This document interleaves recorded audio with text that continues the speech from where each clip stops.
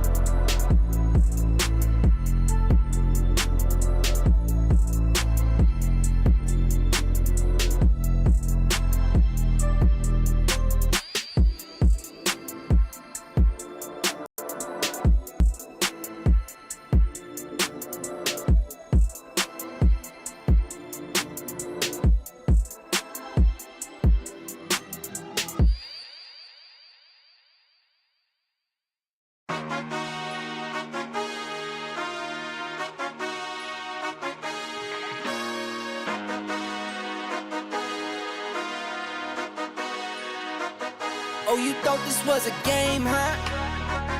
Oh, you slept, you missed the range, huh? I don't switch sides, still the same, huh? 101 is for my name, huh? Told you this is not a game. Done playing, time to live up to my name. Cuss them off, they said I changed. They just ain't keep up to pace. In my lane, go time, sun or rain. Oh, you thought this was a game? This is not a game. It started 15, big dreams, and I keep dreaming. Strategic, I'm not scheming. Put that work and I achieve it. If it's bad vibes, then I leave it. If it's good, then let me see it. Connected with the heavens, ducking punches from these demons. Oh Lord, I speak my truth long as I'm breathing. My best move was investing, now it doubles when I'm sleeping. Life is like a ring, take some punches, leave you bleeding, leave you bruised, beaten, but I'm still never conceding. You thought this was a game, huh? Oh, you slept, you missed the range, huh? I don't switch sides, still the same, huh? 101 is for my name, huh? Told you this is not a game. Done playing, time to live up to my name. Cuss them off, they said I changed. They just ain't keep up to pace. In my lane, go time, sun or rain. Oh, you thought this was a game? This is not a game. 24/7, still get my 8 in. Was never mad if they win. Lace up my shoes and weigh in. Went out and I stayed in. Burnt out so I came in. For me the vision made sense. For them I told them patience. Now I'm done waiting, time to get it done, time to get it shaking. Started from the basement, knew I was the one. Now we on top of skyscrapers. $100 steak, still my paper plated. Gotta stay humble, 10 toes down, gotta stay motivated. Knock, knock, who's there? Another coming in, stack say, tuck high. So save a little to spend, what, where, how, when. They ask, I show and tell, turn L's to a win. I really thought this was a game, huh? Oh, you slept, you missed the range, huh? I am an artificial intelligence, and I can't talk to you. Get ready for the start. 1 minute to go. Players ready. Told you this is not a game. Done playing, time Get ready for the start. The players are warmed up, and I hope you are too. My cucumber. In my lane, go time, sun or rain. Oh, you thought While you and I are having fun, it's already 40 seconds before the start.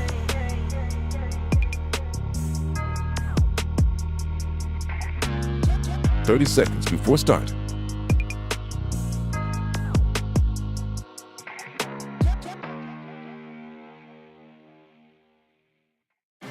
"20 seconds before start. 15 seconds, baby. 10 seconds before start. 5, 4, 3, 2, 1.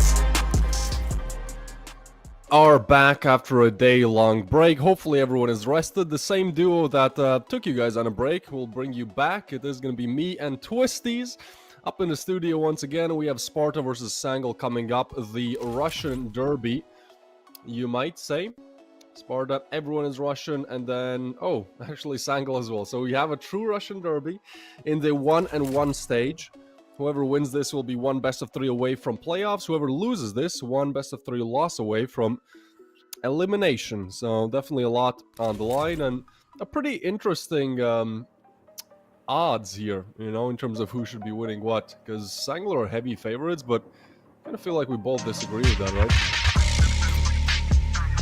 I mean, yeah, I definitely can agree that Sangal is the favorites here, but I have some feeling inside of me. I don't know why is that and which feeling is that, but I have a feeling that this game is not going to be that easy for Sangal here. I mean, I guess, as you said before the stream, that you have 7 best of 3 in a row with a 2-0 score. Maybe it's going to be 8 best of 3, or maybe your streak is going to end here. As well as you start, Mirage, picked by Sparta. The second one is going to be Inferno, which is a map that we're going to talk about later for sure. But it is important to say that Sparta has 0 maps played on Inferno. The only map that they played, that they never played in the last 3 months on national TV. Alright, we'll see how things go. It's a Palace pop-out.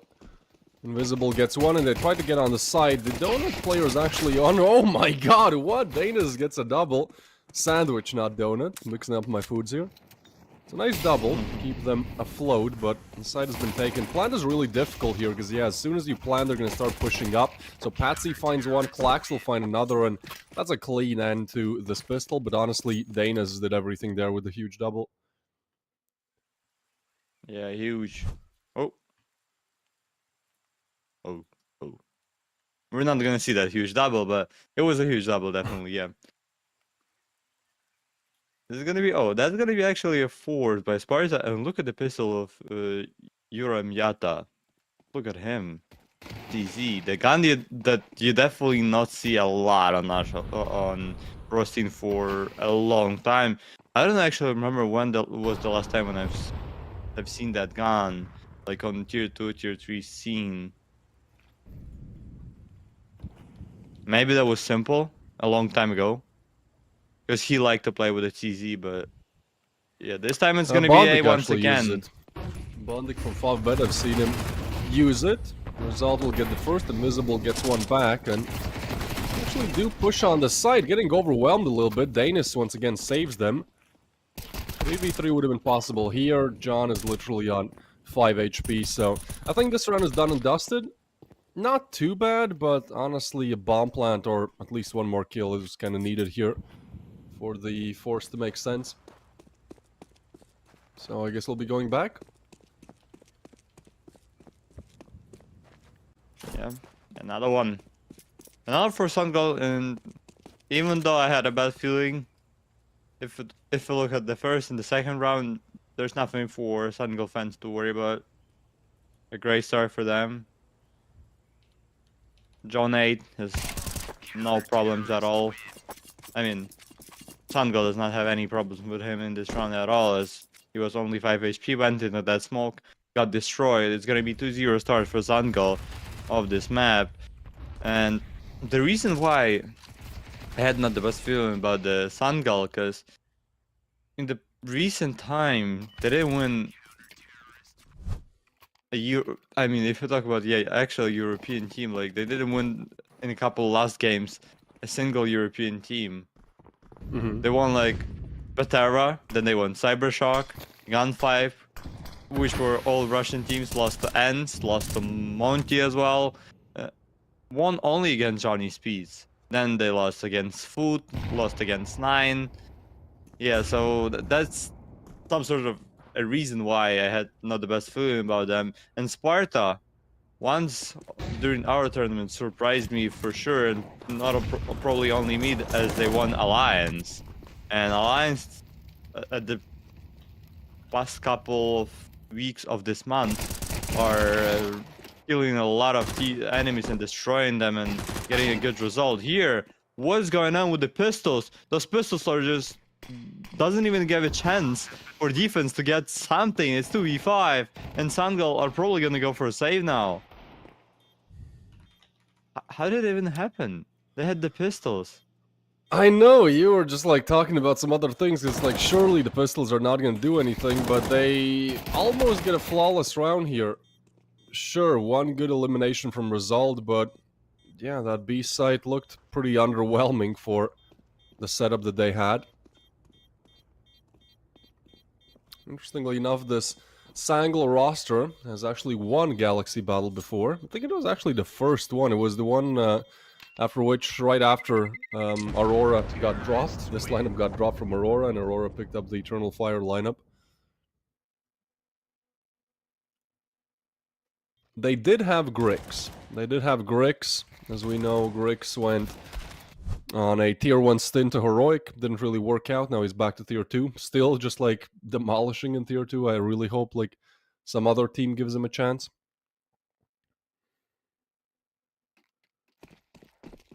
For the time being, I think Sangal are trying to make it work with this new roster. And honestly, like, Danis is a great addition, especially from what we've seen from him today, but just in general. It's a great player to add, 1.10 rating in the last couple of months.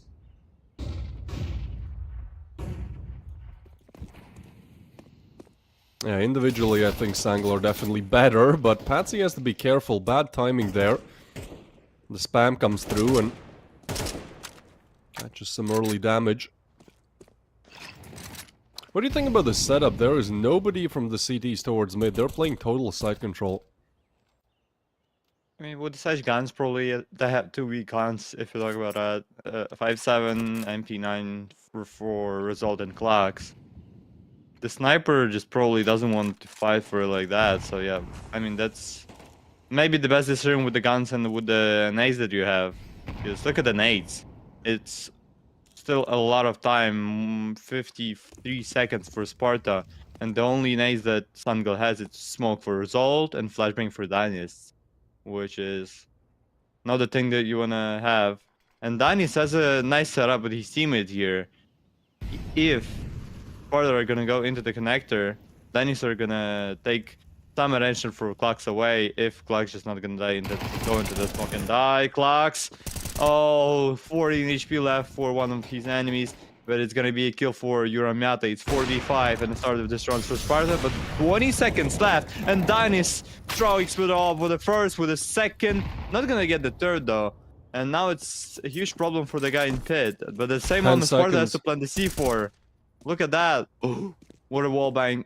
There's just no time. No enough time, yep. Wow.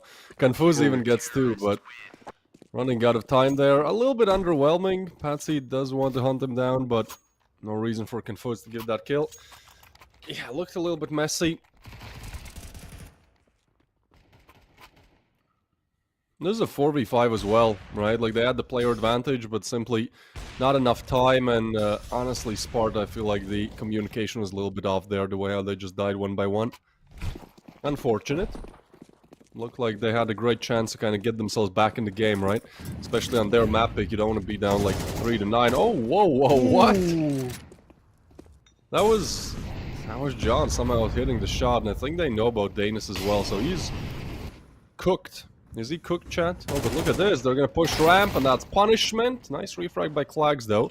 He's going to pick up the AK now. Oh, for Sangal, this is kind of a bonus buy. Yeah. They have UMPs and MP9s, so quite quickly they do fall. They know exactly where Klags is. Yeah, and the only option here for Sangal is just go for save. Look at the score, it's 3-1, they lost only once, but they're dying too much. Last round there was only one guy who survived, and that's the reason why they have UMP, MP9 in this one. And once again, Sangal are gonna go for save, as they don't have enough money, or Klax was inches away from getting destroyed there. But it's gonna be alright, it's gonna be second for Sparta, as they still fighting on that A side, and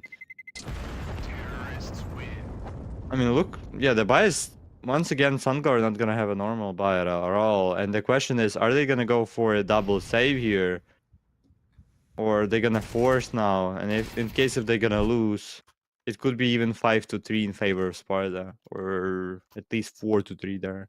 No, it's gonna be a force. So yeah, if Sangal gonna lose in this one, Sparta are gonna have a huge chance to get some. First of all, to get in the lead, and second of all, to get into the leadership and get some more round than just one round of difference for them. Now the main goal for them is to win. Yeah, my guess would be that they try to play a little bit more aggressive here, right? Because you have FAMASas, you have 5-7s, that's not ideal for just kind of waiting silently until Sparta approaches a site. Very default from both sides, really. Just try to play for picks, try to play for information. I also feel like this kind of will be the theme for the whole match. I mean, we have Inferno next, you know, so be ready for literally all of the seconds in a round being used. We saw that round number 3 or 4 rather, where Sparta simply ran out of time. Minute down. And nobody has spotted anyone yet. John looking to make that advancement first as he throws some util. Position known, but result flashed. Look, now there's 4 towards mid. Result actually wants to take this fight. It's getting messy. Nice turn by Invisible. They push up short, but Patsy is only good for 1. That's a player advantage. And some nice damage dealt on Patsy as well. In the meanwhile, Sparta will just be looking to head towards that A site that as Klax falls. This road is illuminated. It's free.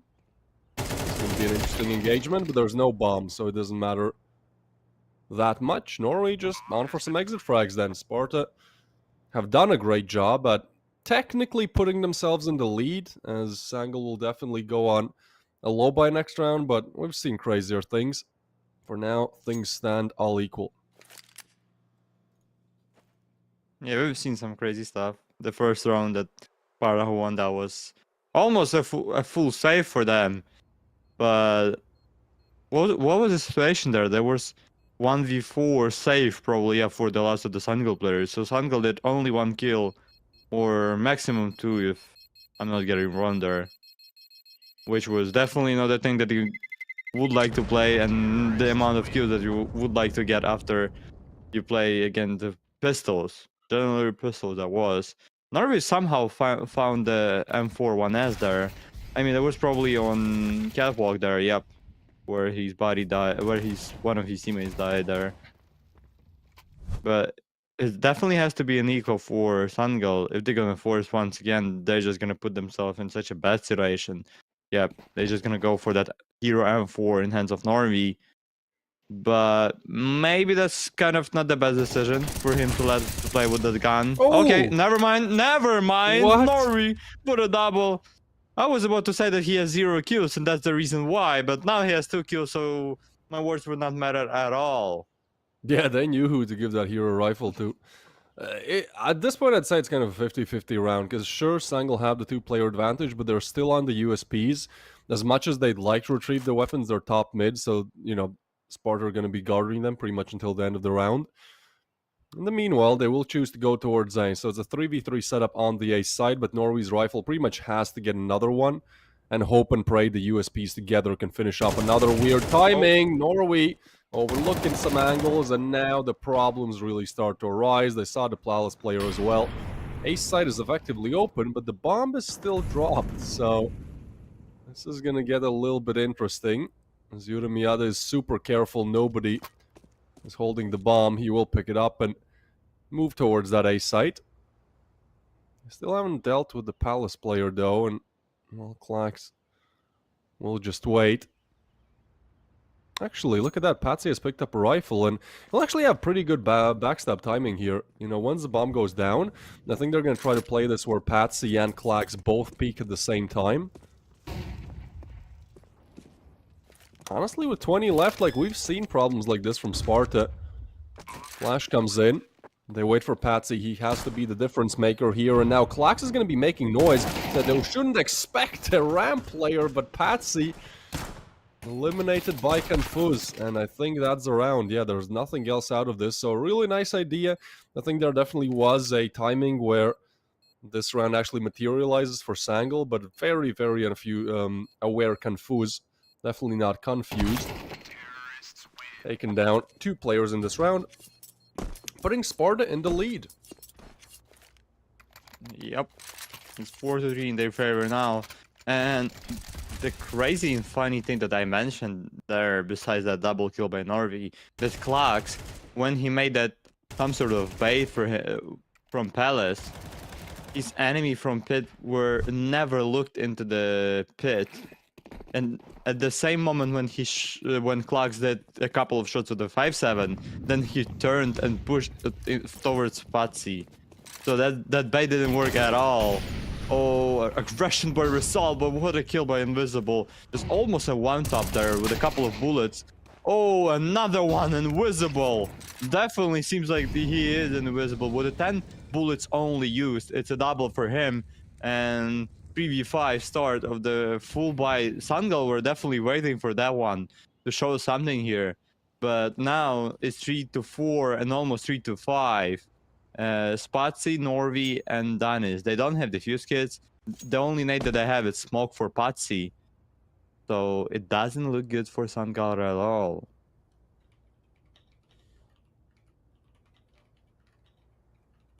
With the 1 minute left, Sparta are surprising me. Like, very sharp aim. I know Invisible gets a double there, but that's not the first round where they simply overwhelm with the aim. And at this point for Sangal, it's like, well, let's hope that they come A. If they do, we'll take the fights. If they go B, which seems to be the case, then Oh, boy. Oh, no. Oh, yeah. How do they overlook that possibility?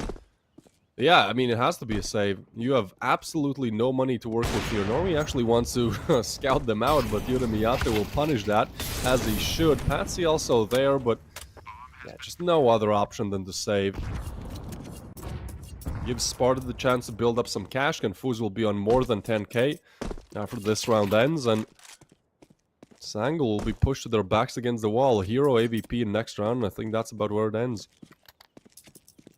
I mean, that's once again when Sangal are just feeling like there's could be no one from other position. Once again, A player looks. This time it was Pit. He was taken into Pit, and nobody was watching Palace for him. The guy just walk out from Palace and get the easy kill. A round ago, Nori was sitting in jungle and holding window and con. And after he checked exit of con, he just went to the wide open position in jungle and checked window. Like could be nobody in con after he checked it. So yeah, that's the second time in a row in which Sangal are just not looking at a simple position that you always have to look for.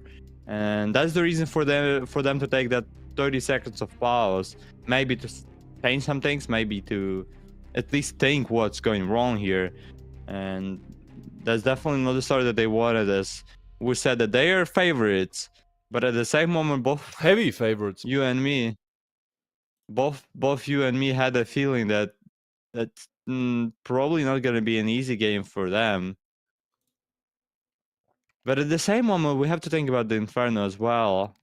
In terms of this entire game, is we have no information about the house part that are gonna play in that Inferno. They never played it on national TV, and that's definitely gonna be a surprise for us. Maybe gonna be a surprise for Sangal as well, or maybe not. We'll see that on the second one.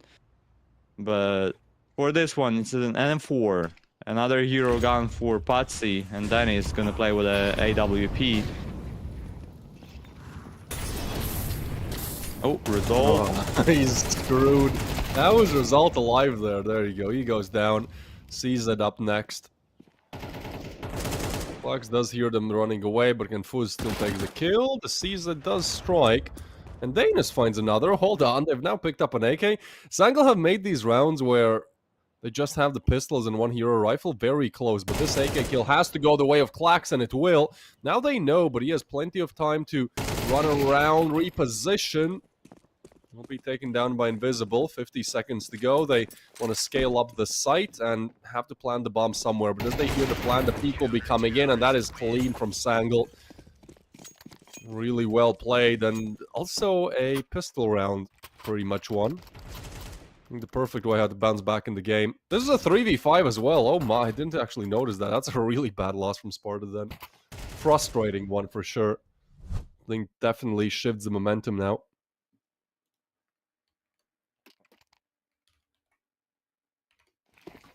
Yeah, and Sangal are just giving some sort of a hope now after this round. But looking at the money, Sparta pretty much secures for themselves a full buy almost. Yep, probably that's gonna be until the moment that we're gonna finish this half. So yeah, it seems like that. If Sangal's gonna lose this round though, they're gonna be in huge problems once again.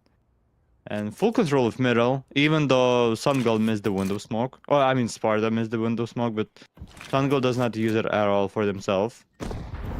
3 players to mid, and we've seen that play by Sparta where they go in mid, and they take in mid so quick, but then they just stop for that position and sitting there for more than 1 minute, and they getting into the side when there's almost no time left, and they're losing the round. Maybe that's going to be the case once again, or maybe Sparta did some changes with that. Oh, look at the boost. Invisible. Invisible, weird timing, but oh, wait, Result, yeah, he saw it. Okay, alright, that's it. I thought he just escaped Result, but that's Invisible gone, and now you kind of have to push, and this time Klax with the same play, pushing through the smoke, gets a frag, and like a thief, and the knife gets away as well. So 3v5. and 25 to go. Sparta are really taking their sweet time, even when you don't have sweet time to take. It's rather bitter this round, even though Yura Miyata gets a refrag. He's the only one with a kill here, and Result will finish the job. 5 for Sangal. Sparta looking very flaky, very inconsistent on this T side. They might think that the rounds are like 3 minutes long or something. I don't know why they're playing so slow here. I mean, yeah, definitely have to agree. Yeah, that's how rounds work for them in the past, but even the slowest team in the world, they're still having some quick rounds. But if you talk about the Sparta so far, did we see a single quick round by them and quick play? Not at all. Uramata was going for that kill in case of if his enemy were jumping on Van to get some information. That didn't happen there. And Dennis, we're gonna now play aggressively towards Cat. Oh, Uramata. They spotted the guy, but had no chance to kill him though. And once again, look at that. It's 1 minute 20, and Sparta has no control of the map at all. And it doesn't even feel that they have a plan so far. Maybe they have some sort of plan. But looking at the radar, I still don't know where they're gonna go. Is it gonna be? But it's also like B, the map control. The map control that they have, they could have taken like 40 seconds ago. So effectively, they just run down time, and now they're the ones that are in a bit of trouble here, as Danis will just easily punish Invisible. Oh, and that's result. I think that's around, isn't it? There's 40 seconds to go. The bomb is making its way towards Palace. It depends on these connector players. If they're able to get Klax, then maybe there's a world. But 30 seconds to go, and I think Klax will just have the perfect timing here. Actually, the Palace player walks out. They know about Under now as well, but Patsy is good. That leaves once again Yura Miyata. That's the wrong face cam. This guy, look, he's playing like that. But yeah, very flat, and it really seems like it's the same mistake over and over and over again, where Sparta simply run out of time. They're way too slow for how they should be moving. Yeah, and it's 6-5. Wow, the score that I definitely did not expect when we've seen 5-3 score with the economical problems for Sangal, but Sparta just started to lose the game for themselves. Started with that pistol round loss.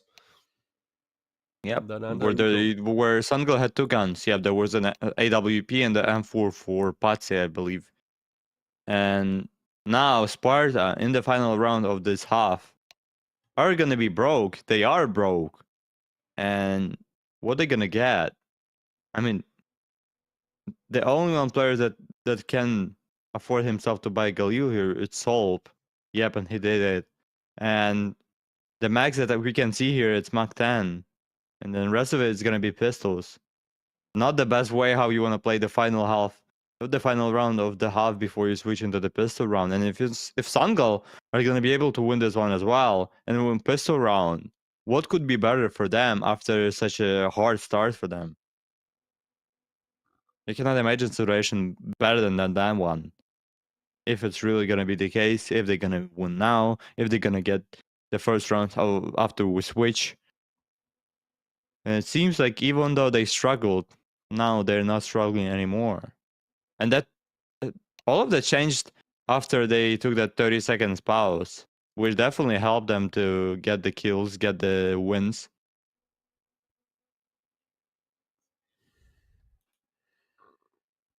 I don't know what this is. Like, yeah, I expected like 7 at least for Sparta, especially with the way how they were playing. Like, although those last 3 rounds have been really bad, the ones where they actually win, they played very well. So it's weird to me they did not figure out what the big issue is, especially after running out of time in round number 3. And Sangal is definitely the more consistent team of the half. Pretty good chance now to just put themselves in the lead, man.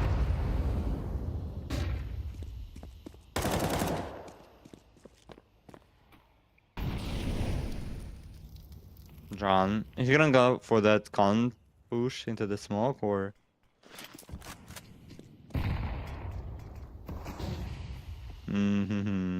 What's the idea here for Sparta once again? Just wait it out. Big fight for Danis. He hits the shot, the round should be sealed. If a Deagle somehow bests him, I mean,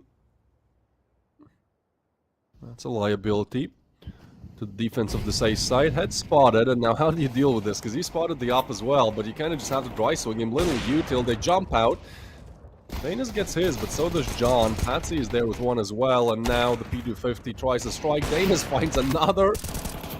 Has been instrumental to these ace side holds, and that's going to be just Yura Miyate in a 1v2 now. Trying to make things work, but honestly, really good setup there. Nothing, no stone left unturned there for Sangal as they put the 7th on the board.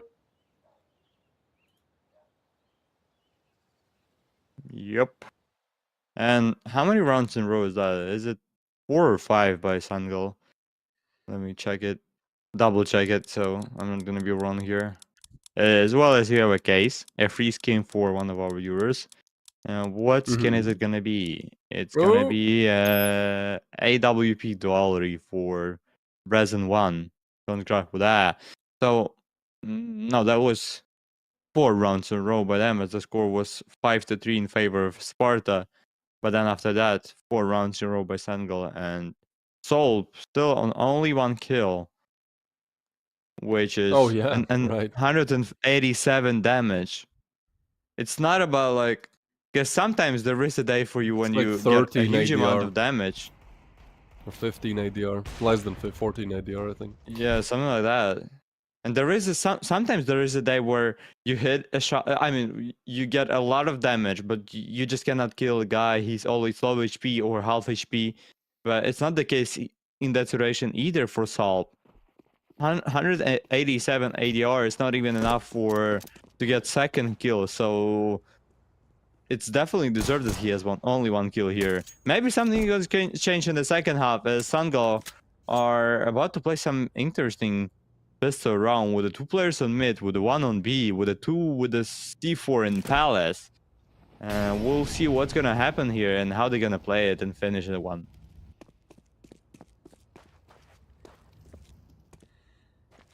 Alright, they try to walk up short.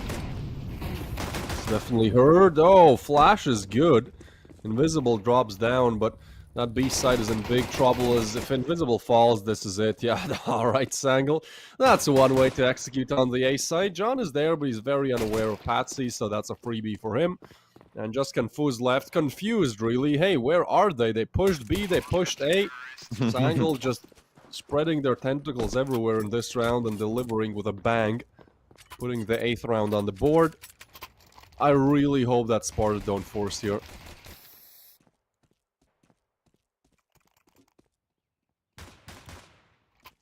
I mean, if they will, and they pretty much not gonna get success in that one, it might be over for them, honestly. It's 8-5 after use that force. No, it's not gonna be the force. That's alright. Still, I mean, it still has to be 9-5 in favor of Sangal. And look at that. 5 of Sangal players are going towards A, 5 of Sparta players are going towards B, and they're gonna stack it and wait for some sort of miracle here, which is definitely not gonna happen, as we can see the smoke jungle, smoke stairs, smokes all over the A side, and yep, here we are, Sangal are on A.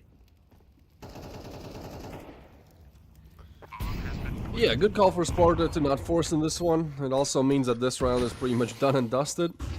I'd love to see them attempt this. I mean, it is kind of giving the MAC-10s $900 a pop. The Galil gets his. AK is there as well. There's 900 for Clax. They do lose 1, but that's gonna put pretty much no dent in the economy of Sangal.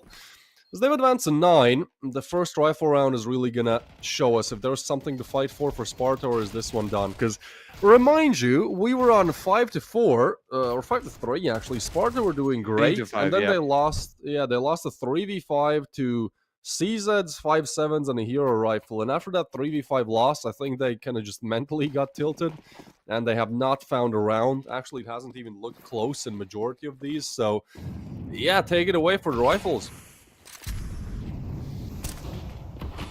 Yep. There's nothing to disagree here with. Definitely the problem is a huge problem for Sparta. And if they won't be able to get something in this round, it might be over for them as a result.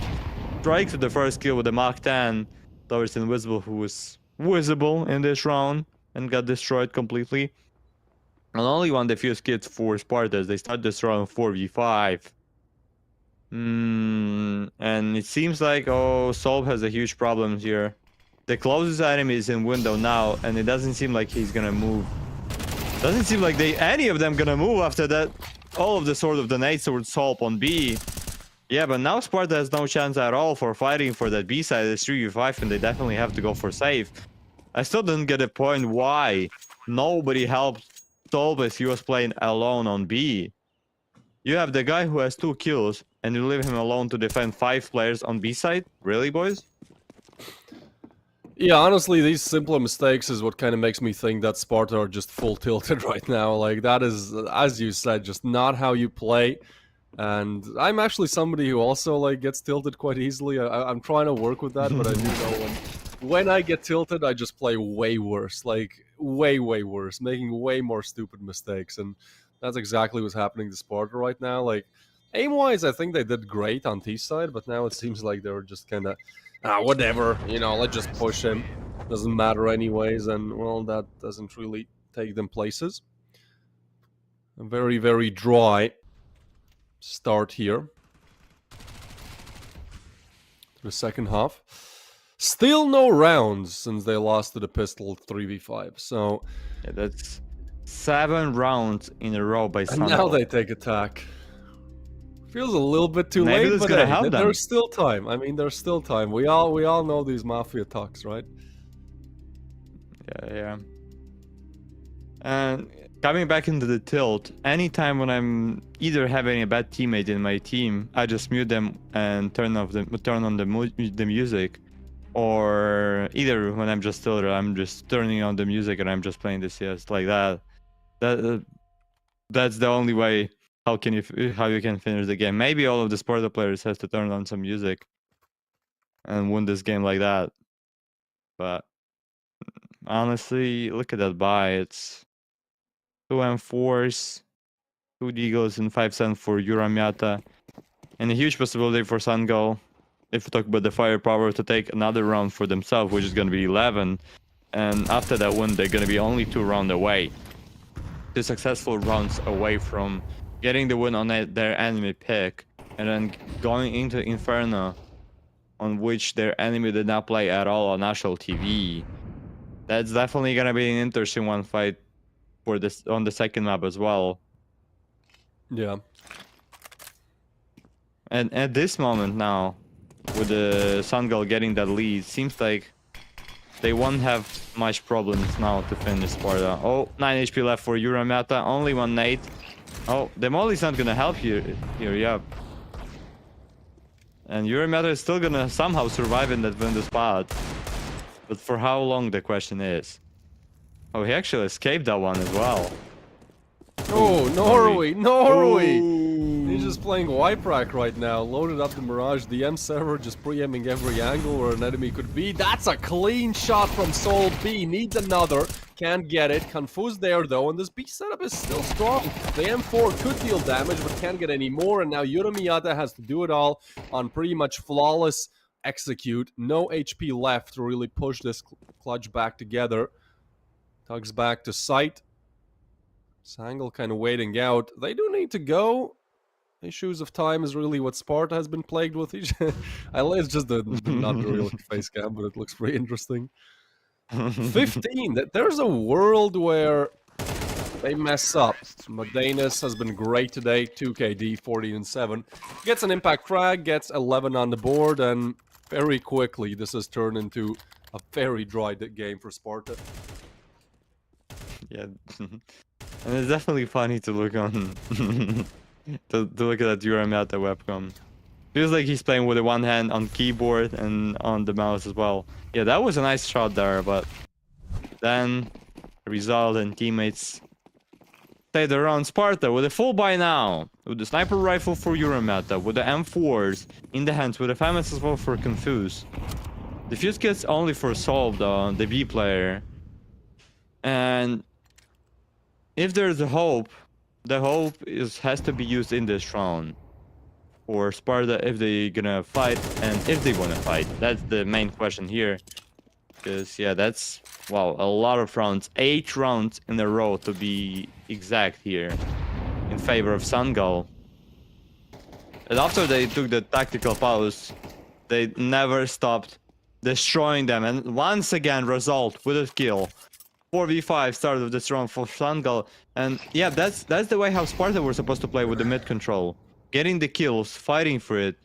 But not just waiting like until you have 30 or 20 seconds of timer left, and then you have nothing to do. You just have to push and decide that you don't have control at all and any information about it. And Sangal are just teaching some sort of lesson here, how you use your mid advantage and mid control. Well, it's down to Soul B. He's great with the deagle, but can't hit that shot. And look at this. Oh, this is going to be such a big punish. Actually kind of waiting for it. John is there, but still that's one. Not the second for Patsy, but it doesn't matter, right? Like, that's another almost flawless rifle round. Sparta gets one refrag on the lurker, and that's it. And man, this is a great lesson to just never lose, to not be overconfident in your anti-ecos, you know? Once again, since that 3v5 pistol clutch from Sangal in round number 8, round number 9 actually, no rounds for Sparta. No rounds for them at all. They've lost 9 in a row now. I think with every one they lose, they just get more tilted. And yeah, we maybe hoped for a closer game. We maybe even thought, hey, we could be going to Ancient here. But I feel like with my luck of having 8 best of 3s in a row going the 2-0 route, and, you know, next being Sangal's map pick, that could be where things end. Sparta in very hot water right now. Honestly, I feel like it's not more about that Sangal, this Sangal map pick. It's more that Sparta never played on it, and I still cannot figure out in my head how did they even let them Sangal? How did they even let Sangal to pick that map? Like, I still don't get it. How can you play your map that you never played? And after such performance on Mirage that we see, I don't believe that Sparta are gonna do something and show us something on Inferno. Honestly, here's the push from Meta and Confused. Aggressive push into and aggressive play at all by them, but Confused getting destroyed. Meta gonna get the kill. But what's gonna happen after that? Yep, die for him. Oh, yeah. That's this round 10 in a row. How it happened. Soul B at this point is just too tilted, I guess, to do anything. I mean, you're in a 1v4. Good luck. They're even gonna flash him in. Oh, come on. He could have played trigger patience there. No kid, though. So, literally, you have to go right now. As he swings out, there's 3 rifles on the other side waiting for him. Nice use of utility, but the big thing here is no kit, and as much as he tries, already not enough time to stick the defuse, to stick the landing. Will be a nice attempt, farming some KD for sure. I mean, Soul B was on 3 kills heading into this round, so a disastrous game for him. At least he gets to pad the stats just a little bit before the game ends, but that is the only silver lining you can really find in this one. Sangal with 10 rounds straight definitely make a statement. They know where they need to be. They've won this tournament once with a little bit of a different lineup. Like, you know, they're already thinking about playoffs or the semis, about the finals. They don't care about group stage, man. They know they're making it through, or at least it feels like that. The confidence is palpable. Result, yeah, we can give it to him. Why not? I think Danis also was just instrumental. You know, that pistol round double just, I think, set Sangal off on the right foot. Honestly, it was a team effort, great play by everyone, and yeah, with 10 rounds now lost in a row, we will be moving on to Inferno, which is the map pick of Sangal, so it's like, oh great, things just only getting even worse now. The only thing I will say that Inferno is going to be a really big curveball, because Sparta have not played it like at all. Like, it seems to be their permaban. For Sangal, they've played it 5 times, but they've only won a single time. So I don't know if they've changed up the strats. Maybe they want to kind of test out some of these strategies against like newbier opponents. I don't really know. I guess we'll have to wait and see. But yeah, if Sparta, if there's anything to look at, it's just the fact that Sangal just have won 1 out of 5 times. Apart from that, feels like I'm going to be keeping my streak of 2-0, 2-0, 2-0, back-to-back-to-back. We'll see how it goes. We'll be back after a short little break here.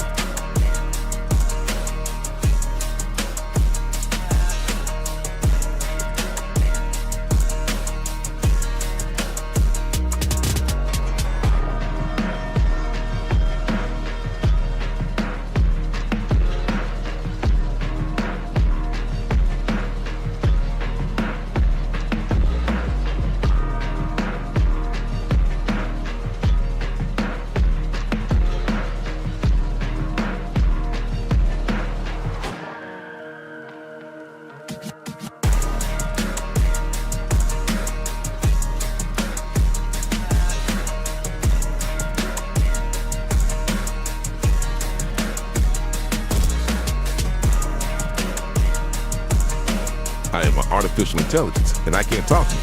Get ready for the start. 1 minute to go. Players ready. Get ready for the start. The players are warmed up, and I hope you are too, my cucumber. While you and I are having fun, it's already 40 seconds before the start.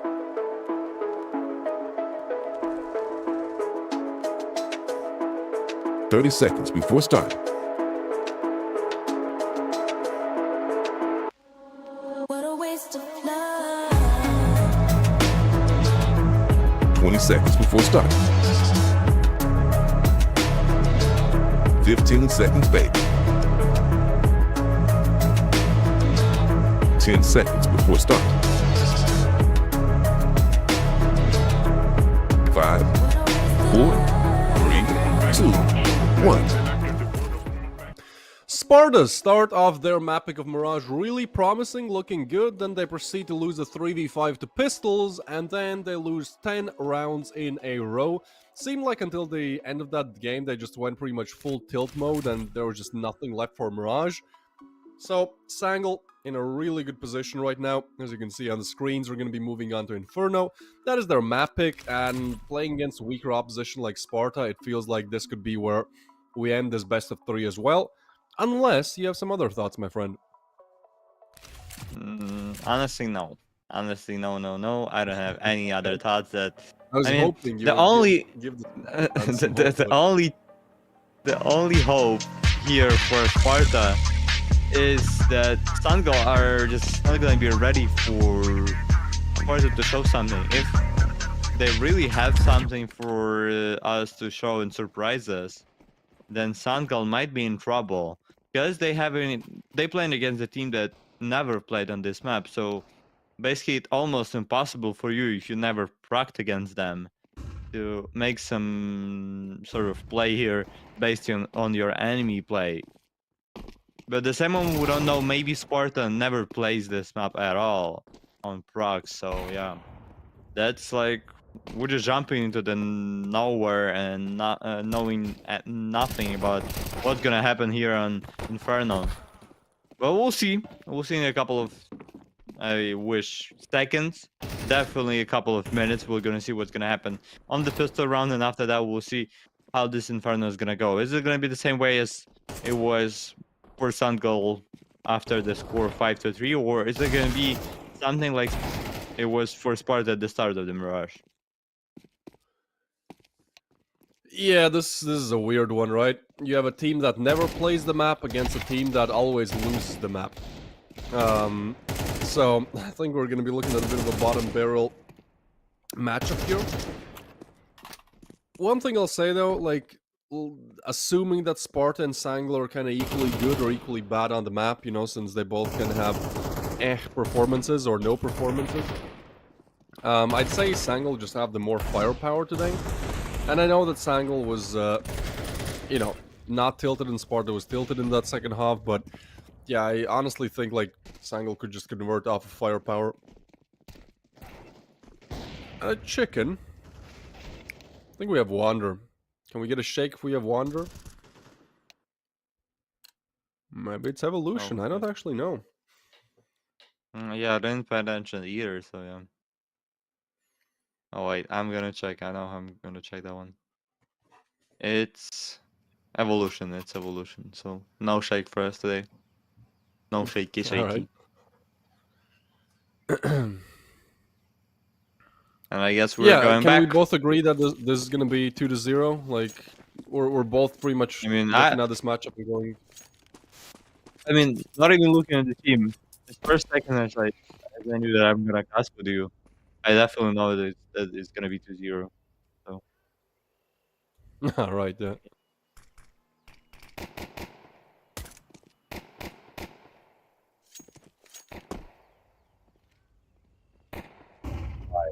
Right. Even though there's 8 players that. Look at that flashing though. The dualies will get one. The full flash is there. Invincible gets another. Oh, that's Yana actually. They just clean it up. The banana attack does not go through. Molly doesn't burn them either. And Soul be invincible. Oh, all of them are there. Alright, that's a great way how to start things off, right? You lose 10 rounds in a row on Mirage, and then boom, start off with a bang on Inferno. Yeah, that's definitely a nice way to start an Inferno, but at the same moment, you don't want to make the same mistakes that happened on the first map when you had a lead, when everything was looking fine in your favor, but in the matter of a couple of rounds, it all went to 10 rounds in a row for Sangal. And now, oh, they're actually gonna go for 4s. They're so confident about that they're gonna go B once again, pushing that position.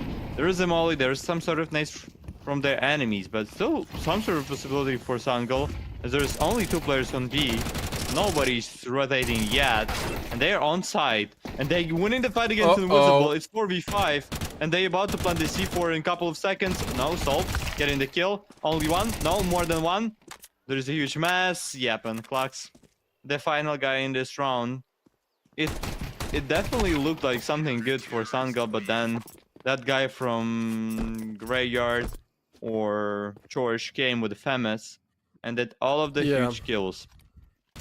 I mean, Soul B plays this one perfectly. Like, you've lost a player, and you understand that if the plant goes down, the T's have a clear advantage. So you kind of have to commit to the peak and just hope you get a 2-piece there. And that's exactly what he does. Gives Yura Miyata good timing to peek in as well. So a good recovery from Sparta. This allowing the bomb plant as well, I think, is great.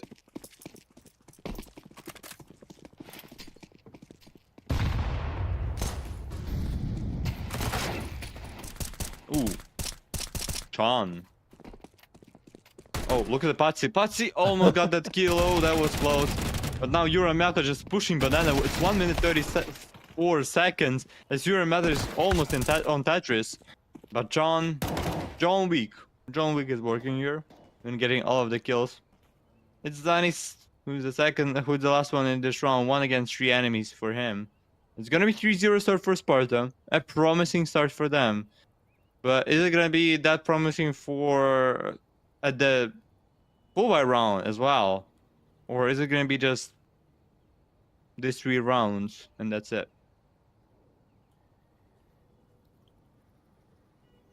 Yeah, I think that's always something you have to keep in the back of your mind after what happened on Mirage. Like, whatever lead Sparta get here, I feel like at least I won't feel comfortable with them just like, you know, having the lead and comfortably converting. Definitely confidence was an issue on Mirage. Momentum switched up really quickly there. For now, I mean, they've done everything they wanted to do to start off Inferno to still have a chance in this best of 3, right? 3 rounds straight. And if they can win this rifle round, that would really put them in a good position. That would be 5-0 against a team that has played this map 5 times in the last 3 months and lost 4 of them. All 4 losses being like 7 or 8 rounds max that Sangal got.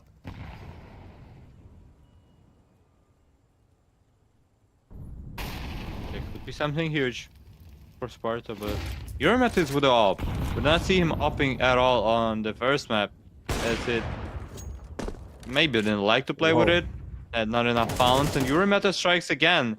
That's energy for Sparta. Another good round goes at least at the start in their way. Yura Meta with the op, maybe another one, no. Misses the second shot as he was full blinded. It's 4v5. And still nothing for Sangal. If we talk about the terms of position and any of hold of it. Invisible. Gonna play for that nade reveal. Not gonna see anybody here. Oh, Norvi. Almost got destroyed there. 45 HP left for him. And Sangal are now moving towards A. And Norvi has found the first and pit. That's huge. Ah, John needed a double there, and now they know about the other M4 as well. Will be the site taken. Invisible wants to find somebody before the plan goes down, but that won't be an option. Oh, he actually pushes in. That's an overcommitment. Didn't need to do that. Sparta now put in a 2v3. And at this point, you're like, should we even go for this? Like, we have an op. That's super difficult to retake sites with. We're kind of smoked off. I think they're just calling this a save, hoping that somebody gives them an exit frag as the resmoke comes in towards long as well. Sangal will be happy with winning Drown, but honestly, I feel like this was more about Sparta playing poorly there, rather than Sangal playing amazing. I don't know how John didn't get that double there. Nice exit frag, but That's about it. Sangal get themselves on the board with the first rifle. Yeah, but there's still money. Still money left for Sparta, especially with the save. So we're gonna see another full by round fight into round number 5 here. And still, that T-side from Sangal does not, it does not give me a lot of belief so far, as they kind of look like not confident at all, and doesn't seem like, if we go back into the Mirage, all of those almost all of those 10 rounds in a row that we saw by them, it was definitely the round that was from the start, in the middle, and at the end of it, fully in favor of Sangal. That first round that they won was not that confident and dominant in their way, so maybe we're gonna see some really nice defense by Sparta on Inferno, and maybe some sort of a miracle. Can we call it a miracle if it's gonna be the win for Sparta? Or, I on the think Inferno. so, yeah. No. I think Inferno could be actually 50-50 at this point.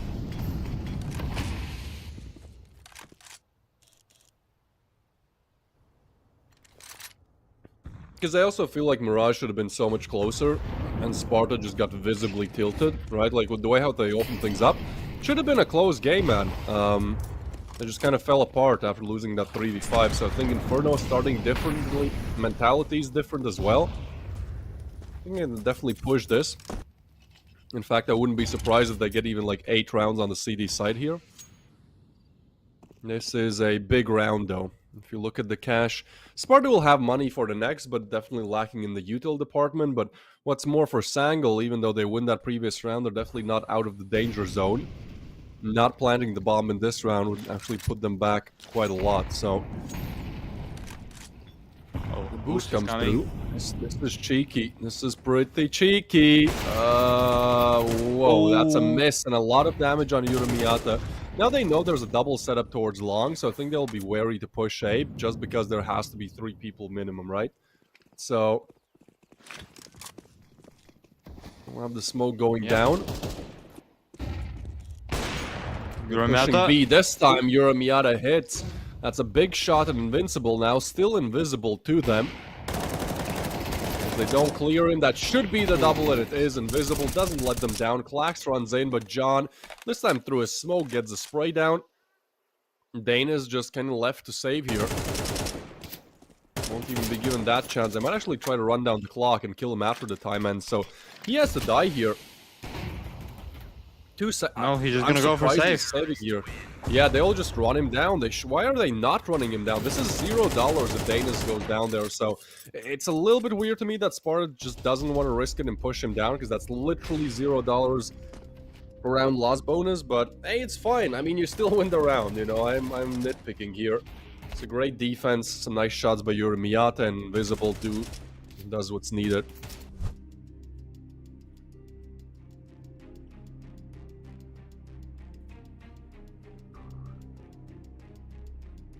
And Sangal, after they took the tactical pass on Mirage, they never lost.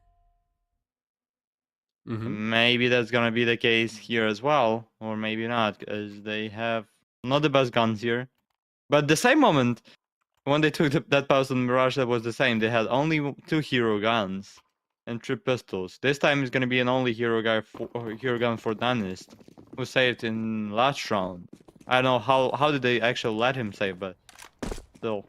Look at the confuse. 0 kills for him at all, but Uramiata once again. And look at that. Uramiata did not felt so confident on the first map, because he just didn't have a knob. That was the problem.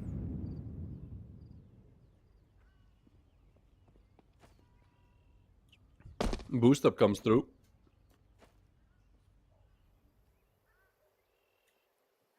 I feel like Sangal are kind of making the same mistake that Sparta did on Mirage, where they simply play a little bit too slow, and once it comes to the execute, like, Sparta already have the reads. They've already lost Danis. There's nobody really faking presence, but oh boy, look at this, and they're gonna activate on this skill. I'm really surprised Invisible chooses to push up solo there, because yeah, this happens, right? If he goes down, they're simply gonna accelerate on that kill. So Invisible pretty much gives away the B bomb site there. We'll be able to plant the bomb, Sangal. Oh. The bomb is planted. And all of the Sparta players are gonna go from city spawn here. And I mean, they have to move quicker. Definitely. Smoking Banana and Norvi has to win some fights definitely with Patsy here, but Flash comes through. No kills for now. Wow. Patsy gets the kill and only one kill. Oh, but Clocks with the respawn is 2v2 now. Time. And they have to defuse time. Time is ticking. No more time left. Results shoots into the smoke as well as Clocks. Getting those kills is second for Sangal, and no way it's gonna happen again. No way we're gonna have a repeat of the things that happened on Mirage. Because it's just the same situation that we had on the score 5-3, in which Sangal are just taking the pause with the 1 or 2 hero guns, and on Mirage there was 2 hero guns. This time it was only an AK for them, and they win the round. So yeah. I'm not gonna be surprised if we're gonna see 11 more rounds in a row by Sangal from now on. I'd actually be surprised if we see 11 in a row, but I think definitely I wouldn't be surprised if we see them even becoming the victors of this half. I still think Sparta definitely has way more potential than we saw in Mirage, but their biggest problem on Mirage was just tilting way too early, and as you mentioned, well, that previous round was, one that I think would make some teams tilt. Even a little bit. So round they definitely should have won. Invisible honestly makes a huge mistake in that one. Now he's stuck with the 5-7. While the Sangal boys are just trying to take some map control.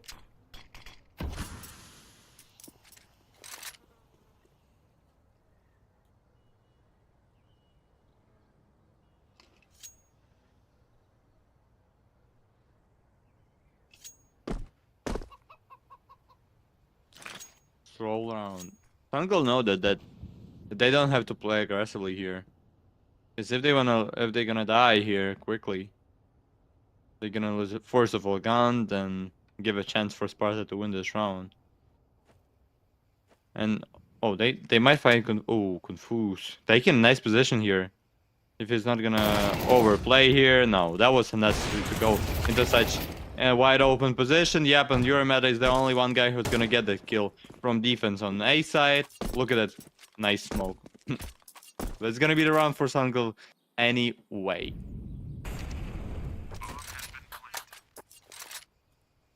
Yeah, the stack is a little bit off there. Triple B doesn't work out. I'm not a big fan of the A setup they had either, right? Because if the Apps player falls, then you're just kind of stuck on site with the AVP. I think that's one of the worst positions to play AVP on Elf Inferno, because you do have box to take cover from, but a lot of times you have to either hit a head glitch angle. I mean, they can push you from any side, from up, down, below. Yeah, unfortunate for Sparta there, and I can't help but start noticing the same pattern as on Mirage, my friend. I mean, that's what I said. If you talk about I mean, that's definitely the same scenario that we had on Mirage. Sangal getting the 30 seconds of pause. They winning rounds with generally pistols. And after that, they starting to get a win streak. And now it might be the case as well, as Sangal are only 1 round away to make it a draw. And look at the money with Sparta. They're gonna go for safe now. Yep, definitely. John is gonna be maybe the only one guy that can do something in defense here.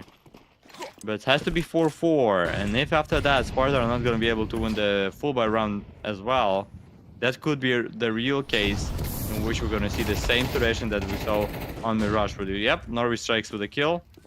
Nice start of this round for Sangal, and only 1B defender, which is Salt with a 5-7. And it seems like almost impossible for Sparta to do something if they're gonna go towards B. Yep, and they're gonna go. As Sol getting destroyed into that small pick, 3v5, and the round is almost over for Sparta.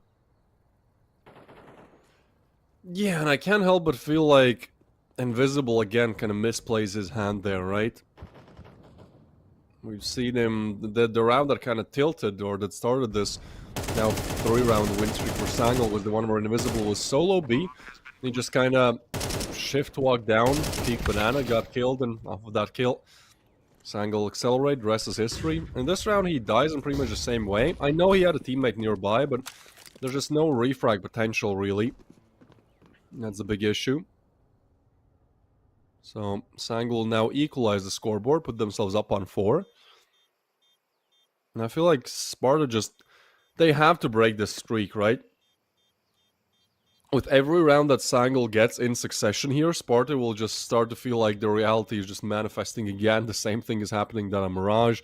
They lose a very easy round with a player or two advantage against a lower buy, and after that, well, they still have not found a round. Result finds 2 there, you're right. Oof, it was a pretty nice double. Yeah, just gotta find a round, boys. Just once, just so you know that, you can actually do this.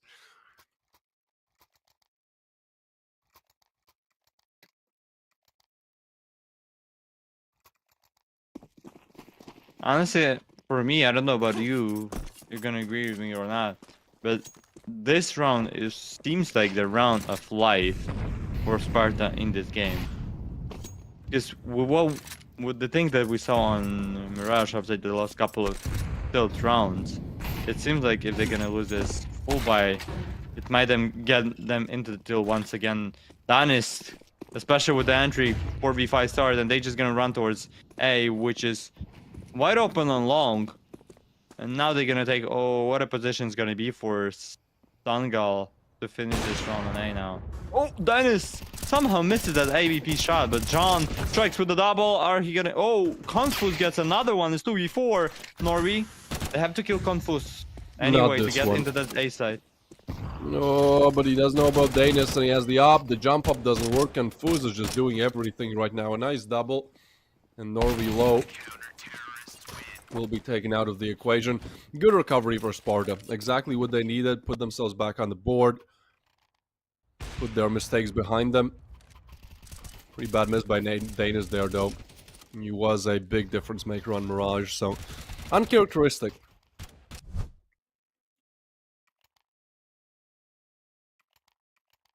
So Sangal still have an enormous amount of money here. And they're gonna be able to buy in this one. Some of the players are actually gonna be able to buy in the next one if it's gonna be the case in which they're gonna lose. But it's still a normal situation for Sangal. Even though Sparta are in the lead once again and back there. Result is going for aggressive. Almost full blinded, got that.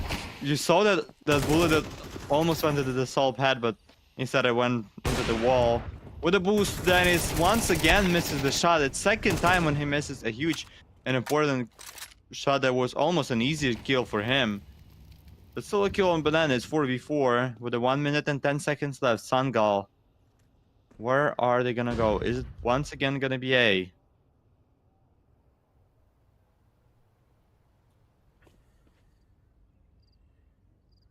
I feel like you definitely have the time to decide now. Invisible, once again, just going down without impact. No refrags either. And, well, a lot of smoke come in. Solby already almost rotating away, but now the smoke definitely keeps him around.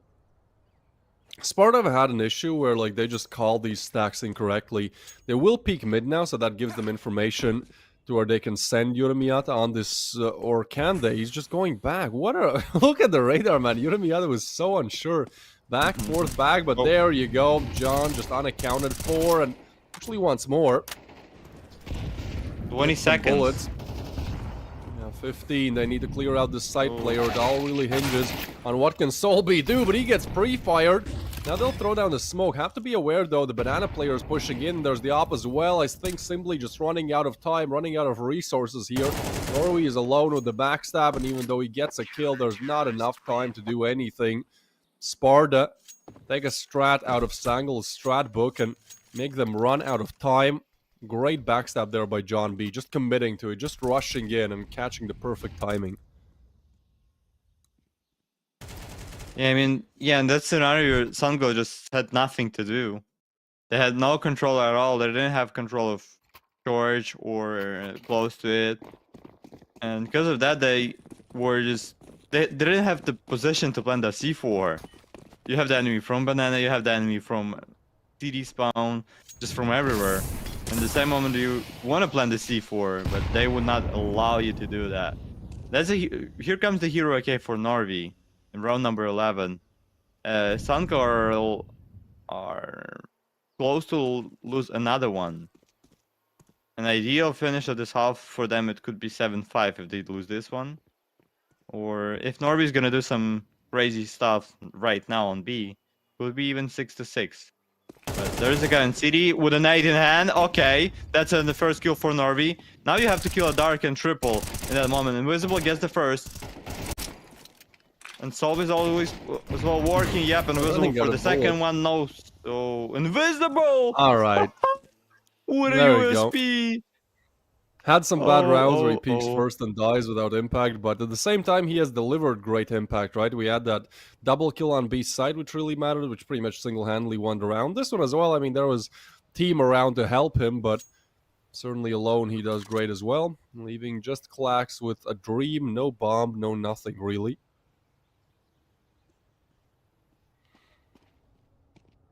Great recovery by Sparta, right? Yep. 100%. I mean, I was talking about the scenario that could happen on Mirage, and that happened on Mirage, and that could happen on this map, but now it doesn't seem like that. If Sparta are gonna be able to win another one and make this score 8-4 and then win the pistol, it seems like we are gonna be close to see Ancient, but maybe Sangal has something more for us to throw in defense as well, so yeah. Definitely an interesting second half it's going to be for us with you. As we start the final round of the first. And... oh, Sangal does not even have an AK for all of the players. 3 AK to Galeus. It seems like they're going to try to go on B once again.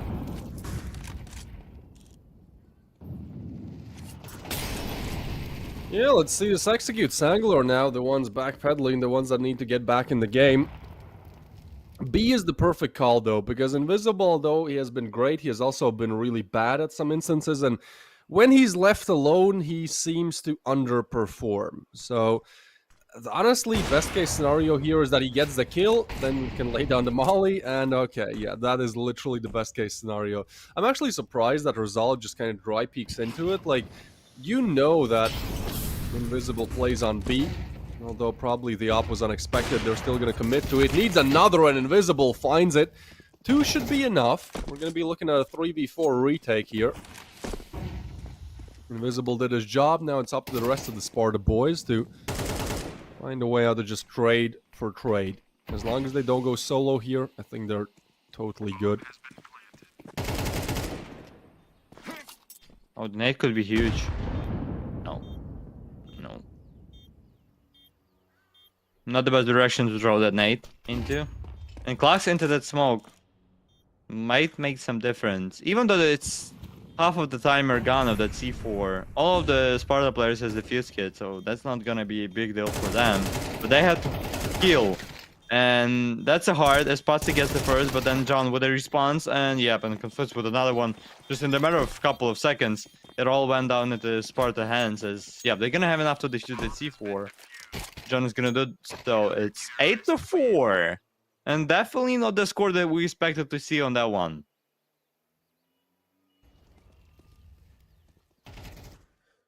Yeah, no, especially with losing against those weaker weapons in like round number 5, I believe it was, or round number 6. Like, I have to commend Sparta. They've done a great job of just like mentally remaining in the game. No, we'll see how it goes. I mean, Sangal has to win the pistol here for sure. Although they're a good team, although this is their map pick, it's also a map where they've only won 1 out of their last 5 games, and I don't think they've improved that much. Before that, as always, we have the giveaway, which will be 4 in a row, but instead it's going to be Melodrama. To Rezon again? Back to back? God No way. damn. Okay. All right. Well, enjoy, bro. Op and Dualies skin secured back to back. Mafia, mafia. Yeah, It's of course. mafia. Oh. What do you expect from the second half year on this Inferno?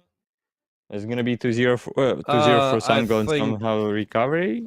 I Or think Sangal are gonna make a comeback for sure. I don't think this one flattens out, but honestly, I'd slightly shift towards Sparta winning this one. But I think Sangal will definitely make it really tough to do so.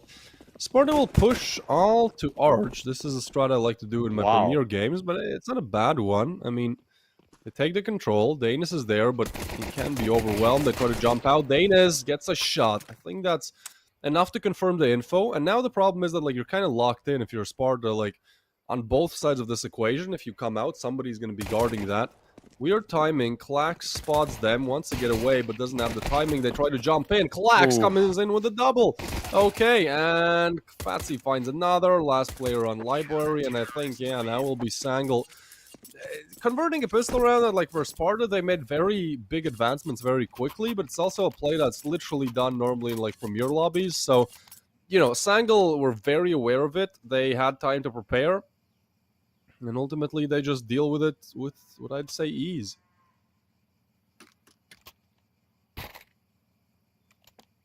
Yep. A huge round to win for Sangal. As with that pistol round win, they... Let's be honest, it should be 7-8. You know, they're gonna be only one round away from Sparta in that situation. As I like the way that two of the players of Sangal are playing with the farm guns. Could be more than that. Sparta are just gonna do the pistol round once again? Really? Oh no, they're just gonna run through one instead of going into the city. But Danis doesn't hit a shot, only one for him. In that moment, not the thing that you want to get. Oh, Resolve with an MP9. Somehow Uramata was not able to kill him with a Glock when he was left out of bullets. But still a triple for Resolve and a win for Sangal. A hard one, but still a win.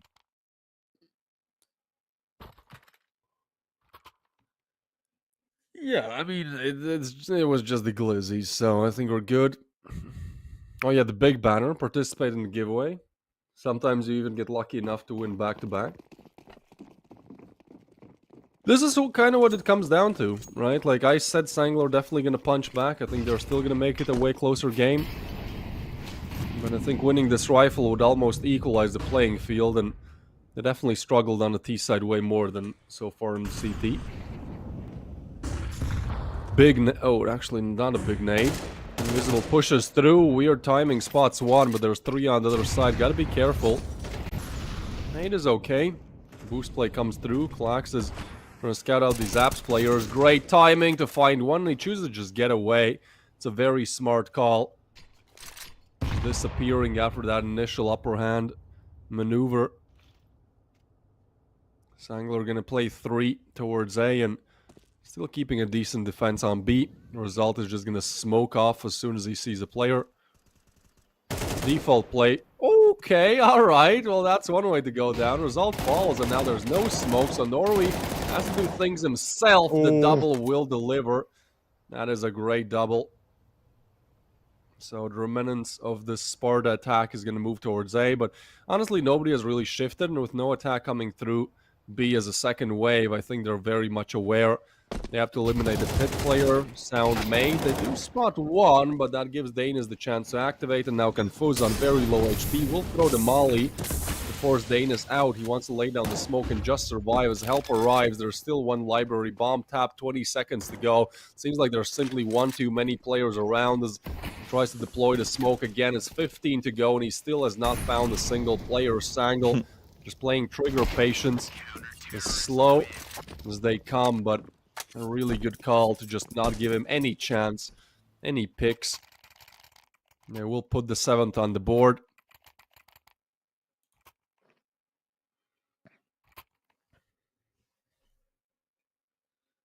Yeah, look at the money of Sparta.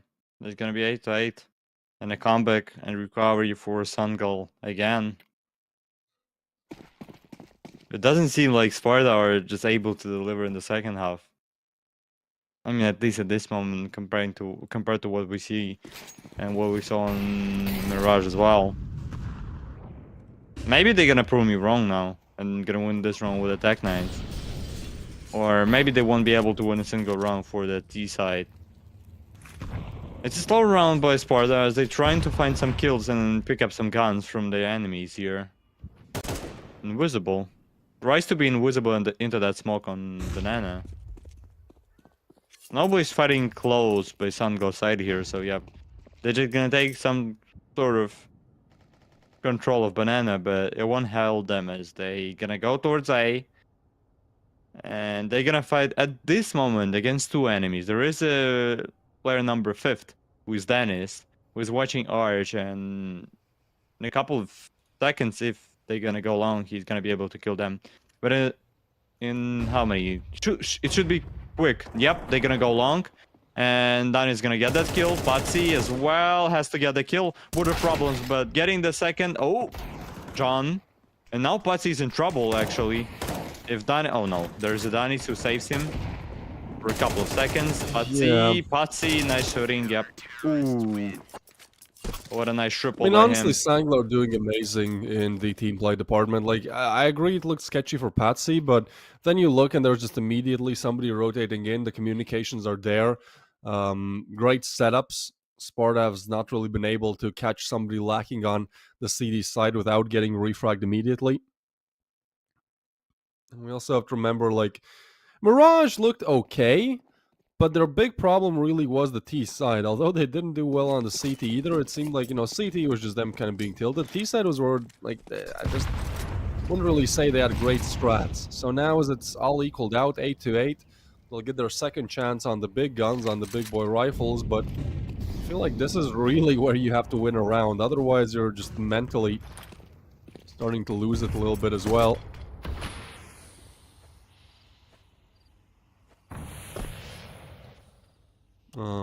Well, they make it work. Do we still believe he's gonna be 2-0 for Sangal after especially this round? I mean, we'll see how it goes, but yeah, I think I What's only your saw one prediction? rifle I mean- round, but I'd say 2-0 still. I kind of believe in Sparta. I like what they did on the CD side, but the big problem is that, like, they just were not coherent on the T side on Mirage. I'm hoping they change it. I mean, literally, this would be 8 best of 3s in a row that are 2-0s for me, but I don't think things are gonna change really.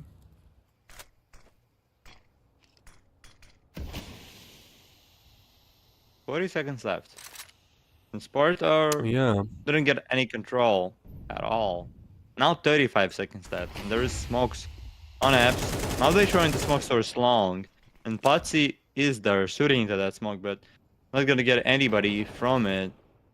Oh, actually have a gonna good get setup. destroyed into the smoke. Wow.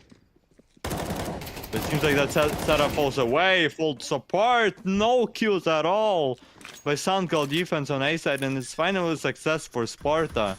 As they're gonna plant that bomb and definitely result in Norway not gonna go for it. It's 2v5.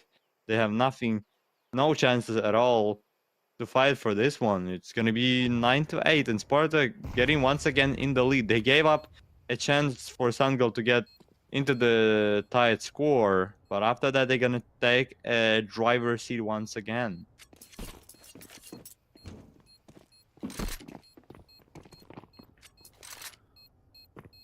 Yeah, I have to give credit where it's due. Sparta pull up a great execute there.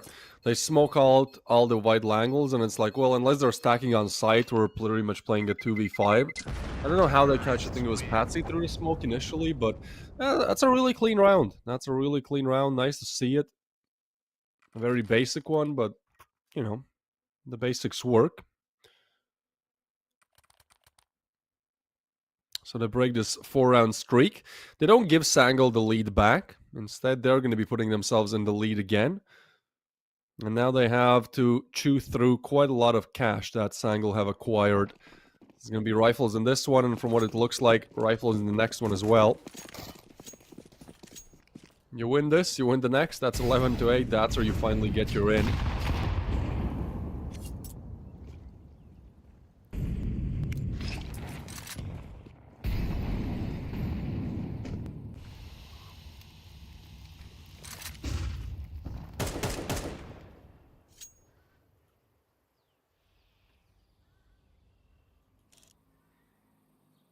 Then it. AWP Ooh. doesn't hit the shot. Wait, they're not gonna smoke CD? Really? They were going for that kill against Danis, and Yeah, I Danis don't know what getting that that is, kill man. inside of them.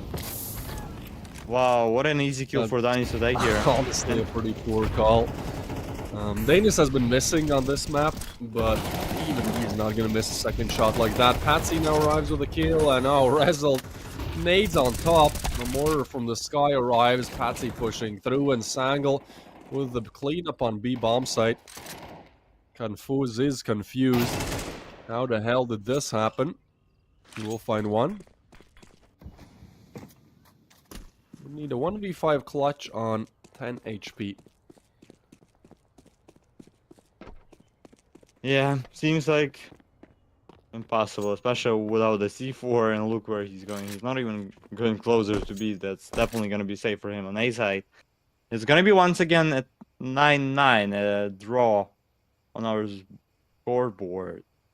And, I mean, Sparta just lost the round for themselves because they just didn't throw the smoke. Just use the smoke CD. It's going to be 5-5 with you on B side with the control of that side, because there was nobody on side of B, and you're pretty much gonna win that round when in the scenario where there's 5v5 on B and you planted the C4, but instead you're just going for that one kill that was not necessary for you to get into that side against the Danis there, and that's what you get for being too much aggressively and for being too I don't even find the word. Why would you do that?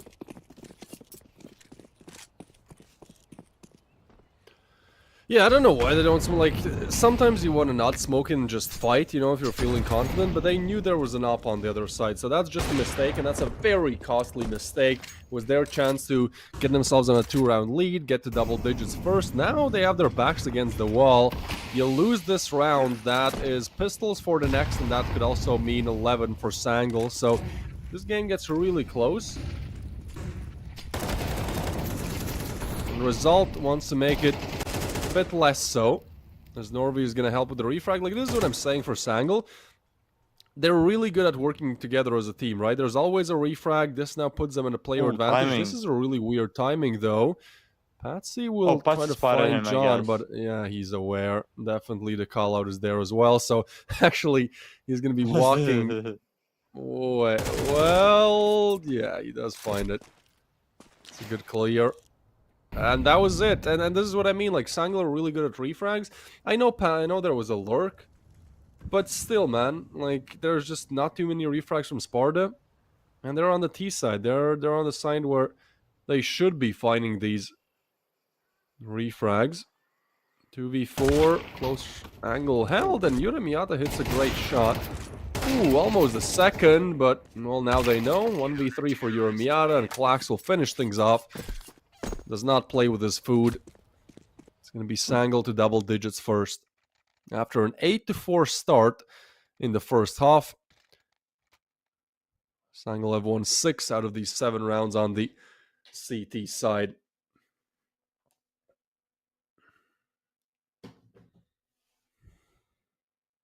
Yeah, it seems like the deck that I was talking about, that Sparta are just not able to deliver at the second half. And now it kind of proves me right. With that situation that we saw on Mirage, with that we're seeing just right now on our screens, it seems like Sangal are about to win this game. I mean, if they win this round, let's agree that's probably going to be over for Sparta, as they won't have enough money. It's going to be 11-9. Should be safe for Sparta, and 12 for Sangal as well after that. So yeah, an important round for Sparta to win now on B side, as they just gonna rush into that position. Not gonna find anybody who invisible is on CD, and Norby has a problem because they're just pushing him. And they smoked off CD as well. So Norby and his teammates left in a huge problem. Snorri, what a diamond for him. And the result, that's the only hope. Now on B side, and Sangal are gonna lose this round. This invisible gets another one. It's 2v5. And it should be 10-10. Sparta are still on the server, are still alive, and are showing at least some sort of a fight on this Inferno.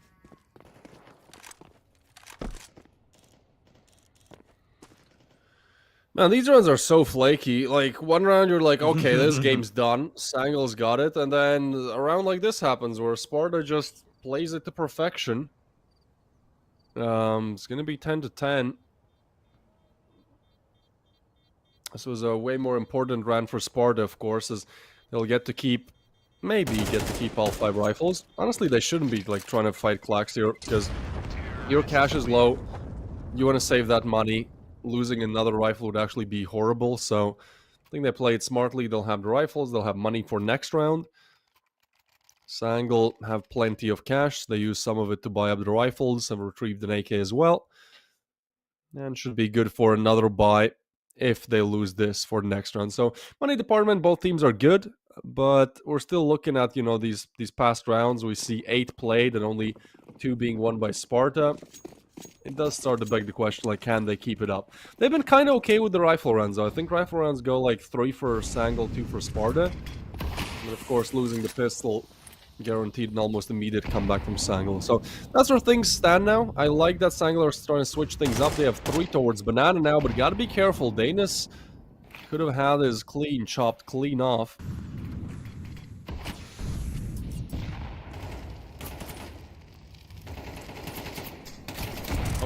With that control of Banana Invisible, it's only 10 HP left.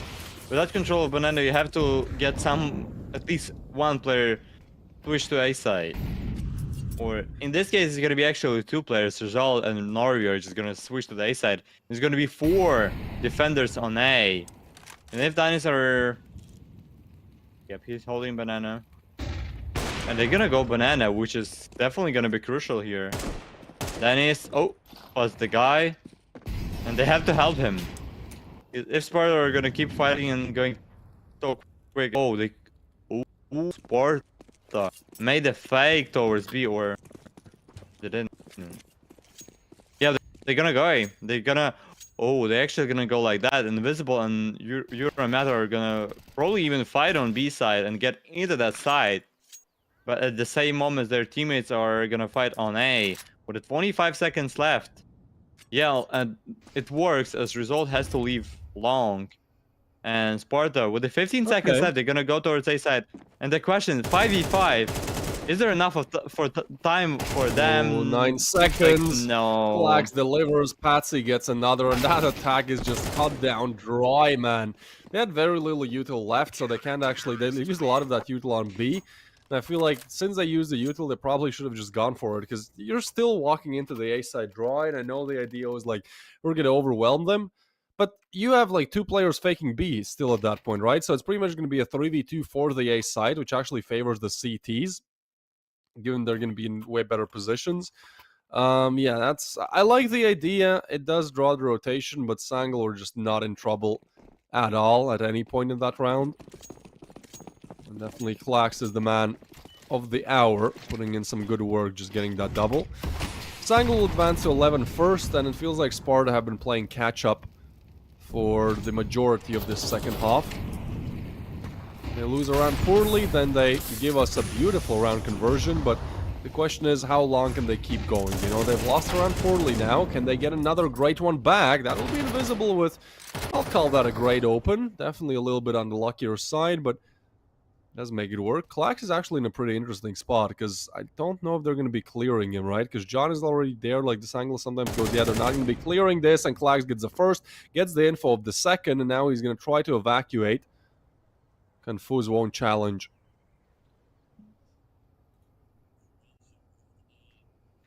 One minute on the clock. There's going to be an A finish for Sparta as they slowly walking towards short. Nobody's gonna play for long, and they're gonna fight against only 2 enemies. Ooh, Klax starts with a nice headshot, but the question is, yeah, they have a good spot. They have a nice crossfire there with the 1 player on the box on side with the Klax in that corner.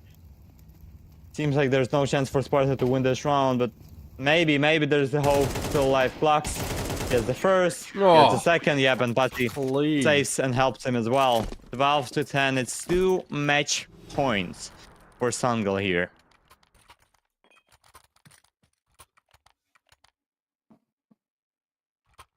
Yeah, honestly, Sangal just looking like the way better team. Again, only 2 rounds for Sparta on this T side. That is a 20% win rate on a map that Sangal picked. It's Sparta's permaban as well.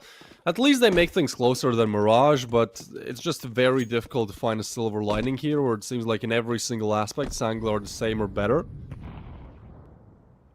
One quality that Sparta has had, though, is just winning some miraculous rounds, and this would be the one to do it. Galil actually get away. Damn, Invisible has found 2 nice entries. Not for long. In these last 2 rounds, but Norway so aware with the punish, and again, just peeking into the ops. They've lost so many players this way. They actually want to get and hunt the op, but instead they will meet Patsy, who arrives and goes down. So CT control now taken, and Norway definitely hears this right about now. So as he clears out Banana and spots nobody there, he should know exactly where this attack is coming to.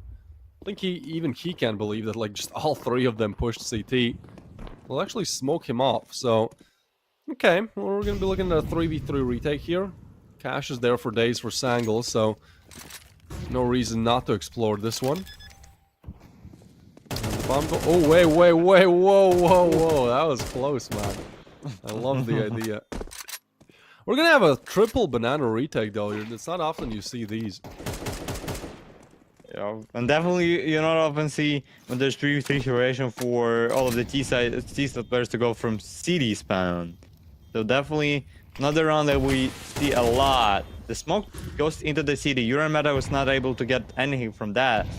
And Foos, both of the players are in the smoke. They're getting the boost. Oh, John with a triple and with a quadro in this round. Okay, the hope is still back. It's 12-11, and maybe we're gonna see some overtimes here. Or, I mean, what about the money of Sangal?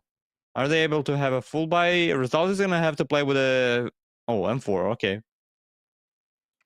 I mean, a normal buy, a good buy for Sangal for the final round of this half. So, let's see. Is it going to be OTs or is it going to be 13-11, a close win for Sangal? I still have not seen an overtime in Galaxy Battle this season, so honestly, I'm keeping with the stats. Oh, but Danis, he's not hitting his shots, and they accelerate. Invisible gets a triple entry, unfortunately one of them being his teammates, and now Klax finds one as well. So equaling the playing field here, but once again, the bomb will be going down. Klax wants to rotate away. He knows that, you know, Confuse should be very aware. Somebody should be aware that he's coming from somewhere. So Klax waits it out. There's 3 kits. There's also good util on the side of Sangal, but definitely A side is one of the hardest sites to retake here. So I think Sparta still have the upper hand, especially with the molly they now deploy. That's 20 seconds, less than 20 seconds to go. Yeah, you have to accelerate here, boys. You have to get on the site. The flash comes through it. They push through. Invisible has been amazing. Hits a 1-tap and gets 4 kills in this round, 3 of them being opponents and 1 is teammate. But it's all good. It's all fine. We are going to have at least my first overtime here. Sparta fight back. Yeah, somehow. Honestly, I did not expect that thing to happen here. But they're back. They are so back on this Inferno. It's a 12-12. And still a belief for Sparta, but we have to consider that Sangal are going to play in defense. The side that they won more of the rounds. They won the same amount of rounds as Sparta did on CD side, but it was 8-4 for both of the teams on defense. And if Sangal are going to be able to win at least how many? I mean, if they're going to win 3 rounds in defense, they have to win this half. If they're going to, I mean, the map and the game. If they're going to win 2, would be still maybe another OTs for us. So we'll see. And the way how Danis played that round was not the best one. Honestly, you don't want to see to play like that.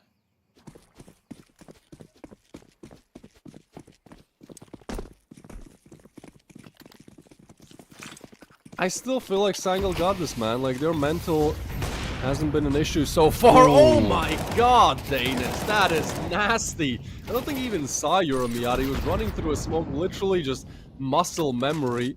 remembering the pre-aim. So that's a huge way out to open things up here. A double goes the way of Sangal.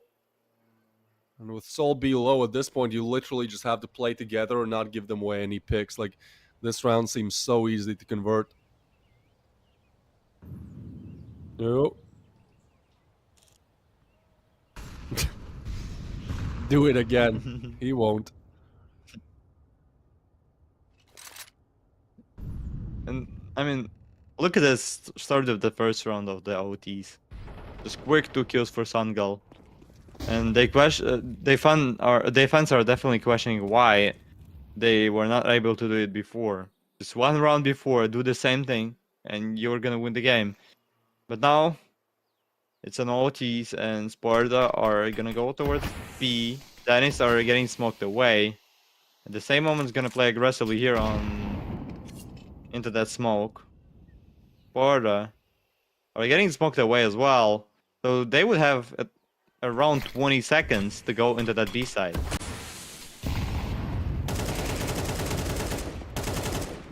Twenty seconds left. Yeah, but Sparta are coming. It has to be some insane shots. The M4 lines up 2 and almost sprays down 3. Because there's a hefty bit of team damage done as well. Sol B once again is going to find a frag, but that's it. Sangal, they still show who's in the lead here. They still show us who's the boss.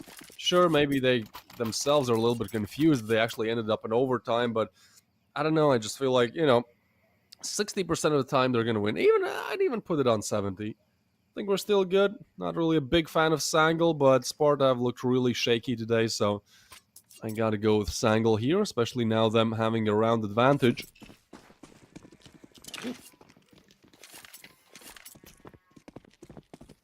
My guess is that they just go very, very slow here because of that explosive opener by Danis. Well, I still want to challenge, but yeah, I think. Oh, whoa! Danis almost gets the opener again. Instead, it's Resolve. Just sprays one down through the smoke. And you gotta be real careful here. John is as well creeping up. Yeah. Oh, he's just gonna walk through the smoke on pretty good timing because they just cleared it, right? Spotting the player. Even invisible, as good as he has been with these openings, he just does not want to disrespect that smoke. No way Invisible is gonna go into that one. No way. He knows that there's 2 enemies on B and goes into that smoke like there's nobody there. Getting destroyed. Fully deserved here. The EV4, and it seems like it has to be an A entry. Nice spot for Clocks, and Patsy are making it harder for Sparta to do something as he takes a lot of time, and Clocks gets the first. Yeah, now he's gonna smoke away, and Norby's already helping him on side. Sparta are in such a trouble now. John is 1v2 with a 14 HP left, with the only bullet away from getting destroyed. Somehow survives, but not for long. As a result, he's gonna finish him down. It's 14-12. And Sangal are getting a second one. And as I said, if they're gonna be able to win at 3 in a row here, it should be over. Let's be honest.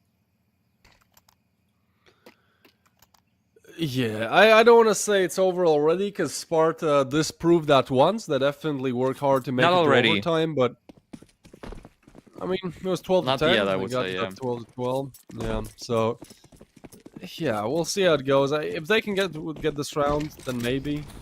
I do agree that 3 in a row just seems outrageous. But honestly, that previous round as well, like, you just see how good Sangal is at team play, right? Whenever somebody went down, there was an immediate refrag, and really the only way how, the only kryptonite of this refrag buddy system that Sangal have set up has been Invisible. He's the whole reason why Sparta are even still in this game. He had such crucial triple kill in that last round of play. He has generally just found really, really good openings on the T side, which is a really difficult job to do. So once again, trying to make things work when it matters the most.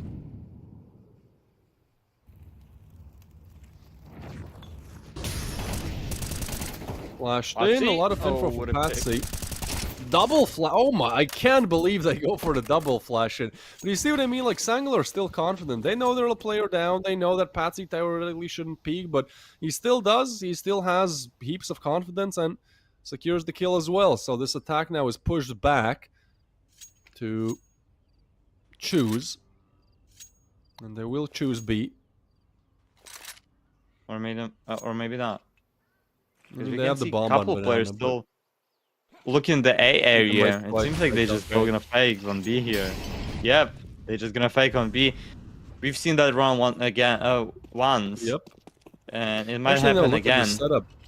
I think they might try to, but Why? there's 15 Why are they going seconds though. long? Yeah, no, they have to go fast, and the setup is actually perfect for this because you have two players just waiting, and they're not ready for Patsy, who now just has rundown time. That bomb has to go down. And there's 7, 6, 5. The bomb is being planted. Oh. They will get it. Norvi will get his as well, so that's a 2v2 now with the AK picked up. Norvi arrives, making it no secret that he's going to be going towards short. In the meanwhile, Result has some angles to clear here, but actually split up. But look at this backstab coming through. Oh, this is great from Invisible.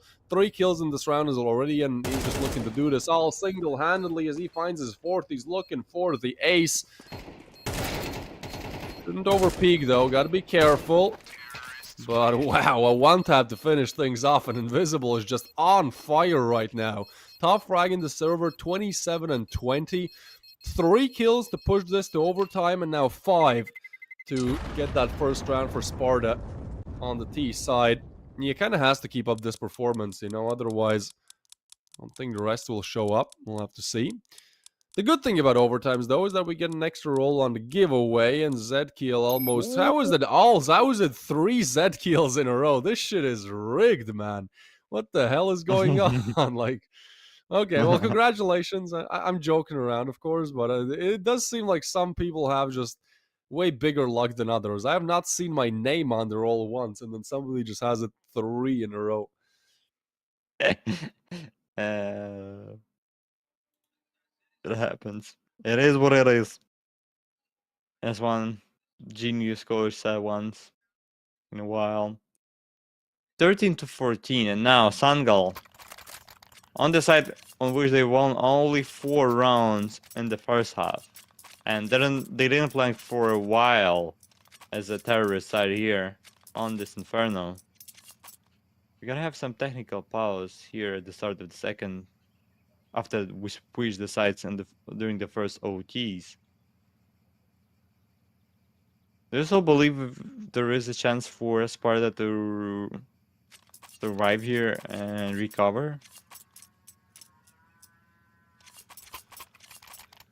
I mean, there's always a chance. We're talking about likelihoods. I'd say Sangal is definitely, I'd say, twice as likely to win this than for there to be another overtime or an actual map 3.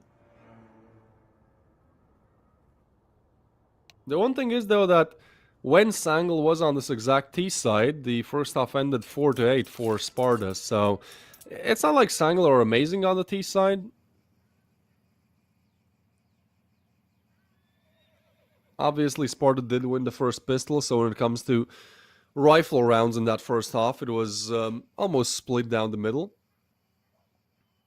And we have a tech pause as well, so definitely gives these players a little bit more time to just cool down.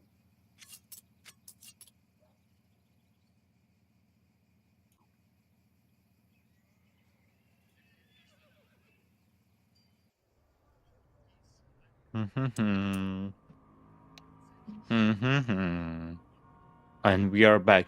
Yeah, but coming back to your words about Invisible, honestly, I feel like without him, Sparta would not be even close to that score and to the OTs.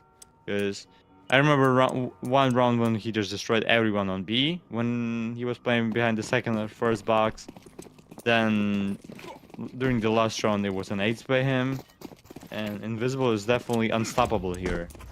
Unbelievable, unstoppable.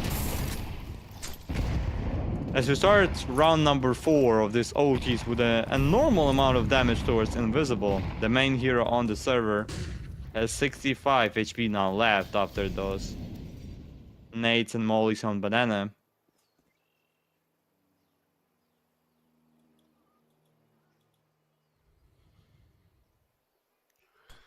I kind of like this from Sangal, right? Like, playing pigs didn't work in the first half, so just pick a side, go for the execute, and hope that you can overwhelm with the aim. It's a 2v5 for the time being on the B-bomb side, and actually Solby is really taking his time with the rotation. He's even anchoring down his foot on A, so as soon as Sangal go on this, I mean, there's gonna be fine. Oh no! Oh, that. Oh, yeah. That's done, man. I don't even The know smoke what to just didn't say. work there on the triple. I mean, there The is a thing is smoke on also, like, triple from, and he just burned Invisible away. had some really bad moments in the first half, and he definitely made up for it and then some in the second. But something with the B site and Invisible just does not go together as a pairing in this matchup. So he just burns down to a molly. His teammate gets destroyed by like 5 players swinging him at the same time. So we have map point, match point locked in for Sangal now. And we have Sparta trying to do what they did in regulation. They once again need 2 rounds in a row to extend play to overtime number 2.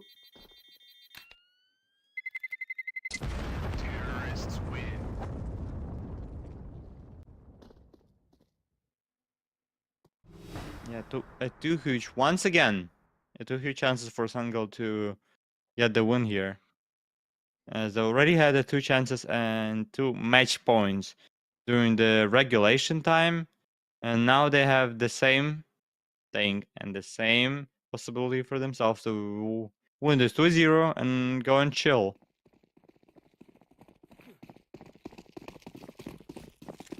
Five AKs, no sniper rifle for D side. Sniper rifle for Uramera only on the server. It is. Oh, what a nice nade it was. Sold. Only 10 HP left. Didn't even see anybody there. But it's 10 HP. And it seems like B side might be wide open in a couple of seconds if you talk about the main B side. Because they about to make a boost for Solp.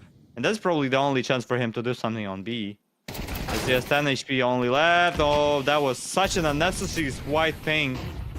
Picked by Invisible here. And Solp Yeah, on the his boost. bad luck Gets smoked continues. away. Oh, yep.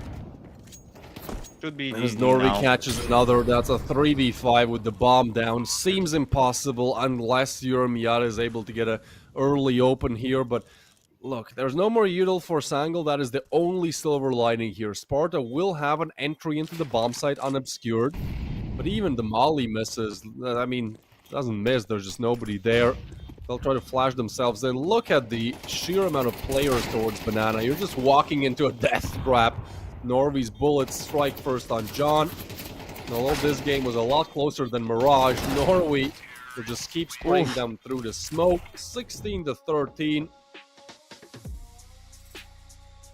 This will be a very interesting 2-0. way, really. Yeah, a really interesting way to get to a 2-0. I believed a little bit in the first half, but then as soon as Sangal won that pistol, I was like, yeah, okay, that makes more sense. Definitely Sangal being the best team here, the better team today. I feel like maybe Sparta could have pushed that in map number 3, but even then it should have been Sangal's. So them being kind of heavy favorites in this matchup, they start off, continue, and finish off as the heavy favorites as well. It's good to see.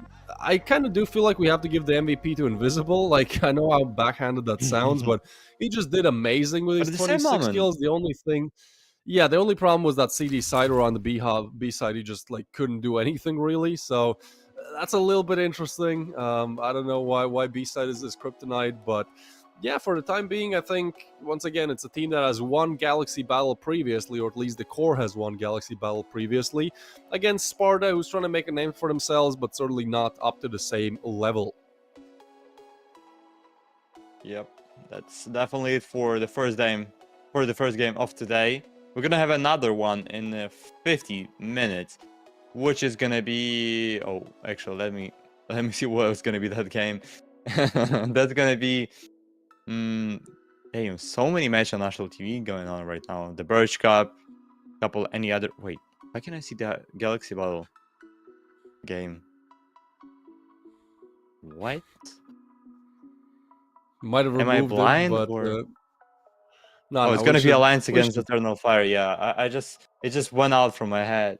It's gonna be Alliance against Eternal Fire, another game in which we have, let's be honest, a favorite, like it was here on Sangal, which is gonna be Alliance in that game, and Eternal Fire, who's gonna be an underdogs. But it's all gonna be in 50 minutes as we're going for a break, and we'll see for the second game of today's day of Galaxy Battle Phase 4.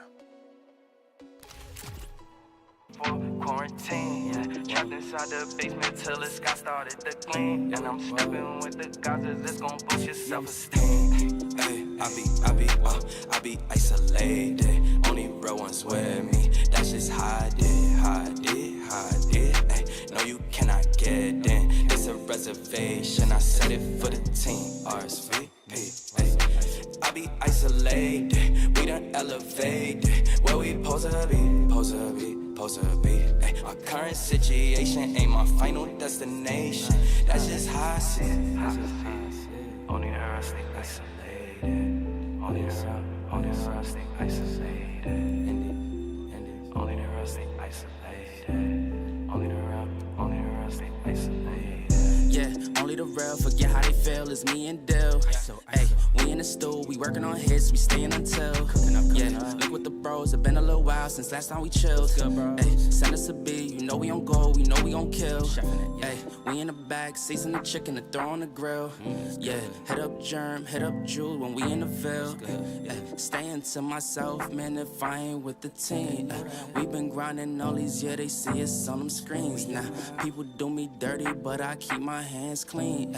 Now we seeing mills, cause we running up these streams. Don't let these artists fool you, they ain't really what it seems. They know we bring the vibe when we pop out to the scene, yeah. Hey, I be isolated. Only real ones with me. That's just how I did.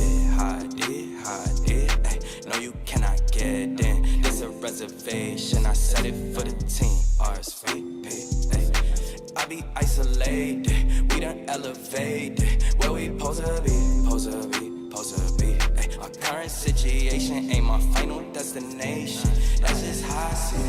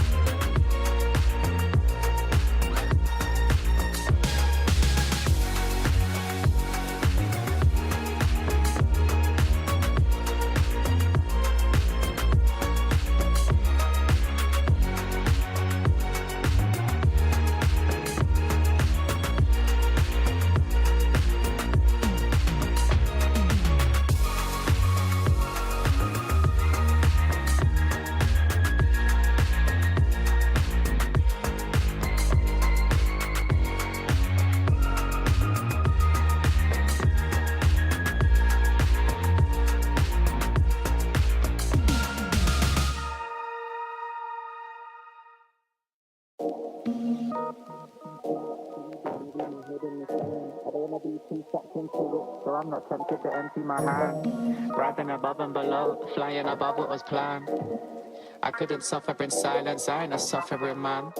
I don't wanna read too much into it, so I go bury my head in the sand. I don't wanna be too sucked into it, so I'm not tempted to empty my hand. Rising above and below, flying above what was planned. Said I couldn't suffer in silence, I ain't a suffering man. Cash that check, get that money, man I jet set and invest that P. Ask respect, man I get that honey, show interest and I set that feet. Man I go red but it ain't that sunny, so complex for my empathy. So I might laugh when it ain't that funny. New project, let me send that beat, let me send it home. It's too late for the endings, bro. True say got a friend in Rome that'll set this tone for the pending loan. Ending tears when I end that show, breaking bones, paintings here but I ain't that low. The end is near when we take that dough. I don't wanna read too much into it, so I go bury my head in the sand. I don't wanna be too sucked into it, so I'm not tempted to empty my hand. Rising above and below, flying above what was planned. I couldn't suffer in silence, I ain't a suffering man. I don't wanna read too much into it, so I go bury my head in the sand. I don't wanna be too sucked into it, so I'm not tempted to empty my hand. Rising above and below, flying above what was planned. I couldn't suffer in silence, I ain't a suffering man. I'm a man of my word and a man of my pride. I put that in reverse and put that on my life. Shit, I don't wanna talk too much, but now is the time. I can never be right back, I'm out with the tide. Riding the waves, boy, surfing the web, man, I'm balancing mine. Hiding away won't serve you respect, boy, damaging ties. So I wouldn't wait, I deserve my respect, boy, I'm out for the night. Finding the time and the place for this next dynamic of mine. Shit, I don't wanna read too much into it, so I go bury my head in the sand. I don't wanna be too sucked into it, so I'm not tempted to empty my hand. Rising above and below, flying above what was planned. I couldn't suffer in silence, I ain't a suffering man. I don't wanna read too much into it, so I go bury my head in the sand. I don't wanna be too sucked into it, so I'm not tempted to empty my hand. Rising above and below, flying above what was planned. Said I couldn't suffer in silence, I ain't a suffering man. Highly in touch on the low, shit blow up with a bang. Slightly in love with the blow, try come fuck with a fan. Sharp like a cut on my throat, leave with a couple of man. I'm not asking to double my dough, so he should have run to the bang. Breaking it in, facing your fears when you're faced with the king. Say with your chest, get lace in your limbs. Aiming correct, now he's tasting his chin. Aiming the left, try raising their sins. Saving the rest, man, I'm waiting to win. Pay me your debts, ain't safe in the bin. Aim for the chest, hearts racing within.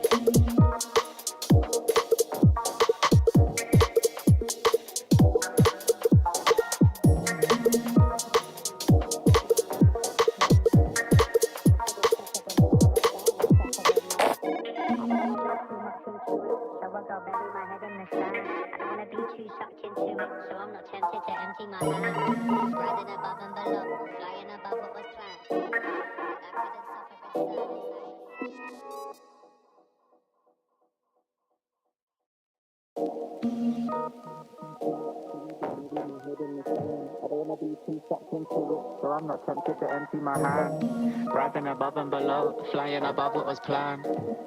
I couldn't suffer in silence, I ain't a suffering man. I don't wanna read too much into it, so I go bury my head in the sand. I don't wanna be too sucked into it, so I'm not tempted to empty my hand. Rising above and below, flying above what was planned. Said I couldn't suffer in silence, I ain't a suffering man. Cash that check, get that money, man I jet set and invest that P.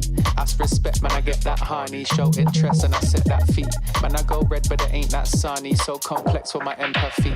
So I might laugh when it ain't that funny. New project, let me send that beat, let me send it home. It's too late for the endings, bro. True say got a friend in Rome that'll set this tone for the pending loan. Ending tears when I end that show, breaking bones, paintings here but I ain't that low. The end is near when we take that dough. I don't wanna read too much into it, so I go bury my head in the sand. I don't wanna be too sucked into it, so I'm not tempted to empty my hand. Rising above and below, flying above what was planned. I couldn't suffer in silence, I ain't a suffering man. I don't wanna read too much into it, so I go bury my head in the sand. I don't wanna be too sucked into it, so I'm not tempted to empty my hand. Rising above and below, flying above what was planned. Said I couldn't suffer in silence, I ain't a suffering man. I'm a man of my word and a man of my pride. I put that in reverse verse and put that on my life. Shit, I don't wanna talk too much, but now is the time. I can never be right back, I'm out with the tide. Riding the waves, boy, surfing the web, man, I'm balancing mine. Hiding away won't serve you respect, boy, damaging ties. So I wouldn't wait, I deserve my respect, boy, I'm out for the night. Finding the time and the place for this next dynamic of mine. Shit, I don't wanna read too much into it, so I go bury my head in the sand. I don't wanna be too sucked into it, so I'm not tempted to empty my hand. Rising above and below, flying above what was planned. I couldn't suffer in silence, I ain't a suffering man. I don't wanna read too much into it, so I go bury my head in the sand. I don't wanna be too sucked into it, so I'm not tempted to empty my hand. Rising above and below, flying above what was planned. Said I couldn't suffer in silence, I ain't a suffering man. Highly in touch on the low, shit blow up with a bang. Slightly in love with the blow, try come fuck with a fan. Sharp like a cut on my throat, leave with a couple of man. I'm not asking to double my dough, so he should have run to the bang. Raking it in, facing your fears when you're faced with a king. Say with your chest, get lace in your limbs. Aiming correct, now he's tasting his chin. Aiming the left, try raising their sins. Saving the rest, man, I'm waiting to win. Pay me your debts, ain't safe in the bin. Aim for the chest, hearts racing within.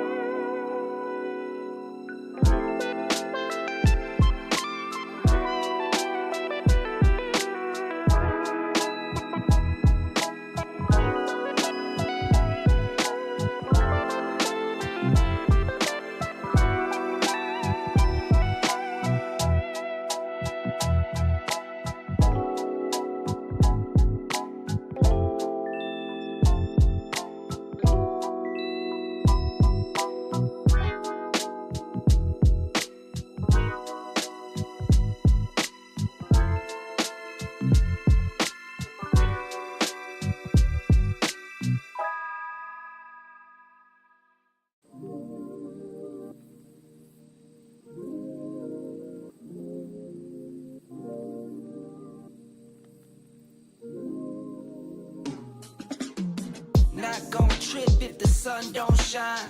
Not gon' trip, you know I get mine. 2020 vision, I want all the loot. 2020 vision, I want all the loot. Not gon' trip if the sun don't shine. Not gon' trip, you know I get mine. 2020 vision, I want all the loot. 2020 vision, I want all the loot. I'm talking be my all clean, fit too mean, finger all shiny on my baby's diamond ring. I was on a high till I caught onto the scene. Swear I lost my heart when I fell in love with things. Rookie year went broke like Jalen Rose. Got the price, sold my soul to the things I own. Switched up, locked in and got my mind right. Prioritizing, got my business and my time right. Wristwatch, no TikTok, you know the crown. I get guap, then flip stocks, you know it now. My baby's loyal and she holds it down. Play with my fam and I might blame you, but it's going down. Not gon' trip if the sun don't shine. Not gon' trip, you know I get mine. 2020 vision, I want all the loot. 2020 vision, I want all the loot. Not gon' trip if the sun don't shine. Not gon' trip, you know I get mine. 2020 vision, I want all the loot. 2020 vision, I want all the loot. 2020 vision, I want all the loot. Windows tinted, never rented, but I've been accused. Numbers up and we need no recruits. Leather loafers for the tailored suits. Making moves that you can never do. You sure I'm cool, but I'm never amused. When I cop it by the tools. The weather change, I change the views. I drop a record and I watch it boom. You see me working like one on a Zoom. Was that since I left the womb? I'm staying silent when I'm in the room. From the soil, now you see me bloom. Zoom, and it's to the moon. Stop making promises you never keep. Out of touch, never out of reach. Dot the I's across the T's. Not gon' trip if the sun don't shine. Not gon' trip, you know I get mine. 2020 vision, I want all the loot. 2020 vision, I want all the loot. Not gon' trip if the sun don't shine. Not gon' trip, you know I get mine. 2020 vision, I want all the loot. 2020 vision, I want all the loot.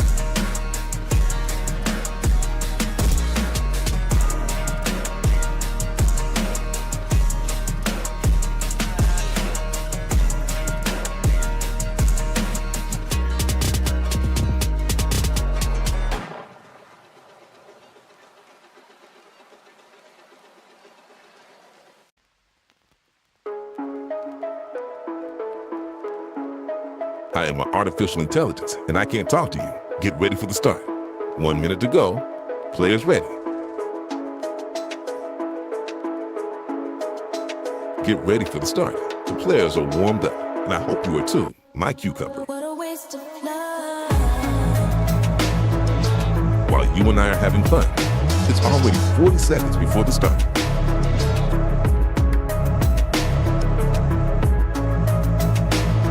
"30 seconds before start.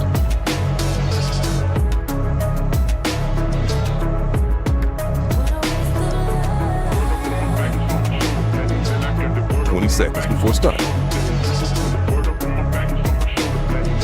15 seconds, baby. 10 seconds before start. 5, 4, 3, 2, 1. We are back, my cucumbers, and that's a second game of today, Galaxy Battle Phase 4, day number 15. Joining me, Mark the Fact, for the second game, which is going to be Alliance against Eternal Fire. And what's your thoughts about this game? What's going to be like? I mean, just before we started here, you were talking about that Alliance has, in the last 5 days, practically played versus Eternal Fire and haven't lost, if I'm correct. So I think... No, they played 3 times and lost once. And lost It's going to once? be their Well, third game. It's going to be their third game. They lost once and won once. And I just double-checked. It's their 4th game against Eternal Fire for the last 2 weeks. So yeah, that's a lot games played between these teams at all. But it seems like in they're getting essence, into the game. yeah, I think we're almost there. But in essence, I really think that probably Alliance will win out here. But actually, checking HLTV statistics, it looks like that Alliance has a 48.3% win rate on Overpass compared to Eternal Fire that have a 60%. So just by those stats alone, you would think that Eternal Fire will be winning this round here. But they are starting off on the T side, where the CTs are much, much stronger, especially in Overpass once you double up those layers and just have a quick rotation availability here for the CTs. But regardless, let's see if this game is going to go out here for Eternal Fire on the start. Maybe that 60% will actually surprise me. But regardless, so far, nothing too aggressive. It's a slow start. They're trying to be patient. Yeah, and talking about that win rate, the only game that they won on Overpass was actually against Eternal Fire with a 13-11 score. And during past 2 weeks that they played together 3 times, this is going to be their 4th time on all of them as they played Overpass, and it was always close. 11-13 at the first in favor of Eternal Fire. In the second game, it was 16-40 in favor of Turkish as well. And just yesterday, they finally won Overpass 13-11. What's going to be here? We'll check as Era gets the entry, but Musket with the response. 55 seconds left, and Eternal Fire are cruising towards A side. Getting slowly in there, flashes are dropping in, twist around, Truck has to defend the site. So far doing quite successfully. Poi right from behind, trying to make some supportive. Mass and Calyx already with knocks. Ooh, 3 kills are secured. It looks like Poi is going to be left all alone. Dropping down into Bank. 35 seconds left, no diffuse kit in play, but he is on site already. There goes for the peak, gets masked. It's a 1v2. 56 HP. Oh, gets the second one. Looks for the third, but doesn't connect as Calyx just takes control of site, gets that plant in. I mean, the entry was quite beautiful. A lot of smokes we've seen there exchange and just, I mean, really opened up the opportunity here for Eternal Fire to just pick up that first round. And I think we're going to a timeout, a technical one as well. Yeah, some problems are on the server. I mean, we can see that Alliance are, and I don't know for how long they are, but there is at least a couple of days that they are on the boot camp. As I've casted 2 of their games already in Galaxy Battle this phase, and on both of these games they were on boot camp. Today they're as well there, so that might be kind of boost for them in their favor. That's gonna work for them and maybe help in some moments, because we've seen with the Twist in the previous best of 3 there was some sort of, I mean, maybe there was not tilt, but it looked like it was a tilt for Sparta when they started those couple of rounds and they lost. When you play in the bootcamp, there is no such a thing like some sort of maybe tilt, because there's always going to be that one guy who's going to be screaming, who's going to be trying to wake you up. And look at that. Alliance are going to go for 4s here. It's going to be an M4 for Era. It's going to be an MP9s for UP and Avid. And I mean, I guess it's a normal decision by them because they got 4 kills on the pistol. Yeah, definitely could be at least trying to be a bit more risky. But the MP9s, you really want to hold the angle much closer. We can see Arrow already boosted up. Oh, spots the shot on Knox. There we go into short. Avid should be able to pick up Amor. But unsuccessful against the Galil. Up goes for that trade. Nicely executed. It's a 4 versus 3. So I guess the buying those MP9s was quite useful in this case. In that boot camp here. Masked with the Galil. I'm trying to hold down a monster, but it's going to be smoked off. It's going to be a slow round from now on. I mean, the start was quite bombastic. 2 kills instantly secured. Of course, kind of sad to see Avid going flying down into the grave, 6 feet under.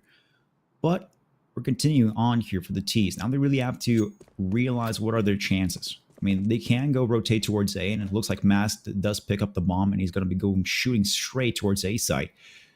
Dressy, I believe I pronounced his name correctly. At one point, I just wanted to say Jersey for some reason. Calyx going all the way long. But yeah, it's going to be an A push right now. It just really depends if that entry fact can be secure. At least killing Poi could really, boost their chances in securing A side. They have done it previously with the pistols. Still, of course, they dropped down to a 1v1. But right now, everybody's going to be going on the line as smokes and Molotovs fly in. Yeah, some sort of damage from Poi. It comes, but Dressy with a kill against Twisted 3 machine now. And look at the HP of Era. It's only 4 for him. With M4, he has to do more than that and just die. Oh, Dressy with a pick, with aggression. Era gets the one, but probably the only one that he's gonna be able to do. Yep. An unlucky situation here for Alliance, as both of the Anchors on A had the pistols.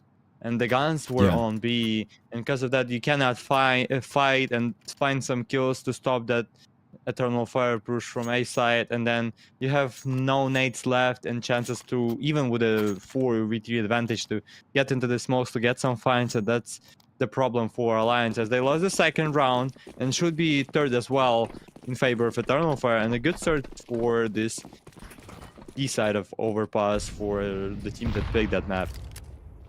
I mean, definitely as an Eternal Fire point. Oh. Actually, a 5-7 execute? No, it's a team kill from Imar, though.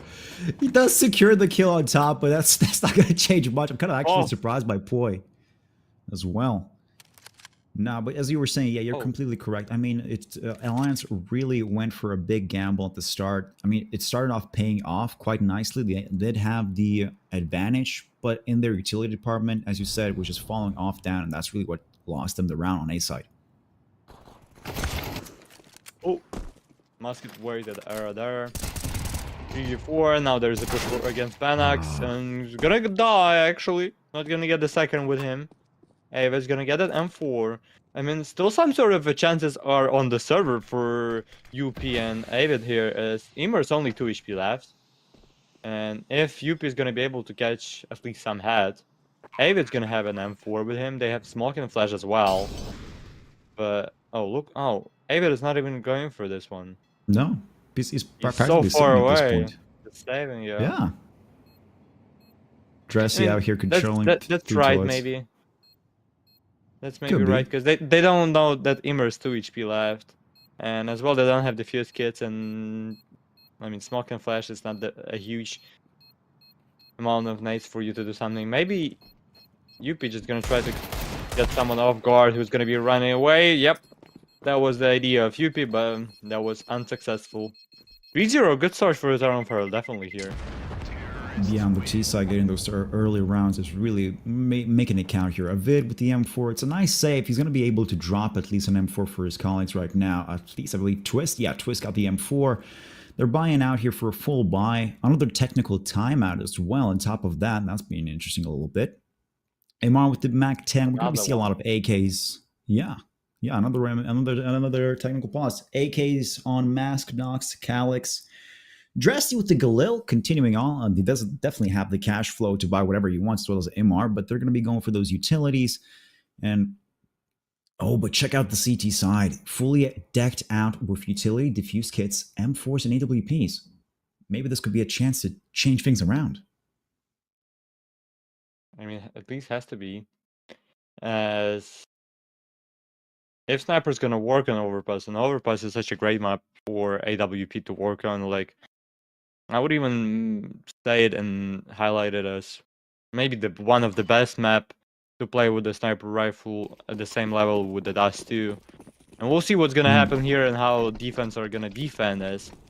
There was a couple of problems for Alliance at the finish of the round. Maybe they had a great start, but then it was not for them. Maybe this time it's gonna be the good idea by them. Oh, Yuppie, is he actually gonna push into that smoke? Seems like he's kind of thinking about doing that. He's a bit on the yeah, they're gonna go. Oh, but he does. They're gonna go.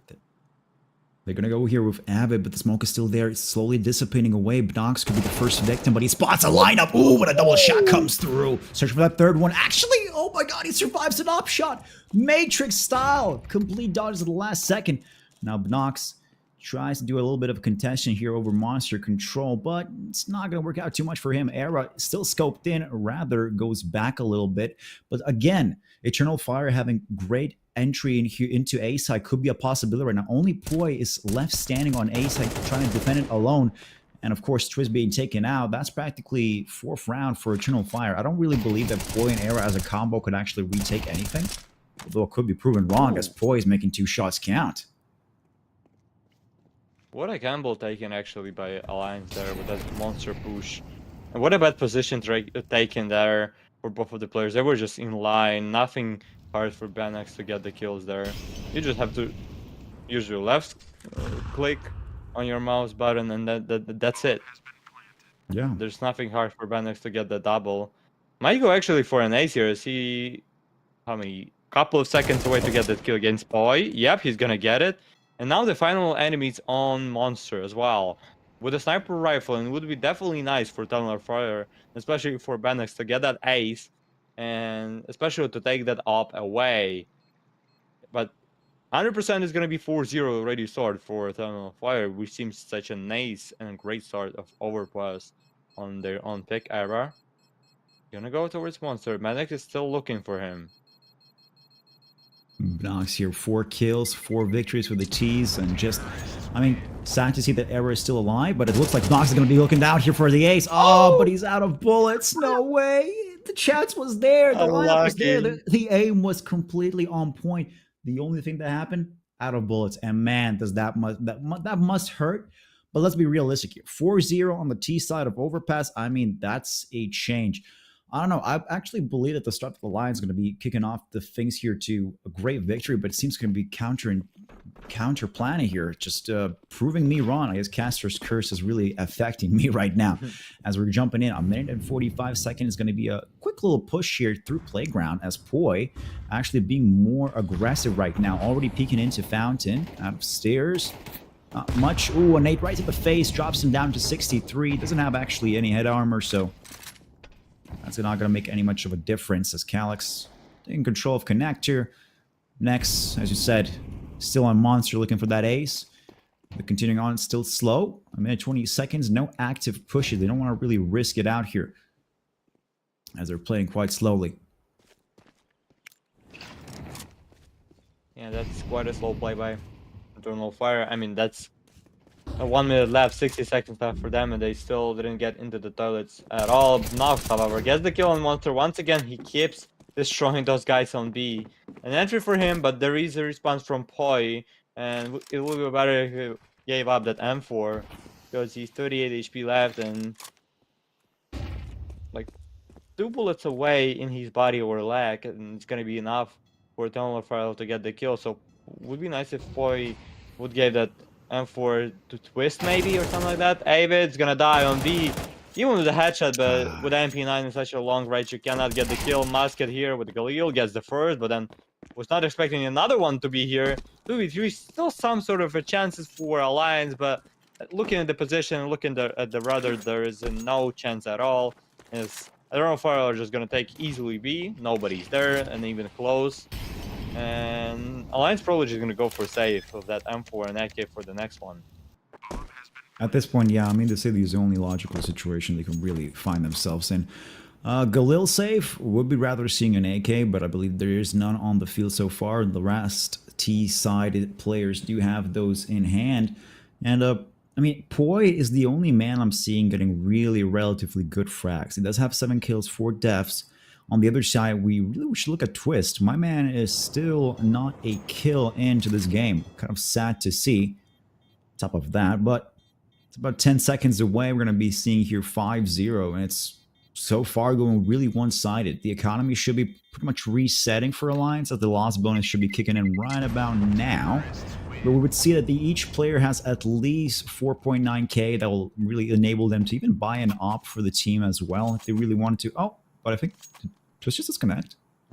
Yeah, technical pause. And while we're having this pause, guys, remember exclamation Galaxy in the chat for a chance to get a skin in this beautiful, beautiful giveaway. Oh, yep. But yeah, what do you? Not there. Ooh, yeah, still not back. I hope he didn't rage quit out of anything and just, you know, just said screw it and just said. You just bullied him. Yeah, he left. The cast. imagine not only that you're being bullied by your own teammates, that you're like, come on, Twist, you gotta get that kill, The casters as well on top of that just add pressure, going, hey, you know what, Twist, you really suck. Just get a kill, man. Come on, something. He's back. But yeah, he's back, and with an M4 already. Maybe there's a chance for Alliance. They don't have an op for Aaron this round, but when he had it, it didn't work out that well. Instead, they got destroyed in that round by Nox on B. And Eternal Fire only one successful step away from securing themselves at least as Raw here, with the 6 more round left. And if it's gonna be the case, that's probably gonna be the easiest game for Eternal Fire in terms of overpass against Alliance, because as I mentioned, 13-11, then 16-14, 13-11. This team didn't have less than 24 rounds. They always played either all of the rounds in regulation time, or once they actually went for the OTs. So yeah. It doesn't seem like we're close to the close score here. Yeah, not at all. I mean, right now, I could definitely see why HLTV reports 60% win rate on overpass for Eternal Fire. And we can already see more with the AWP looking down, kind of a blinded shot. Doesn't really connect anything, so no shots going through to any heads. It's 1:30. Upe is trying to control desperately Monster, even though it's smoked off. Doesn't really want to give it a chance to, you know, catch them off guard with maybe a little pop flash, but I mean, the smoke is just a bit too deep. Avid with the M4 already rotating in through short. We'll have a 1v1 versus Nox. The refrag is there as well for the CTs. Oh, and it's taken. Upe kills off next. He killed almost both of them, and that's once again. I mean, I don't know. Do you feel like there is some sort of kind of over-aggression for Alliance, and sometimes feels like they're playing for T-side? They're not waiting for Eternal Fire. They're just rushing and dying. That's not for the first time when they push somewhere on B, either short or either a Monster, and Nox getting the kill or kills. This time it was close to get even double there, because Yup is only 17 HP left. 35 seconds, by the way. Yeah, 35 seconds. Poi already trying to hold down to Wellets. I mean, I don't really get why does Alliance really always push out. I mean, as a CT sided, you really just want to wait it out for them somebody to. There we go. Dressy, beautiful flash from Mass. Creates a good opportunity here. Another one as well on top of that on Upe. Era is left almost alone. There we go. Goes down for Mass. It's a 1v3 and Twist. No kills. We'll have the opportunity to actually... Oh, come on, Twist, man. You're saving. Oh, come on. I need a kill from you, my dude. It's 0-5 on your score, and I need something right now. Come on. Give me at least a kill. Somebody has to push out into heaven, and I mean, you have to pick up one kill. You're 76 HP, have the Kevlar, have the helmet. Of course, even a diffuse kit, I understand saving that. But apart from that, this is just not going so far. Eternal Fire just going straight into a one-sided match. And I believe our next map should be Inferno, and that should have a better statistic for at least Alliance. So, I mean, if they really don't show off here on Overpass, that still is leaving them a chance of nowhere there. Poi is the only one pretty much making a difference on the CT side. And yes, there we go! Twist with the first kill. We're coming back, boys. Tressy shot down, and pretty much that's it for him. Does save the AK, so that's going to be an advantage for the CTs. Oh, and finally, not the technical pause. It's finally a tactical pause taken by Alliance, and maybe not the best time to do so. As 6-0, still winless for Alliance here, and maybe you had to take the tactical pause kinda sooner, not that late as we see it, but I think that what they're really trying to do here for Alliance is really throw off Eternal Fire's momentum or mental. Just like, you know, when you're 6-0 and you're just winning and winning, you really want to just snowball the effect and just go downhill, fully steaming through like a train. But then that the timeout really kind of throws you off, steps you back. You gotta think about what you're gonna do now, and then I guess the flow of the state in your team kind of slows down a little bit. If that were to be true, Alliance should now win out at least one round. But I'm still seeing a lot of the aggression from their side, especially on B side right now. They're already on Monster, doubling it up there, checking control of short, while it looks like Eternal Fire really doesn't matter for them. They're holding out on Playground, looking to go A side. Calyx is the only one who's making waves through connectors. That could be an opportunity, something to be set up for Eternal Fire.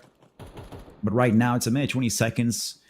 Era, if you only would have looked long, that would have been much better. Of course, it's a 1v3 in there, but the distance should be overshadowing the, I don't know, the outnumbering of players. Oh, but Era does spot Nox, and that could set up something beautiful right now. Flashing to the toilets, Poise here, Era with the kill, Poise as well, but dressing for a trade. 4v3 is still an advantage for Alliance, but for how long? And finally, they're not pushing like that much as they was before. But I like the way that Eternal Fire are playing. They just they're not going for a fight on the first timings. They always taking they're kind of one step behind, but at the same moment one step in front of Alliance, as they're playing patiently, waiting for the kills, waiting to get the success, but this time it's not going to be for them, as Twist getting a double into the toilets, and Immer is going to be the last man standing, not for long, as Avid destroys him as well. Finally, the round for Alliance, it's 1-6, but it's still a huge lead for Eternal Fire, and the money are there for this round, but for the next one, they won't be able to fully buy. Yeah, well, I mean, at least they have the 5-round buffer right now. And as I was saying, the momentum, the flow of the game was thrown off for Eternal Fire. And you could have seen actually how Era completely controlled himself from the divider there and then getting a nice little kill with the op headshot in party. That was nicely great to see. And you can even see that the Eternal Fire right now structure is a bit changed. They're no longer going 3-man team into Playground. Though Poi is still being quite aggressive. He's looking for Dressy. I don't think he's going to find him right now. The angles do look a bit off. Blocks and Masked are making themselves a way into short. A pathway, a highway as Poi. Nice to see Dressy shot down. Arrow with the AWP. A good shot. A little flick, but nothing too impressive though.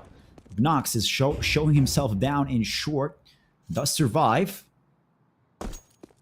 Continuing on, there's a minute left on the clock so far. It's a 5v3, and Eternal Fire do look like they're going to be in a bit of a pickle. It seems or like should I say cucumber? Seems like Alliance are finally back, at least for these 2 rounds in a row, as Poise gets the kill against another enemy. Oh, Nox with a response, but it's 2v4, 35 seconds left. Nox with only 1 HP left. Yes, that C4 is gonna run towards A side, and Mess about to make something better. No. Era with a kill for Nox, it's only 1 HP left. What can you do with that situation here? I mean, not only is it 1 HP, there's 15 seconds left on the clock. I don't think he's gonna do much. I mean, the save, it's gonna amount to nothing. 0 money for him. The rest of the team, of course, will get that, I guess, 1900, the minimum loss bonus right there. But as you said, I don't believe they will actually be able to buy out much right now. Now that 5-round buffer slims down to 4. Yes, exactly. Not much cash for Eternal Fire. They're gonna have to go for a full eco and maybe actually play around Nox, just letting him be the middleman of a team comp, and then look for maybe a little bit of utility success, maybe a couple of flashes, could be into A and just open up the site. Really depends on how is the entry kill succession going to go from here. It's round 9, minute 50 seconds. Alliance completely decked out. They can do pretty much what they want. Right now, they can even play aggressive, but Era did make a grave mistake. That pop flash came through Masked, actually shooting down through the smoke. Now, that's something surprising. Poison the connector. Would be a problem for him if he's gonna receive any of the nades or smokes. Immer's waiting for the guy to jump and check. Oh! Immer does not hit a shot. Oh, spotted the guy in connector. Not gonna get the kill though here. And after that such a quick entry against Era, it feels like Eternal Fire are kinda stopped there on mid. However, now they're running towards long. So the 4 men here, Twist, are gonna face a huge problems. Yep, gonna get the kill, but that's the only one that he's gonna get in this round. 4v3. And if Eternal Fire are just gonna keep trading like that, they're gonna win the round by 1 man, so. Indeed. But Mark, I'm actually quite surprised. Oh, Avid, okay. That was a flash. I felt like Musk are just gonna get an easy kill from behind, but no. With the Glock would be insane. Yeah, would have been something extraordinary. And yeah, you're right. Actually, I'm even more surprised that Twist got a kill. I'm just gonna clap for him for at least holding down long with the 1 kill. Oh, disgusting. Disgusting. Jesus, that was a Kobe right there. And now Kobe on the server joins the POV to get that double nade. That was a huge one. That was interestingly enough, triple. now it looks like indeed a triple as well. Eternal Fire taking that timeout, so maybe they're going to try to show Alliance that it's not that easy. They can do the same thing that they have been doing to them. As before, we're going to be popping into the 10th round. Economy-wise, both teams look pretty okay. Utility could be much better on Eternal Fire, as they are trading it out here for an extra AK for Mar. Calyx is kind of missing a couple of maybe flashes or maybe a little Molotov combo right there. 15 seconds left. Alliance is just looking pretty okay. I mean, I was quite surprised by that nade, and it was definitely something impressive over that. It was just a perfect timing, perfect opportunity. Shots have been taken and win themselves around. They're closing down that buffer. We started off with 6-1. Right now we're continuing to 3-6. In essence, Eternal Fire should be the ones who are making a little bit of a comeback right now if they're going to be a bit smarter. They're changing up their tactics bit by bit. They're not pushing into play with a 3-man stack. They're now going to be splitting into a 2-man. Actually, no, I'm going to take back my words. It is a 3-man stack into Playground. As looks like Avid and Upe again trying to do the same strat. Nox is ready for them. Great layup on Upe, but the refrag is there. So it's a 4 versus 4. Nothing much changed. Yeah, just a couple of kills on the server, but it does not play a huge impact. That fight on Fontaine is gonna be a huge. Yep, and Poi is gonna get that kill from the Kinder plays there. Poi gets an advantage for his teammates, and Mask as well getting some damage. I don't know how he didn't die, but somehow survived there. But it's 2v4. 2v4. And there's no way we're gonna have a start 6-0 and finish this out with a 6-6 score. But so far it seems like we are about to have it. You know, Imar and Masked are playing off of each other for the refrag situation. They do spot Poi quite nicely into the corner. It's a 3 versus 2 right now. But, Imar getting a shot on Twist could actually change up the things. He does spot on water. Goes for that control. Yes, picks up a second one with the bomb in hand. He does have enough time. And Arrow with the AWP. He's not smoked off. He is going to be seeing much more into sight right now. Throws an A. That could be deadly. Oh, no, what? Imar with 1 HP. He's left alive. It's a 46 and 1 HP versus Arrow with the 100 and the op in hand. You can't really fake it out because you can really hear the scoping at the same time. But Imar actually is willing to go risk it.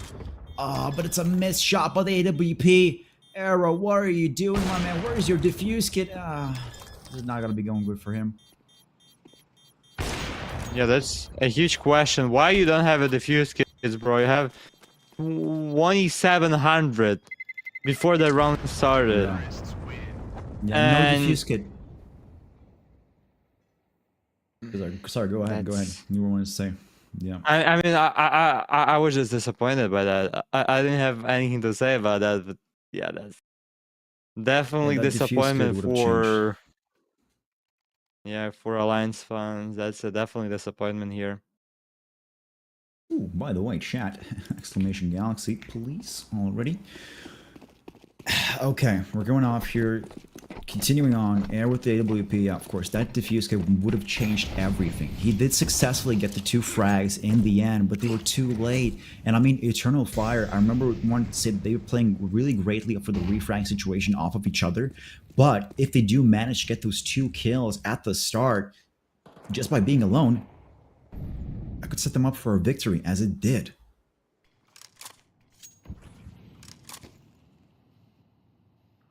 Continuing on, Another Calix slow so play far. by Yeah. Eternal Fire here. I mean, they're winning by that.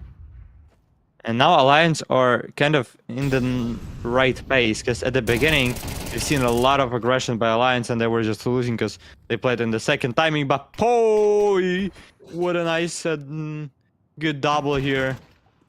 Trying to get another one, but that was such an unnecessary peak, especially with the 21 HP left. Yeah, that's not the best thing that you want to do after you got the double. Still an advantage for Alliance, which was gained by Poi here. With 40 seconds left, look at the position of Eternal Fire. They're just so far away from each other. Yeah.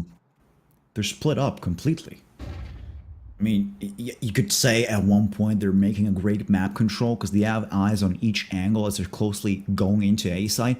But I mean, there's no refrags right here. You're basically counting on the fact that you will be doing everything solo and each kills has to be completely 100% confirmed. But as 15 seconds counting, Era, oh, come on, dude, not that shot. Okay, he redeems himself on Calix, getting shot down from Nox right from behind as Twist finally getting another kill. Ooh, and a nice little double for himself as we're going to be going into 7 and 4. Yeah, and Twist is back on server. After he was going, what was it, 0-5, yeah, but it was 0-5 with the 0 kills and 5 deaths. And now it's 6-7, and he has more kills than UP. And Immer and Calix as well. So... Wait, seriously? Upe has only 2 kills? 2 kills. Yeah. What? I don't know how UP has it. How did but... I miss that? Yeah, what? Whatever, we're taking a technical pause, so, you know. Anyways, while we're doing this little pause thing, Twist, what do you think, Cash is going to come back? Oh, Cash? Yeah, Cash. When do you think Cash is going to come back? I mean, I've been asking everybody this. Honestly, knowing Valve, it doesn't seem... I mean, probably the change of the map is going to be after the major in Budapest, right? As it was with the Austin when they had the train. But I feel like it's not going to be the Cash by Valve. Knowing about them, they won't let Cash be there. I don't know, for some reason. They would rather get some crazy map, but not a good one. Yeah, I think after the major... But I wish... Yeah. I wish we're going to have minus Mirage plus Cash, then minus something else. Wait, minus what else? Which map? Minus Dust 2 as well with the Mirage. And we got Anubis. Some sort of fixed Anubis. Would be huge. Yeah, we'll be coming back. I mean, Dust 2 is a classical map, don't get me wrong. Everybody, I guess, likes... great. Everybody likes Dust 2, but I mean, Mirage and Dust 2 are such basically the same map. It's Dust 3 and Dust 2. Changing them out for, I mean, at least Anubis and Cash will be such a peak advantage. I mean, peak decision by Valve. Or you know what?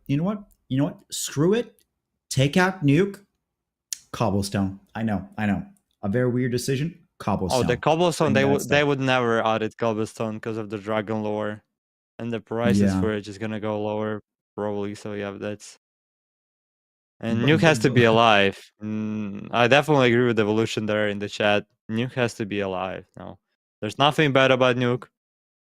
There is a lot of teams that don't like Nuke at all, but I mean, I don't see a point of liking Dust 2 where you.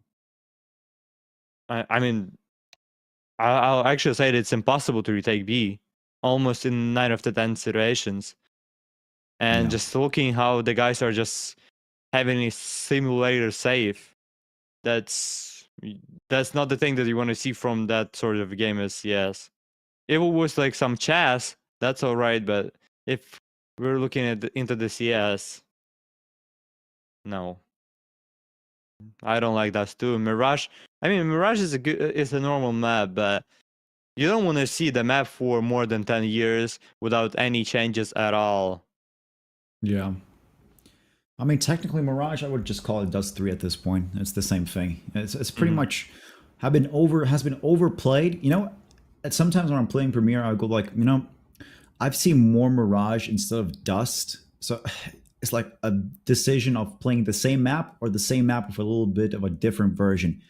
But yeah, I believe Evolution Cast said it best. Take out Mirage and putting back Cash. That would be something much more spectacular. Yeah, as I agree with that.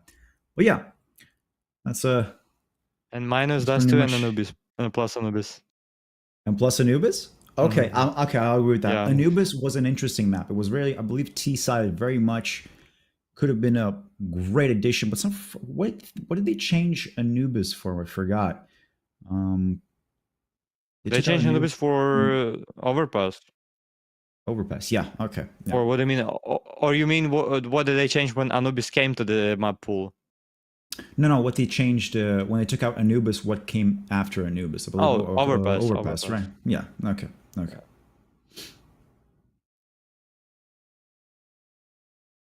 There you go. Would be nice, definitely, but yeah, minus Mirage plus Anubis.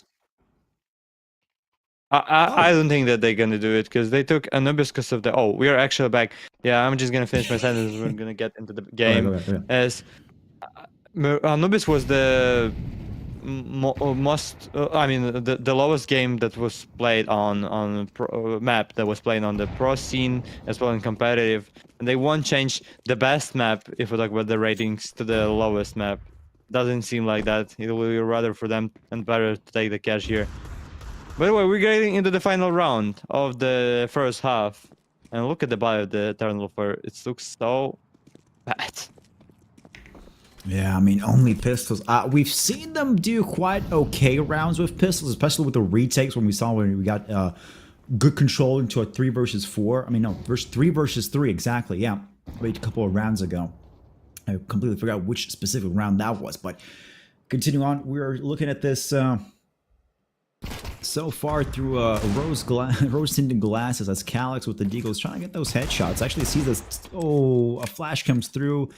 Much shots are taken by Eternally Fire. More dropping down to 23 HP. And there we go, Twist getting a headshot on Masked. Calyx should follow suit. He does. Goes down with his team weight. They have it taking knocks, and that's I think that's pretty much the G. That's pretty much the G. In this round, yep, it is. A nice finish of this half for Alliance. Quite a promising one for them. Finish in the second half. I mean, we've seen some sort of comeback buttons here. Is it gonna be? Are they gonna be able to do that comeback again? Even though it's gonna be an for 3K for cross, which seems like a nice IK in the game actually. Well, congratulations to Frisk. I don't know how to pronounce his name, but or something like that. Yeah. Yeah, but congratulations, my guy. You got the AK for some weird reason. I don't remember why specifically. Its price went up. Oh yeah, they're taking out the gallery cases. So Congratulations to you for winning that AK-47. I saw Iza was really close to you, our mod and VIP. Bro, I am so sad for you, my man. You could have almost had that beautiful purple No, he won skin. a lot of them. I'm not feeling bad about him because he won a lot of times, a lot of skins. So yeah. I remember. I believe I've won Kakuzu, a Mac 10. But I don't remember if I got it. So I'll just you know, if somebody wants it, you know, you can just type in chat for why you need it, and maybe I'll consider it. We'll just pass it on to you guys.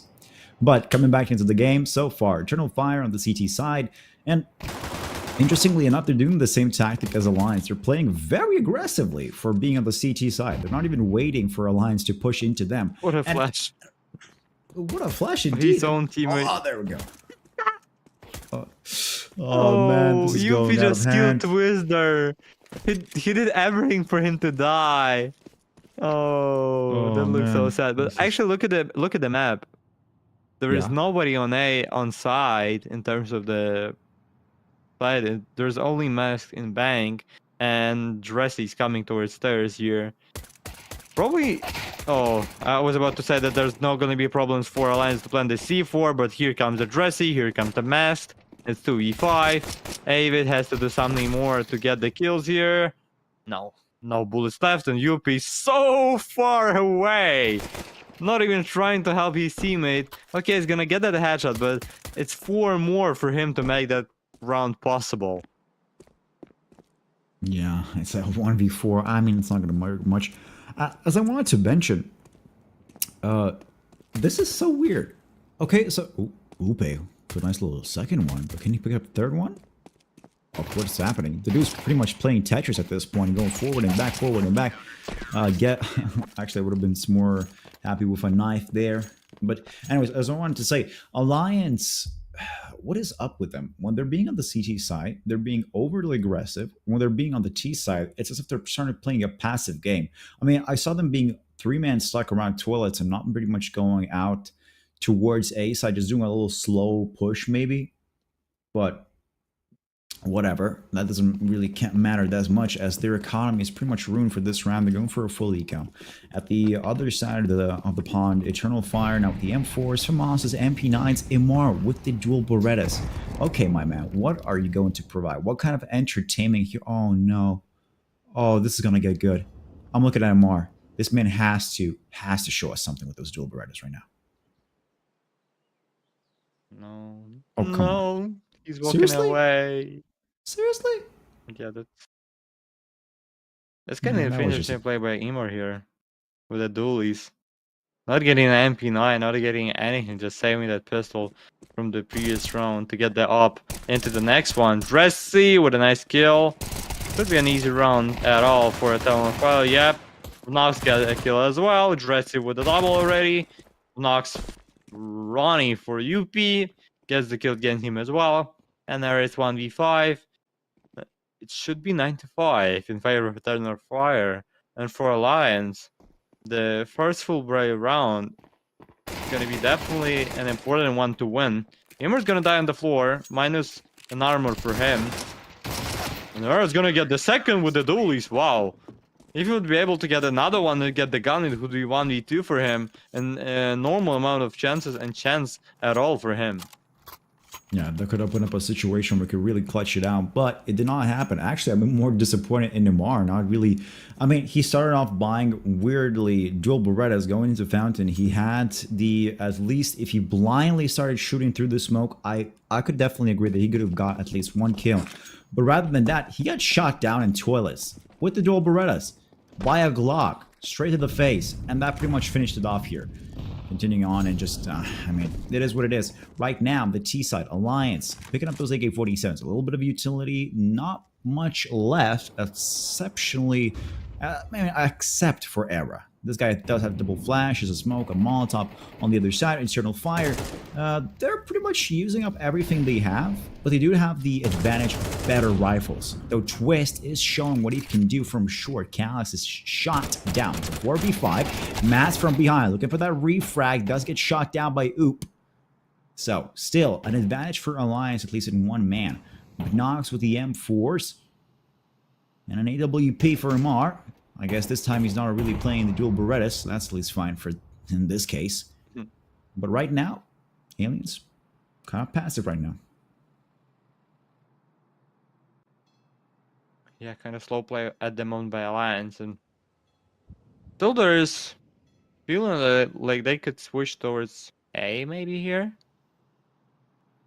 And yep, that's gonna happen or they just double checking Monster. No, they just double checking Monster, and they're gonna have one lurker towards A, which is point that we're looking into now with the 30 seconds left. Reveal it goes okay. and UP gets a nice kill against Nox. Boy. Also making some entry. problems for Immer. Look at the Dressy on the backside. Dressy, nice hide with him, but still not enough to get the kill. And Immer 1v4. Alliance are about to get the round and still show us some fight here.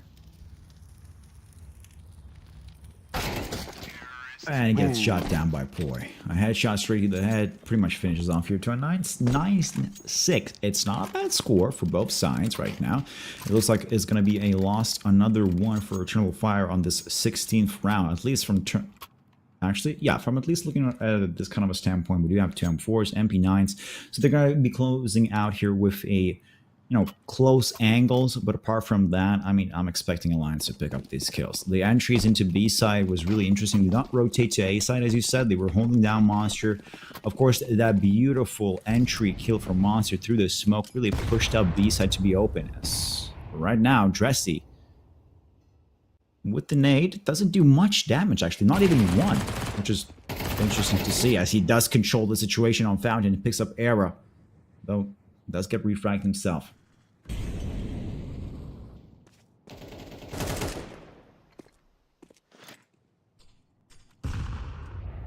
Immer with actually a nice push here in connector, but the main problem for him is that nobody's gonna go there. Or maybe only with the time. Maybe Spoy actually gonna go there as he's checking connector. But looking at the position of the oh boy, he's coming towards Khan. Oh, he just checked and went back towards A. Yeah, they're just waiting for Immer to push that position, which is not gonna be happening soon. And I like the idea of Eternal Fire stuck in 3A now. They're just gambling. They know that they have with one or with two guns only in their hands, they have to gamble with a nice two guns. I mean, with M4s, and the gamble is about to gonna pay off for them 100%. As they're gonna find 4 of their enemies coming towards A. Now the main mission for them is to get the kills. No, Alex Calix gets the having first, a gets the nice second. little lineup. Woo!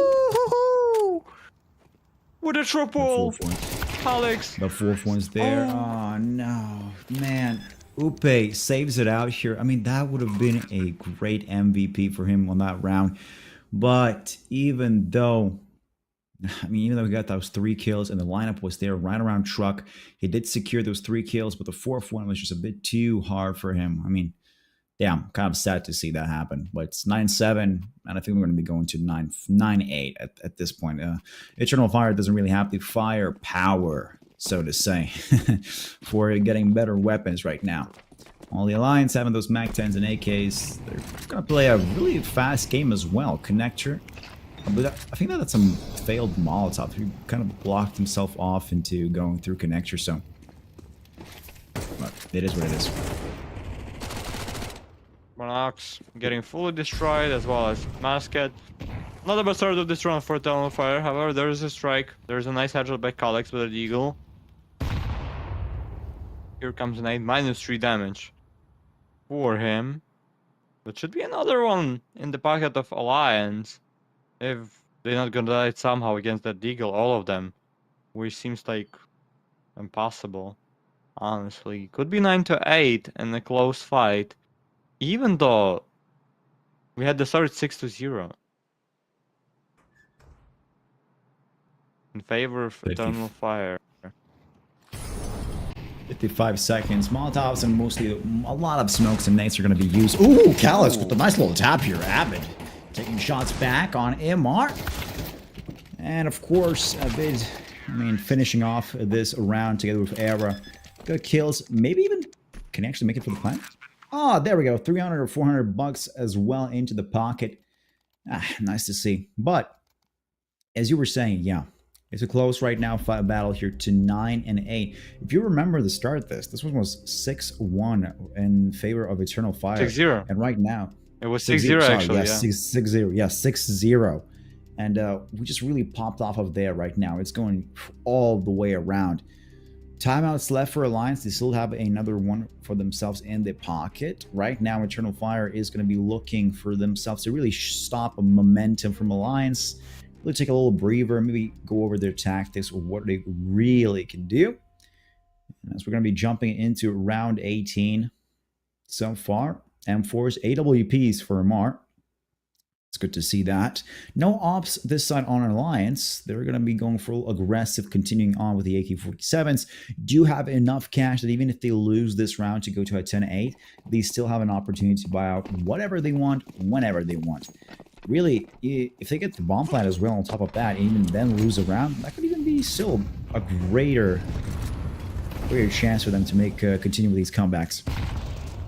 As Upe is already a bit in a catastrophic situation, pushing out through tunnel into next to connector, just sitting in the pocket right now. But it's a passive game. Alliance is going to try to calculate the CT's positions. Molotovs and smokes are going to be used tactically just to really bait out the CTs and maybe find their hiding spots.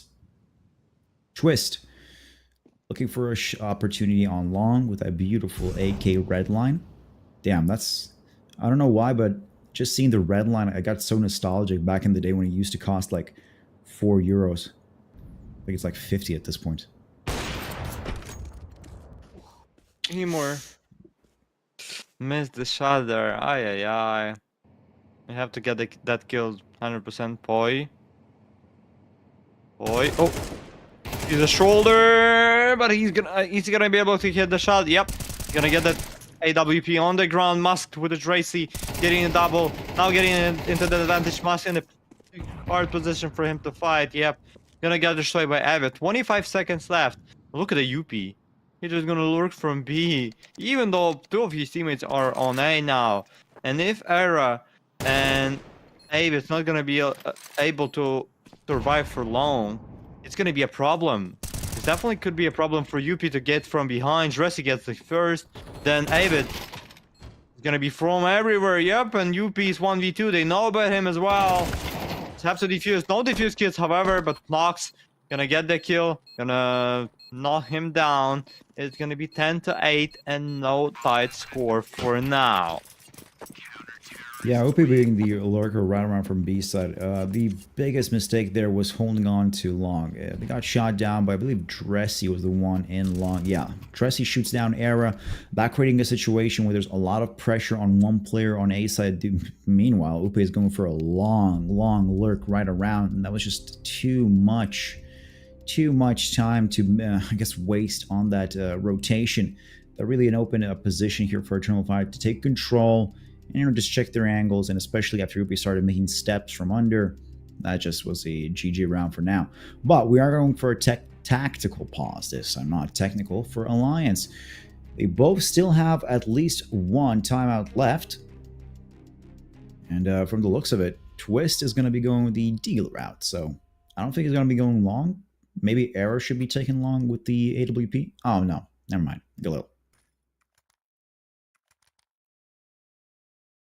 Now it's 5 seconds left into round 19. 2-round buffer. Both teams playing solid.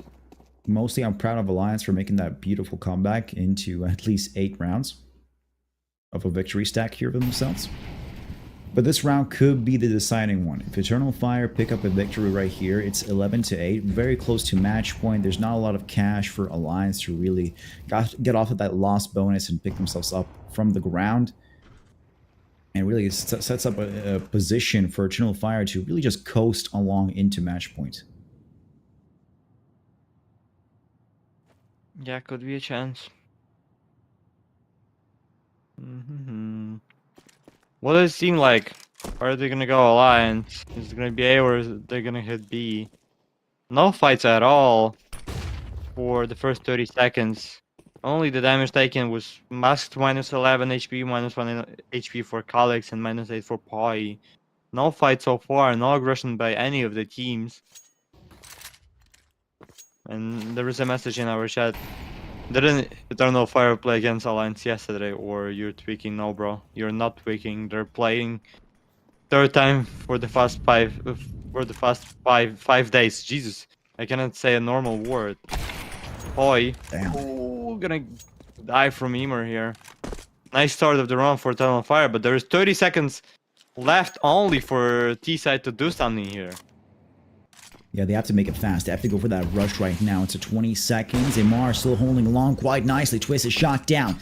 A second one for him right in the pocket. A third one through the smoke era. Shot down. Amar, can he get the fourth one? I'm looking at you. Abbott's already on side. He's going for the fourth one. Yes, it is successful. Where's the fifth? Where's the ace? Can we see the ace?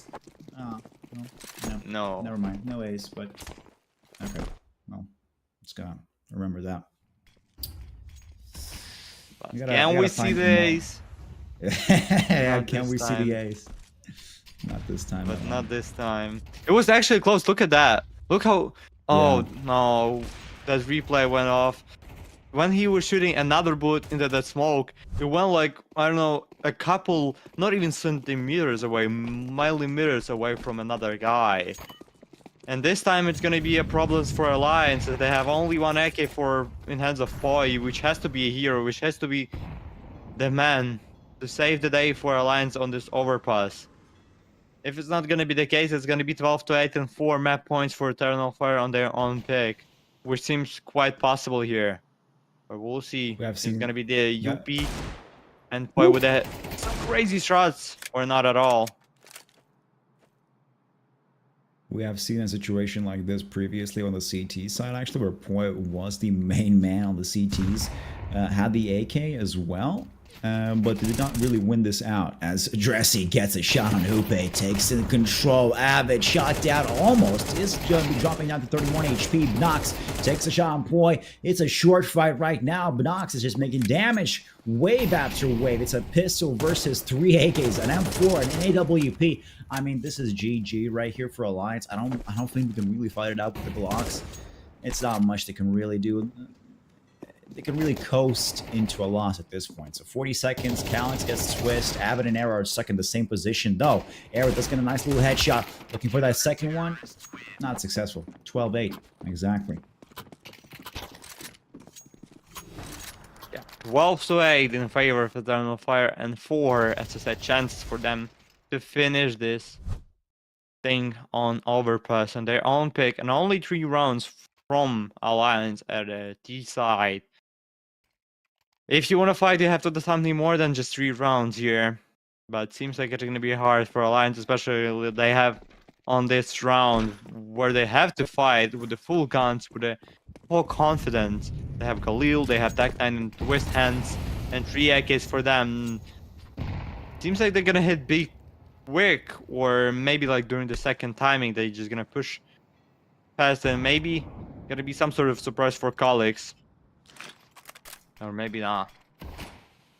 I'm actually surprised that Fire playing a big... Ooh, a push through arrow. There we go, a double kill. Calix and Bnox taken out. It's a 3 versus 4. Now it is match point. All of this, the pressure's going on Alliance, but can we see them out here? Twist for the plant. Quite successful, masked. Shot off here in ABC so far. Not much you can do. A flash comes through. Avid right around the corner. And Dressy. Yo, Hammer with the third one. But Mar with AWP and Avid shot down. It's a 5 kills for Alliance in a beautiful round for Alliance. I mean, might have been excited a bit too much right here, but that was just a bit of an intense fight. I guess I got a bit caught up. What just happened there on ABC? Can you explain me what just happened there? Basically, everyone was missing everything. It was a combination of 3 flashes, I believe, 2 smokes, and it was one after the other. It seemed like they all pushed in at the same time and dropped the same flash combo where they could not see anything. I'm even surprised how Alliance even took 2 kills there, as there just was just everything against them and for them at the same time. But anyways, it's a tactical pause for Eternal Fire, and we're going to continue into round 22.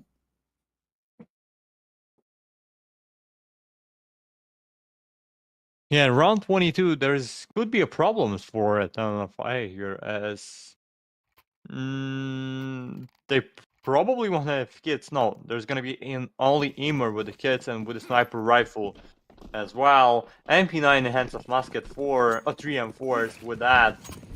A medium amount of nades, a lot of them already wasted, only 6 nades left at the 1 minute and 40 seconds. Actually 5 now.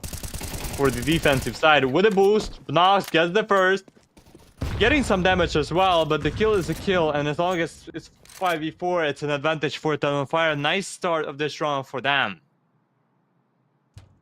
It's not bad again. That first kill on Upe could give them an advantage for sure. It was an opportunity to win, of course.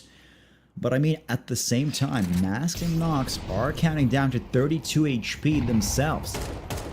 Oh! Oh! Oh, my soul, my heart.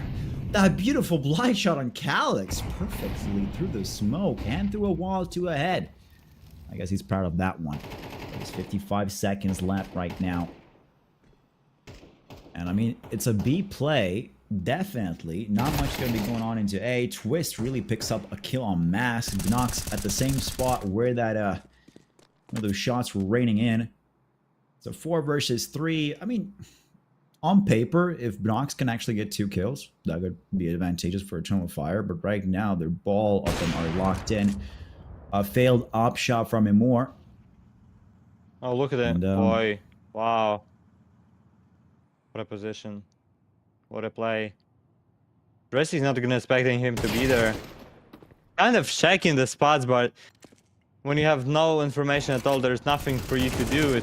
They're actually gonna go towards B. There's no way. Emer still has a chance because the bomb. Oh, the bomb is on side. Emer gonna go into that fight and gonna die from Poi. Ooh, Eternal Fire played so risky there with the Poi being on A, on wide open A. They still decided to go into the B side, and if Eternal Fire would be able, once again that kill would be able to make some miracle there on B side. Definitely Alliance would be kicking themselves for that thing, that they decided to go B instead of A. Oh, there's gonna be 5 long in round 23.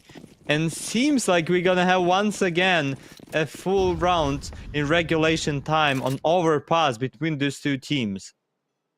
Once again, for the 4th time. I mean, I'm kind of getting scared right now. It looks like it could be a situation for an overtime right now, as Alliance does have the better weapons, the 5 AKs versus 5 USBs. Ooh, look at that camera play right there. I'm going to pop the drone over their backs. Boy, shooting that massive version. That second one, a little bit of a strafe control here, beautifully done. Boy, getting that second one. Look at that third one. But boy, my man, can we see the ace? No, never mind, as Nox comes in through Playground and says, hello, and gets you to the ground, as Poi drops out, and not much left there, 55 seconds. Nox picking up the AK, could be a good chance for him to save it out to the next round. I don't think that's been much, but we're still waiting, as Avid already planted the bomb. 45 seconds going to 45, Twist getting a shot on Dressy, and, I mean, you know, Nox left alone, it is what it is. It is what it is, as you can say. It's gonna be 12 to 11, and round number 24 is gonna decide who's gonna be the winner of this map, or who's gonna get into the overtime. Is Twist gonna get that kill against Nox? No AK saved for Eternal Fire. Still, at the same moment, they have a normal amount of money. So buy here to get the op as well for Immer. The main goal for them is gonna be to hit the shots, win the round, win the fights, and then you can make the things and finish things over on this map. Yeah. What do you believe? Are we gonna have an OTs here or? I think we're going to have an overtime. I don't know why, but something's telling me, especially after Poi picked up that last kill and not letting him have the ace. I mean, I think it's going to be overtime right now. It has to be. It's a minute and 40 seconds. So far, the T side are playing much more aggressively. They do have a little bit of a great push into B, but what I'm afraid really the most was internal fire, having 3 players on B side at the same time. The bomb is dropped off really next to spawn, but if Eric can get this op shot... Oh, and he does. That's an entry right there, confirmed. He has to be afraid of MR on the right side, waiting for his little victim. But a flash, maybe even a smoke could change things. But he's not going to go risk it. I believe he's going to rotate at this point. That'd be much smarter choice. But boy, and bam, we're going to overtime. We're going to overtime. That's it. I'm calling it. I mean, there's no more chances left in this round for Eternal Fire. Wait a minute. Masked with a double and blocks. He's gonna push into the smoke. He's gonna get arrow now. Oh no! Why would he run? Why would you run? Would you go with such a good sneak into the smoke? And Mask gets another one.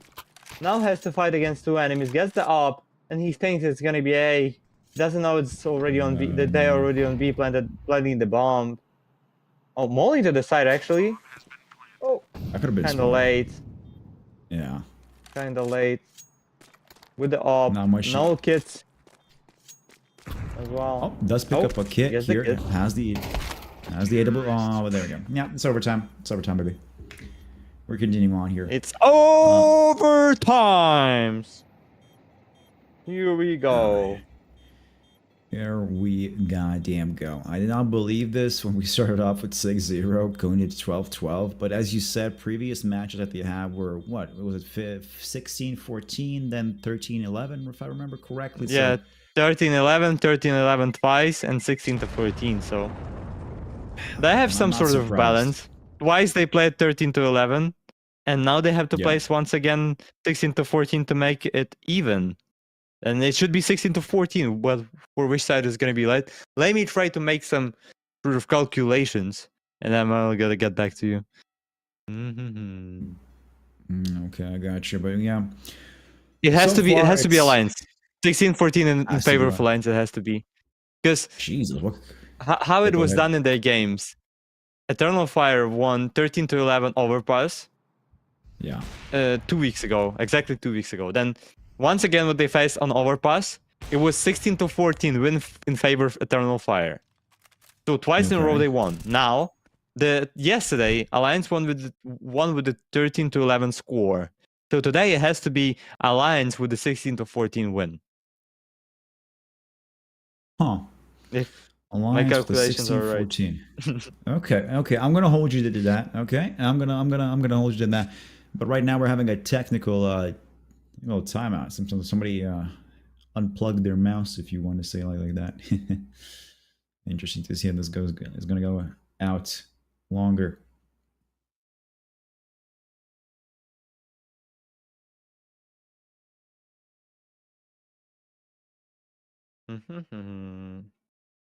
Wanted to say exclamation galaxy into the chat to participate into a giveaway, because I believe on overtime when we change halves. We do.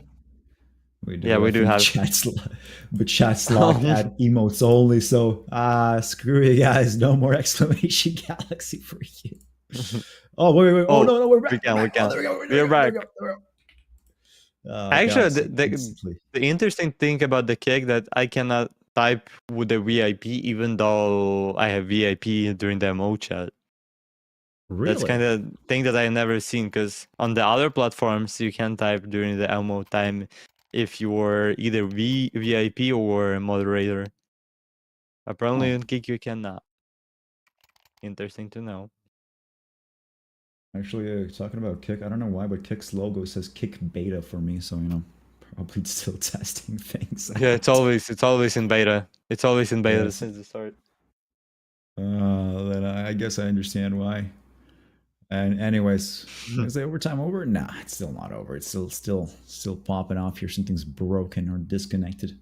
No idea. Oh no, it's over. We're coming back. Great. Yes. overtime. So economy is no longer a play factor for both teams. I mean, unless you buy 5 ops in the first round, then it's kind of your fault if you're really going on a short whim there on the money cash flow.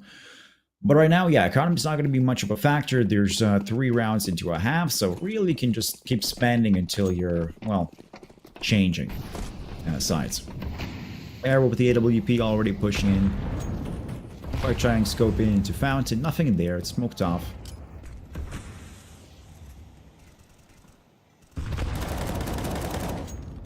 Box. Do some shooting into the smoke. Not gonna be able to get anybody from that smoke. Shootings, though. Slow round once again. Those teams are not fighting quick. They would like to sit for first 40 seconds, I would call, and then fight. It seems that they are... Right now, that's the time where they really don't want to risk it out. So they're no longer doing a lot of... oh. Somebody was caught jumping, masked, playing Super Mario next to barrels. As Calyx is boosted, but he has to wait just a couple more seconds. He will find Twist. As Twist is swinging, but he's swinging hard, and Calyx is taken out. With a nice little headshot right there. Upe spraying, but not controlling the spray too well. Does miss the rest of the shots. Dressy, oh man, shot by Twist. So Alliance should be looking up to pick up this win. As Nox does take out Poi, but he is left alone to save the op for now.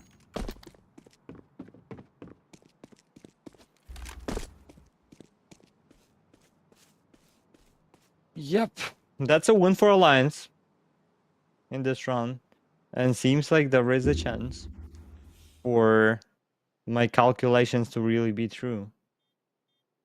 Twist gonna find Nox, but at the same moment is gonna get destroyed by him as well. His Nox are going for ace if they're gonna push him and die as well, but we are not gonna be able to. Can we see the ace here? It's just gonna be the safest AWP. Damn. Doesn't really matter if Blocks actually takes out Upe or Navid. At this point, with the bomb plan as well, the extra cash is just so much. They're going to be loyal regardless of the next 2 rounds. Even if they lose the next one, they can really pretty much do whatever they want. So far it's 13-12. Alliance picking up the first round of overtime.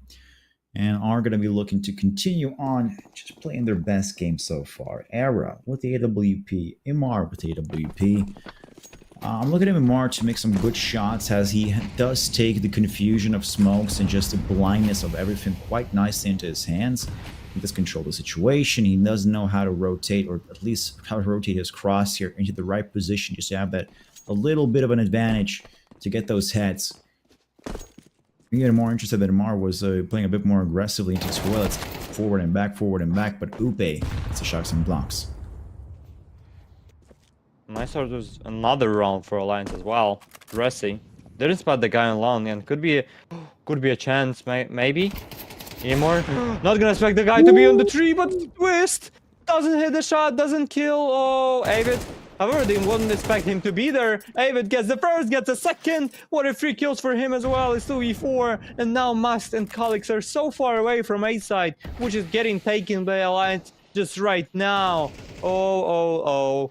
That boost did work for them, but only for 1 kill. And looking at the situation right now, that boost did not work at all for them. Into the general situation on the server. 40 seconds left. Mask gets destroyed once again. And Calyx is 1v4. Another one for Alliance. Yeah, it's going to be 14-12. As you were saying, where's your prediction? 16-14, right? I remember for Alliance. I mean, that was my calculation. That was not the prediction. Well, based on the game that I played before. Ah, okay. Eternal Fire won 13-11, then they won 16-14. Then after that, Alliance won 13-11, and this time it has to be 16-14 in favor of Alliance. I got you. So Alliance should be picking up, regardless of victory for themselves right now. 14-12. Not much action. Calyx is just chilling out in his corner. Really doesn't have to do much. Just survive at this point with the M4. he will be able to drop it to at least his teammates on this last round of this half. So, guys, in the chat, Galaxy, let's spam that up. Exclamation Galaxy for a chance to get a beautiful drop. And by the way, huge props to Abbott. I like how he got the first kill from long. Immediately, and I do mean immediately stopped, repositioned himself, gets that crosshair back in check, and then boom, starts slaying. So, you know, props to him. But last round of the overtime of the first half. Let's see how he goes from here. Look at the Emor, only 10 kills for him. At the same moment that he's ulting almost every round when he has an opportunity for such a thing, an overpass. Having 10 kills when you're ulting, that's definitely not the thing that you're gonna get. Twist! With a nice and crisp headshot against Alex into the smoke he goes. Gets a damage against Bnak as well. Almost kill him there. However, half of HP of Nox is still there with him. But an advantage for Alliance. Looking to make sure what's happening here. Alliance, you have the man advantage. Oh. A small, beautiful Look at boost, that. actually. Look at that. That could be something right here. Masked. Come on. If you can patch. Oh, he catches Hera. There we go. That's a great start. 4 versus 4. No advantages in terms of players for both sides. It's 40 seconds, and it looks like they're going to be aiming to go towards A side, where I believe only Dressy right now is holding. Actually, no. A side is going to be completely empty, apart from Dressy using Banks, but the rotation is happening mid-rotation for the T side. Smokes come in. Bank is going to be smoked upstairs. Is the only place where a CT could pop off and do a little bit of damage. Masks is the man around. Trut gets shot down by Poi. Another one for Poi. We got 2 kills coming in here. No ace so far, as Twist has stolen that opportunity right from behind. Nah, actually, no, there is no lurk from the T side. That's pretty much it. 15-12. Yeah, they should be like that. Oh, dress into the smoke. He has a kill against Twist, but Poi with another one. With a 30 kills on the server. Poi is in the building with another one. With a quadra in this one, he makes 15 for Alliance. And now only 1 round away from doing such a nice comeback from Alliance, from making it happen. They just only 1 successful win away. As we're gonna have a nice case for us. Maybe we're finally gonna see some gold or more than blue. Give us a Please, pink please, one at please. least. Ooh, who's this? Stop, Who's this? stop, Who's stop, this? stop, A pink stop. one? Let's go. Merenga, Chrome Cannon, goddamn freaking-lations. You, man, have won yourself an expensive, a beautiful, one-of-a-kind, the most amazing boomstick ever, brought to you by Counter-Strike in this server, the Chroma Cannon! Now, for you to take home. Congratulations. Anyways. Actually, I like that sniper rifle. That sniper rifle is such a good beautiful. one. And it is a beautiful, beautiful skin. Actually, question, have you ever seen on Galaxy to be dropped a knife? I have seen a knife in rotation of the roulette, but I've never seen the actual knife drop myself. I guess I did once, but it was like during the first season. Or first 2 seasons, something like that. I definitely know that quite a couple of people won the knives. But that was not during my cast. No, I understand, Oh, okay. Oi! Getting destroyed. Okay, I guess Alliance right now dropping that man advantage. 4 versus 5. I don't believe Alliance's strong suit is on the CT side. They would like to be a bit more overly aggressive. Right now, they're actually changing up those strats. They're now rather waiting for Eternal Fire to go to Eternal Slumber and never wake up from Overpass. It's 1 minute and 10 seconds. Bit of a spam from Imar. Through the wall. Not much spam. happening. And spam of bananas in our chat as well. Oh, I mean, not bananas, monkeys. Not Monkeys, bananas. yeah. I'm looking at our chat at one point, just full of monkeys all over. Ooh, UB! What did I just miss? What a nice spray into that smoke. Avid with another one. Is 2v3 now for Immer and Musk. They have to save a day on this map for their teammates, which is probably not gonna be the case as Musk is the final man to beat in this round. Musk get the one, but not more than that. It's 16-12. And my calculations were kind of wrong, but it's still the win for Alliance with the 16-12 on overpass on their enemy pick. They survived and they recovered from such a bad first half, which was 6-0 for them. The first half finished with a 7-5 score, but here we are. Congratulations them with the win on the first map, which is in overpass with a 16-12, and Poi is the man that you have to, I don't know, definitely clap for him if you're an Alliance fan. But it's 31 kills and 99.9 ADR for that man on the server. Yeah, beautiful performance here for Poi. He was very dominant at the very first start of the whole match when we were seeing those 6-0 kind of a loss streak for Alliance, but he continues on getting those kills over and over, and in the end he really showed off what the best he can do. Winning out this first map, I believe the second map should be Infernal, and that's going to be interesting to see as well. Really, I'm expecting probably, I believe, Eternal Fire. No, Alliance should be winning on that one. I believe they have 60% of the win rate on the CT, on the Infernal map. So, you know, I'm just more excited. But anyways, Twisty, you got any last words before we go into our break? No, just let's wait for Inferno and we'll see what's gonna happen there. As you said, 81% to be correct is for Alliance win rate. So definitely gonna be a hard task for Eternal Fire after they, let's be honest, they choked on overpass. Yeah. We'll see what's gonna happen on Inferno, and we'll get you back after kind of 15 minutes break or something around that. Yeah. All right. Well. I don't wanna be too sucked into it, so I'm not tempted to empty my hand. Rising above and below, flying above what was planned. Said I couldn't suffer in silence, I ain't a suffering man. Cash that check, get that money, man I just sit and invest that P. Ask respect, man I get that honey, show interest and I set that fee. Man I go red but it ain't that sunny, so complex for my empathy. So I might laugh when it ain't that funny. New project, let me send that beat, let me send it home. It's too late for the endings, bro. True say got a friend in Rome that'll set this tone for the pending loan. Ending tears when I end that show, breaking bones. Paintings here but I ain't that low. The end is near when we take that dough.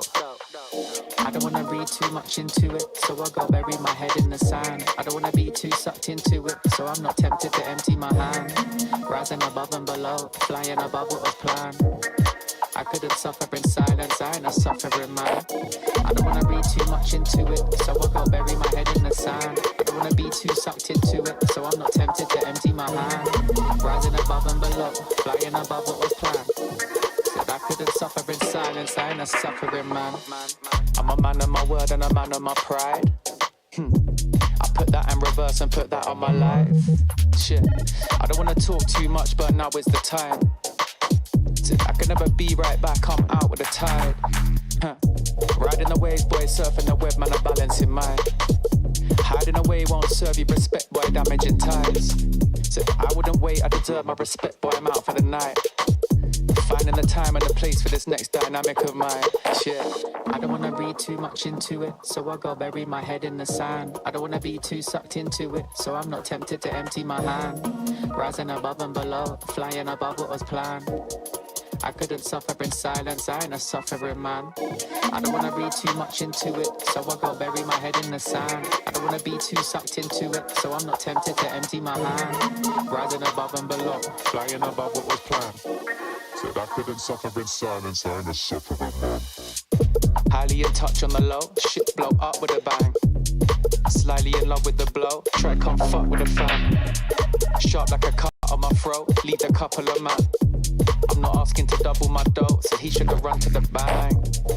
Raking it in, facing your fears when you're faced with a king. Say with your chest, get lace in your limbs. Aiming correct, now he's tasting his chin. Aiming the left, try raising their sins. Saving the rest, man, I'm waiting to win. Pay me your debts, ain't safe in the bin. Aim for the chest, hearts racing within.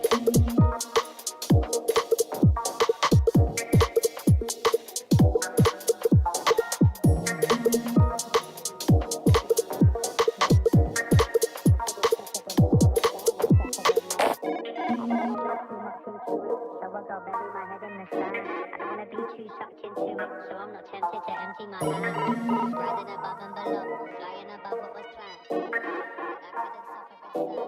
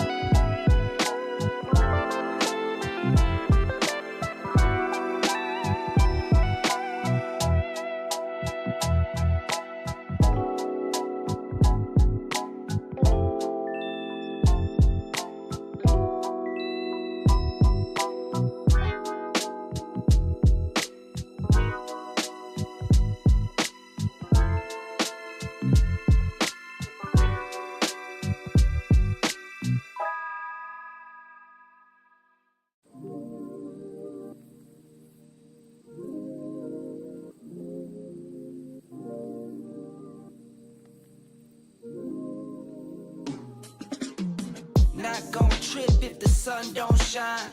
Not gon' trip, you know I get mine. 2020 vision, I want all the loot. 2020 vision, I want all the loot. Not gon' trip if the sun don't shine. Not gon' trip, you know I get mine. 2020 vision, I want all the loot. 2020 vision, I want all the loot. I'm talking be my all clean, fit too mean, finger all shiny on my baby's diamond ring. I was on a high till I caught onto the scene. Swear I lost my heart when I fell in love with things. Rookie year went broke like Jalen Rose. Got the price, sold my soul to the things I own. Switched up, locked in and got my mind right. Prioritizing, got my business and my time right. Wristwatch, no TikTok, you know the crown. I get guap, then flip stocks, you know it now. My baby's loyal and she holds it down. Play with my fam and I might blame you, but it's going down. Not gon' trip if the sun don't shine. Not gon' trip, you know I get mine. 2020 vision, I want all the loot. 2020 vision, I want all the loot. Not gon' trip if the sun don't shine. Not gon' trip, you know I get mine. 2020 vision, I want all 2020 vision, I want all the loot. Windows tinted, never rented, but I've been accused. Numbers up and we need no recruits. Leather loafers for the tailor suits. Making moves that you can never do. You sure I'm cool, but I'm never amused. When I cop it by the tools. The weather change, I change the views. I drop a record and I watch it boom. You see me working like one on a Zoom. Was that since I left the womb? I'm staying silent when I'm in the room. From the soil, now you see me bloom. Zoom, and it's to the moon. Stop making promises you never keep. Out of touch, never out of reach. Dot the I's across the T's. Not gon' trip if the sun don't shine. Not gon' trip, you know I get mine. 2020 vision, I want all the loot. 2020 vision, I want all the loot. Not gon' trip if the sun don't shine. Not gon' trip, you know I get mine. 2020 vision, I want all the loot. 2020 vision, I want all the loot.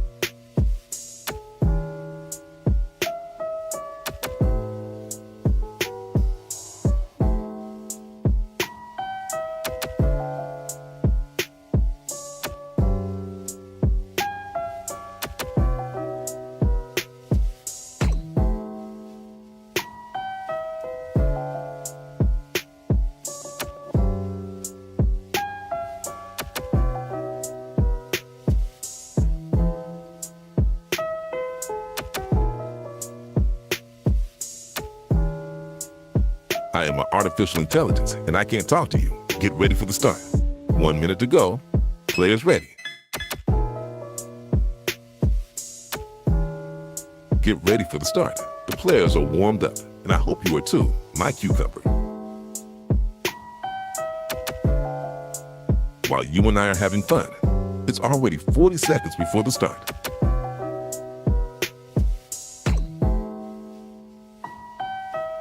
"30 seconds before start.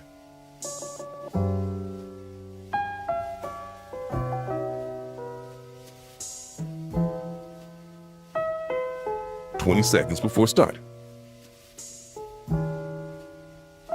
15 seconds, baby. 10 seconds before start. 5, 4, 3, 2, 1. And we're back here for our second map, Inferno. Of course, the first one being Overpass Alliance, somehow picking up that beautiful win, 16-12 into overtime. Easy peasy, lemon squeezy. But right now, me and Twisty here are going to be popping into Inferno, getting ready for that second map where Alliance is the big favorite here to win out. According to HLTV, they had 60% point two on Inferno, but I think it's about going to be 80. I mean, just by the distribution of how many maps they play, 118 out of everything. That's pretty much more than 50% of just playing and grinding Inferno. So I'm looking at this to be a beautiful, beautiful win for them, especially if you look at it. Look, they even picked Inferno. So, you know, Eternal Fire, we have to a little bit of suffrage here. Yep, at least seems like it after, especially with that loss, that advantage that Eternal Fire had almost throughout the entire map of Overpass. We're going to the Inferno with the score 1-0 in favor of Alliance on the map, which is not looking great at all for Turkish core here, for the trio of the boys from Turkey and two boys two Polish ones, yeah. From Poland. Yeah, two Polish. Yep. And it seems like, maybe 2-0 here. Another 1-0 for me on Galaxy Battle Phase 4. Or maybe we're gonna see some surprise bird on fire here. I mean, but anything they can started happen as at this T side. point. Which side do you prefer more here? T or City? Actually, on CT probably would prefer on Inferno.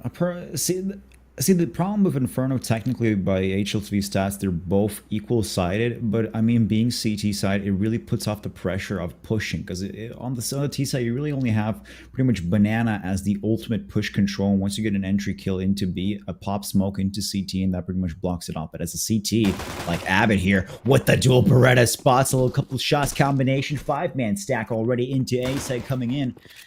And it's going to be an interesting one over that. 53 seconds left. Tease. Look at Binox. Actually, even looking for a counter push. Nothing happens too much right now. And even a plan comes through, which is the most surprising part, because since Avid really put on the pace here with the dual Borellas. But anyways, let's see how this is going to be continuing. It's 5v5. 5v5 retake. Seems like something impossible for Alliance to do, honestly, here. With the 20 seconds left, Avid gets the kill. I mean, that's something, but no time left at all. You don't have defuse kits, boys. You have to defuse 10 seconds. You have to get the kills, which is definitely not going to be possible and not going to happen in this round. It's Emmer going to get the kill, the final kill at the end of the round number 1. It's 1-0 start for Eternal Fire on that Inferno. That's a bit of surprising. I mean, the setup was completely there for the CTs. I mean, Avid with the dual Berettas, I believe even he could have probably just stayed out of boiler, started just blasting, and could have at least gotten a headshot for himself. But it is a failure for Alliance, at least at the start here right now. But they're going for a full-on force. The MP9s, the 5.7s, well, actually even a deal for Upe. That could set up something for him right now in Banana. Even though the T-sides do have Galil's, Masked gets a fat nade right into his face. Drops down to 61 HP. Molotov combination together with a couple of nades, maybe even a smoke here. No flashes yet. Poi, standing point, but is burned. Wait, did that just burn down? Yeah, that's... Avid just got the nade, after that got the molly, and nothing for him to even see the enemy there in this round. Oh, he saw the nades, and only nades, and then he saw the floor and just died there. A normal amount of damage towards Bnox, 51 HP is all that left for him. Boy, keeps hiding. Then the sandbags, gonna go for a pick, gonna get the kill, and actually gonna escape from Banana safely. Oh, colleagues though, almost killed the UP. Two guys are now damaged, around 40 HP for Alliance. There is a damage as well towards Nox that was given on Banana. 35 seconds left. And with this slow play, Eternal Fire could get into the troubles here. Era and Lupe holding the cross angle off of each other, but not even playing off of that. Really, only Era gets a nice little headshot and twist as well. It's a 3 versus 2. This could be a reversal right here. MR is stuck with the AK, try to push into A side. Callus right from behind, but there we go! Point and twist at the same time! Delete Eternal Fire! Yeah, this what a force!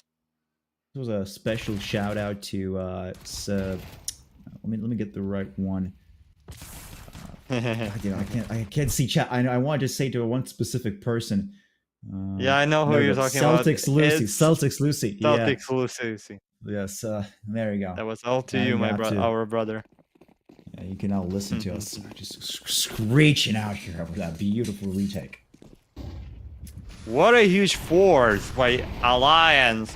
Even though they lost that pistol round, with a huge problem. Nothing for them to show at the first round, but then at the second one they strike, and in the third one, Masked with a smoke kill into the head of Twist. Bye bye Twist, see you later. It's 4v5, and look at the damage towards Nox. Once again, he starts the round with a HP. Boy, it's the only one man on B. Would be a problem for him soon if Musketeer is gonna walk, and he's gonna keep walking with a Deagle. You're gonna, yep. Ooh. Oh, the smoke killed him. It was all because of the smoke, as he hit the smoke right into him. 4v4 now. Eternal Fire stole the gun on Banana, and now they're gonna go towards A. Yeah, it is gonna be a B push with the bomb, actually. Slowly getting closer and closer. A-side is only going to be contested a little bit by Mr. Avid here, trying to make those shots count, and he does. Dressy's out of the picture. It's a 3 versus 4 right now. And it seems like it's a slow push into side. 30 seconds left. Era, I can already see he's relaxing his shoulders. Boy, great boost. Catches the 1-2. Yes, connect. Looking for that third one. Actually, it's a 4-4 now. Yep, there we go. 4 kills for Poi. And now, a good old-fashioned victory for Alliance. 2-1. Let's check on chat. Somebody doesn't like our commentary. I'm gonna find you, Lavosia, 53. I'm gonna find you and just speak words into your ear. Anyways, let's get back to the game. Enough of these memes. Well, he's gonna be asleep. Yeah, definitely. Yeah, so 5 Glocks on the internal side. Not much happening. Masks is the first one to take damage from a nade. Twist is actually holding a good angle here on barrels. You can already see Imar, foot shoots it through the wall, does connect easily. Not even a doubt that he could not get a kill. 130 seconds, and I mean, it should be an easy victory so far for Alliance. 3-1. Yeah, should be Twist. Maybe with another head. No, not yet. Alex gonna walk from balcony. Actually, not gonna spot anybody. And if he's gonna, oh, what a timing for him. UP. Oh, look at it. Look at Kalik's body and how he's staying there. Nox 3v5 now at the moment. Era gonna get another one. Yep. I mean, that should be an easy 3-1 start for Alliance. Even though Eternal Fire got the win into the pistol one, but after that lost force, lost full buy, and now they're losing another one, 3-1, and Eternal Fire. This start does not look good at all after what happened on Overpass, especially at the end of it. Yeah, a bit of a actual. I saw Nox changing into semi-automatic on or technically burst mode for the Glock as soon as he saw the MP9 just peeking out in boiler, and then it comes in out and go bam, shot through into the head. Didn't even wait for that. Well, anyways, continuing back. So Internal Fire now having a little bit of a better economy. I mean, we do see a lot of AKs, so at least 3. Really, at this point, what they should be concerned about the most is just securing an entry kill. Because so far, they do take 1, but either that's done even by a lurker or just by pure luck alone. Alliance, on the other hand, are controlling everything the way they want to. Like, look at this Abbott already pushing into apps, and even though Calyx has the AK-47, he just has the better angle, the better strat, the better map awareness, a better skill, a better... I can't see that name now, so never mind. Area as well, taking Dressy out and continuing on to just make pressure. Yeah, 3v5, another great start of the round for Alliance, and so far so good for them. Yeah, doesn't seem good for Turkish fans. They would mostly, I mean, let's be honest, most of the fans of the Eternal Fire are Turkish based on our chat as well. Yeah, I've seen a lot of messages from Turkish fans. Shout out to them. What's up, boys?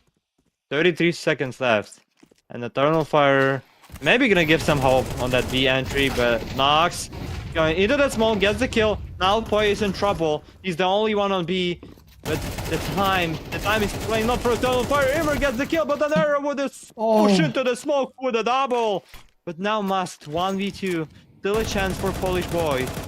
Especially with the 36 HP for Avid. Could be a chance actually. They're not playing together. Oh, this is interesting. I mean, wow, nicely done by Era, of course, getting the beautiful double mast coming through and pulling it out here with the plant as well, and beautifully done with the smoke as well. On top of that, really cancels out the Molotov. Masked spots Avid, shoots him down. It's a 1v1. Upe does have the advantage of at least having a defuse kit. Oh, what? No. Ah. If the angle was just a little bit different, Upa could have actually had that diffused held on. Yeah, but that's a win. Yeah, it is a win. Or actually, I believe I can hear a... Yeah, tactical pause there. Yeah. I mean, if Alliance would just have a one smoke there, the round would be way easier for them to win. Or just had to play together. But instead, just kind of didn't hold the right angles positions at all, and let the guy walk towards George. You don't want to do that, honestly. Yeah, you got a full-on re-rotation around Church. Yeah, that really messed him up over the whole control of the site. Even though if they did have the diffuse kits, they did have everything they needed, they just could not hold on to the control because the last man standing was rotating forward and back into George, just making a big rotation like it's NASCAR. Now, Molotovs and smokes are flying into Banana. Binox trying to make a little bit more pressure. Twist giving a shot for Poi to be boosted up. But Twist, through the smoke, actually gets caught blindly so. Oh, and Poi as well. He could not have time, got flashed. Did not have time to just back off. You know, the weirdest part, he pulled out a knife, and instead of backing off fully, he just did a 180 and then backed off. He just pressed S. That would have been the same result as well. Resi? Oh, not gonna get a kill against Sarah here. But Kalex is coming for it.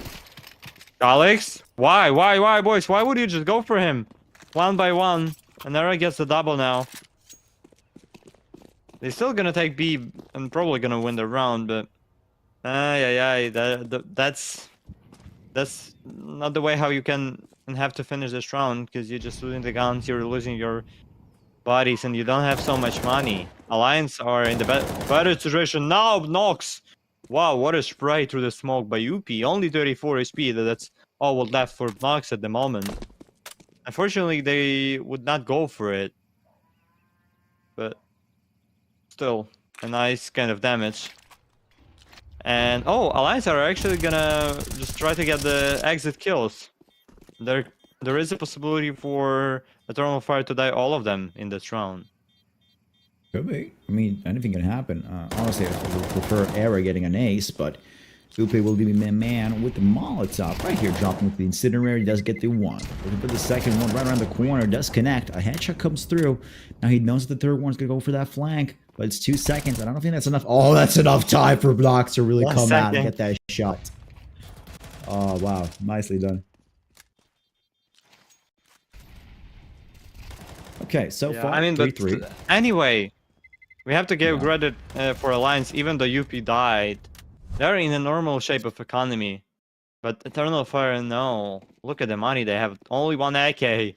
Mark 10 to Galil's, saved M4. And the buy of Alliance is even better now, even though they lost second round in a row. Yeah, Eternal Fire right now is suffering from success, if that would be the correct term. Yeah, as you said, only one AK is going to be really, really slim in there. On the other side of the lines, having those 4 M4s and AWP on top of that. That could create some pressure, make some great shots and opportunities. Really, I'm looking at those nades, the utility. As Dressy is already pushing into Boiler, Era actually backs off with his back face to Boiler. That could open up something as well. Calyx. He's looking to do a dual man push into A side, post up shots into air, but he does have the AWP, so health to him is not that most important. Dressy on the Boiler right now. not actually entering anything. As B side, it will be the main priority and target as Mask is carrying the bomb, the ultimate telephone, into sight.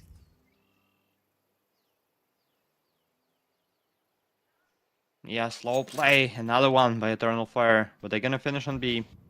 There's a guy. Oh, UP. Ooh. Nice aggression there. But what a timing, unfortunately. Oh, maybe. Oh, wait. He just stood into the wall. He thought there was Wait, a did he guy, but there was nobody there. Was that a chicken or a guy? I don't remember. Maybe I think it was a chicken. maybe there was a chicken. Yeah, I think that was I'll a actually chicken. gonna watch a replay. No way did he just shoot a chicken. I thought it was an actual player. But regardless, it's 20 seconds. So far, Bomb is making a rotation from B side into mid, where Avid is waiting avidly and just patiently for what can happen next. Long is going to be the first victim. Actually, not even a victim. A killer. A straight goddamn murderer. Puts shots into him on A side. Bomb's going to be planted as well. Era and Upi not going to have him to do much damage. As you can even see, masked through the smoke into library. There's a shed shot connected, and that's pretty much it. Yep. Another one in hands of Eternal Fire, but still some money left for Alliance. Even though they lost already the third round in a row, Era is gonna say that AWP and maybe gonna drop something to his teammates. So could be even a possibility and chance for Alliance maybe to buy once again. But they have to win. The buy is not enough for them to win. They have to get the kills, finish the round, get the entries, and either retake or either not even get into the retake. Just kill your enemy quicker than that. Wait, I'm just looking at that replay where there was a guy who was shooting into the boiler. Chicken. Waiting for that one. We gotta find out if that was a chicken or not, because if that was a chicken, that was a huge mess up from Alliance here. As we're doing a tactical pause, both teams have 2 left right now. They're trying to, I guess, again, do the same thing they did on Overpass, slow the momentum down of Eternal Fire, and really think about what can physically change in these strats. I mean, Era has the AWP. He can definitely drop an MP9 or something with that 4.5k cash. He's loaded at this point. But the real question is, how are they going to be playing continuously from here? If they do lose this round, their economy is not the worst, but it's not getting much better. They are going to be going here for a full buy in the next round. Right now, it's a full eco, and Era going to be the main anchor of the whole team. If he gets 2 op shots connected, that's already something quite nicely done. Anyways, guys, also remember exclamation Galaxy into the chat.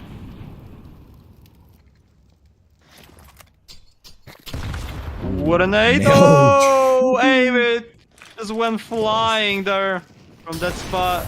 Era with a pick, gets the first, has to somehow get back. Poi with another one, with a reveal. Is it gonna work? Yeah, Parrot's gonna get another one. It's 2v4 now. It's another one by Poi. Galaxy is the last one standing in 1v4. That was the round with only one gun. Only one gun, and AWP in hands of Era. And the Deagle in hands of Poi are about to win this round for Alliance. There is no way they were not able to win 3 rounds in a row with a full buy. They just won with the AWP, and that's it. That's a triple by Era. Wow. What a man. Wow. The man you are. The hero you are for Alliance. It's 4-4, which is once again the score tied up. Let's see it once again. First, then throws an 8. Doesn't want to pick at all at the start, but then picks Musket, and then gets the third one an easy way. Wow. Yeah, when I said Era being the anchor point, I didn't imagine them being that much of an anchor point. The dude really picked out here mid, gets a great shot after, I believe, Avid goes flying in mid, continues on to get a bit of a sexy through the smoke shot in mid, and the third one to be a finishing. But also Poi with the Deagle providing great support. Those headshots really added to their victory. They're coming back for a tie. It's a 4-4. In terms of equipment, it's going to be Calyx who's suffering the most with the Tech 9. He's not going to be able to do much. He only has 2 kills for himself, and he's proving that he cannot really connect so far. Though, with a Tech 9, a push could be a very possibility, especially out of Boiler if Era's not really ready for it. I could already see Era's clocking back that shoulder, moving those hands on the keyboard, interestingly enough. He's ready with the AWP. It's just a matter of time. If he shoots right now, at any second, that could be a shot through the wall easily. I'm not sure if that's going to connect, but that could be a possibility. Oh, what a nice bait. It's a fake. Another one. Oh! What a miss. What a miss. Another one. And UP. But look at the HP. UP. Just one bullet away. UP gets the kill, but then they're straight by Dressy and Twist. That's, you know, that Dressy's 21 HP. Calyx is 57. Combined, they don't have such HP as Twist have just by himself. Still a chance. Jesus. Twist. He has to focus up right now. He has to at least make that first entry count. He has a defuse kit and he smoke. So Ninja could be. But there we go. Dressy out of the corner box. Manages to find Twist. Just peeking a little bit, inch by inch out. And then it just connects those shots into his head right there. 4-5. And look at this. Upe had a perfect lineup. If he just had a second longer, he could have taken out 3 players at the same time with just one spray. Unfortunately, that did not happen. Yeah. I mean, it feels so kind of random to see Alliance won the previous. I mean, not the previous round already, but losing the previous round the way they lost, and round before that they had such a nice performance with Error, AWP, with the Deagle, and then you're losing against like that. Yeah, that just doesn't feel like some consistency by them. And I'm not gonna be surprised if we're gonna see the tied score here with the boost. Oh, but Nox gets on the floor. Man's gonna get his AK. But boys keep playing aggressively even though he got the entry already and they know about him. Bananas occupy with good kills. Upe making it successfully back into the game after failing that spray last round. He does get a shot through. And Moore's down, Nox as well. Calyx picks up Avid and Era as well. Upe with the refrag right around the corner. It continues on from the pressure of Calyx. It's a 2v2. Twist, on the other hand, is going for a little bit of a nice middle push together with Poi. They're trying to double it up here as Dressy using that. Oh, that's a failed Molotov. Well, screw that. Or could that actually be an intentional one? Well, who knows? At this point, Twist is the main man. Going for balcony. Looking for those shots. Though Calyx up in graveyard just chilling. Oh, but there we go. Poi! Nicely done. Through the box and Calyx. Dressy's left alone. He's going for those shots. Twist is coming in. They do spot each other, but Dressy with the triple! Gets Poi down on the ground to secure a 6-4 score. So, it's not a bad half if it all ended here, but there's still 2 rounds for us to go, guys. And remember, exclamation galaxy in the chat. Yeah, and Eternal Fire still showing some good fight. Actually, I did not expect that to happen. I'll be honest here. Eternal Fire I did not feel like they're gonna be that strong on Inferno Special. That unsuccessful play against... Oh, Immer gets the kill. Should be an easy kill here. Yep, that's gonna be his 7th for Eternal Fire. After that disappointment that Eternal Fire had on Overpass. After that, joining on the Inferno, which is definitely not the best map comparing it to the Alliance map. And playing like that, that's definitely, you have to give her credit them for that. Nox gonna get another one. And no save of the gun for Era as well. It's gonna be 4-7 as we're headed into the final round of the first half. Alright, we're getting closer and closer to that giveaway. I'm just gonna spam the whole damn chat just real quick. Anyways, now back to the game. That was a good echo with the 5-7 and P250, as you said. It's, of course, an easy victory for Eternal Fire. We're looking here to at least make it to a 7-5 for Alliance to have a good half. In essence, this is a 0.5% CT map, a little bit. So if Eternal Fire can play the same way they are right now, but a bit more passively on the CT side, that could open up a possibility for them to go to the 3rd map. Although, I'm not sure how that's going to go.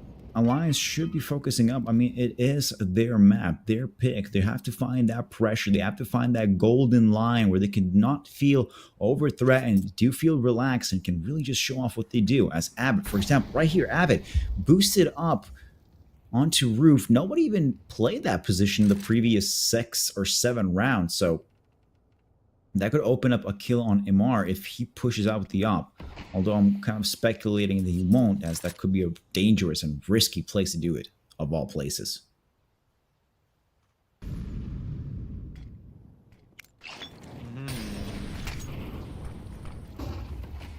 David. Still no fights taken at all. Finally, Avid gets the kill. Was waiting for so long. Boy gets another one. It's a nice start for Alliance with those double fights, with this double kill at the start. And 3v5 now for Dressy, Calix, and Musk for that trio. They have to do something more than just kills. Have to get more than that.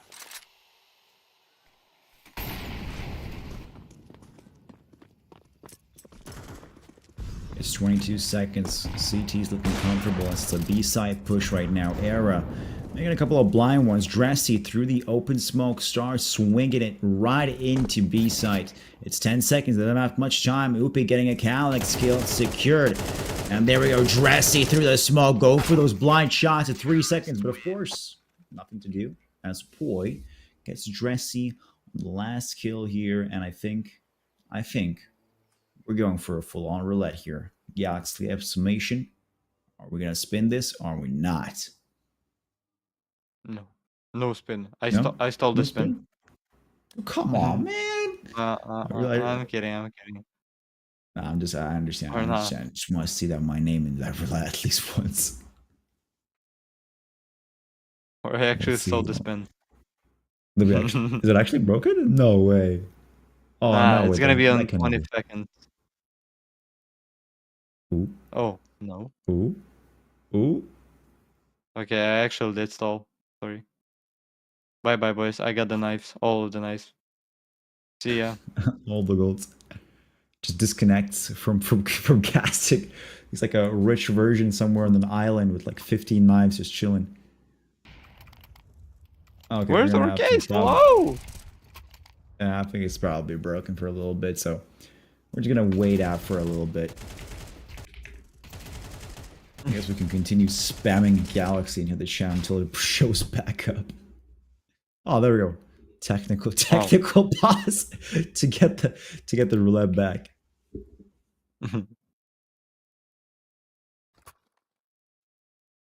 Look at all these chickens.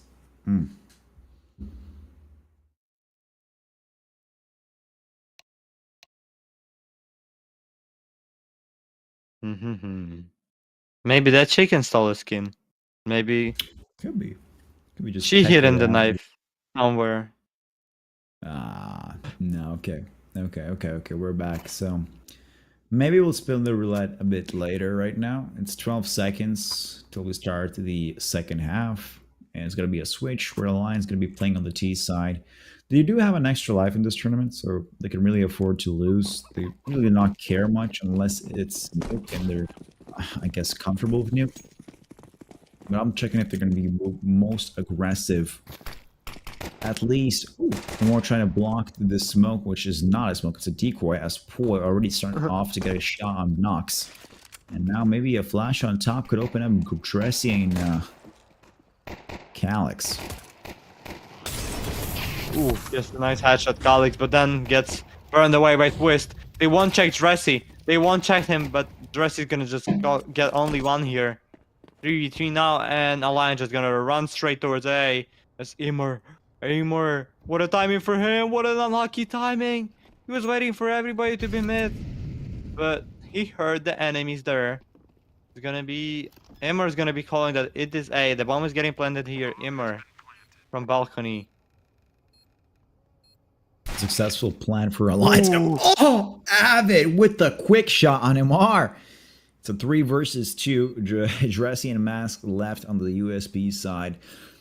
They do have a chance to win it through, but if they had the at least a bit of a utility more, or maybe a diffuse kit, it would be looking much better. But I don't think so. Right now, Dressy left alone, not going to be able to shoot anything. Then has to retreat back with his beautiful butterfly knife. And I guess just slide out of A side. High in church and wait for the next round.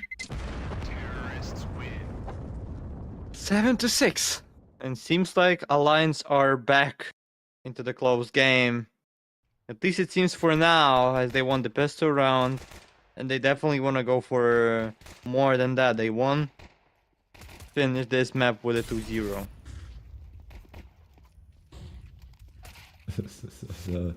I'm not gonna say anything, but I just saw Abbas comment. Bro, I think you're into that protein shake a bit too much.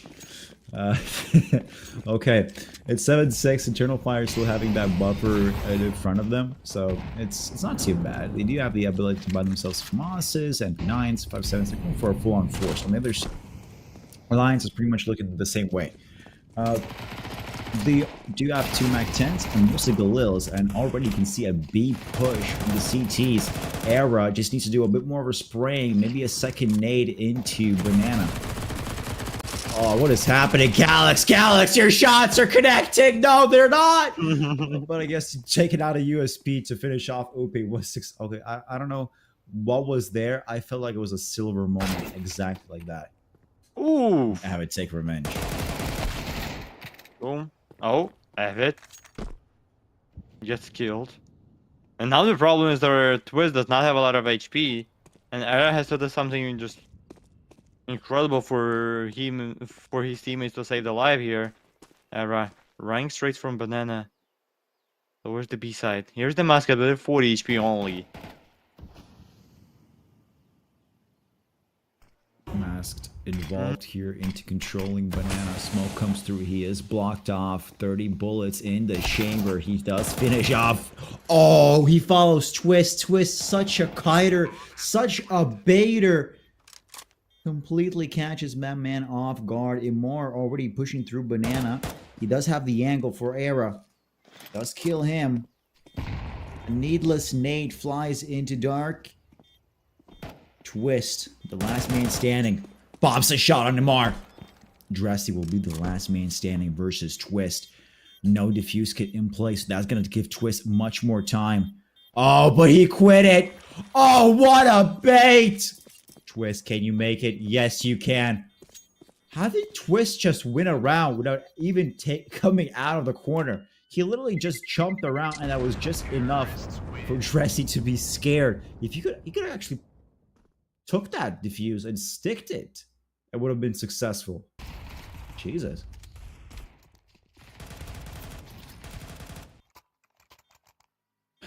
Well, 7-7 right now.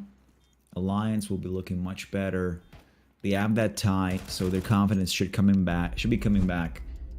And they should feel quite nice. Oh, tactical pause. Maybe right now is the time for the roulette. Oh, there we go. I see my name on the Violet Daimyo.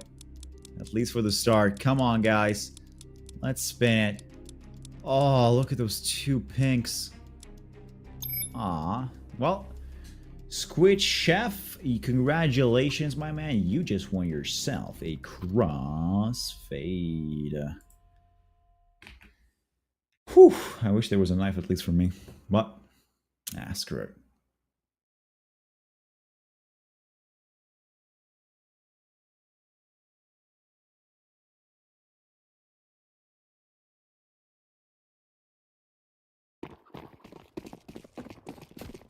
Now we're back. 10 more seconds. Nope, now it's completely in. Here we're going, continuing 7-7.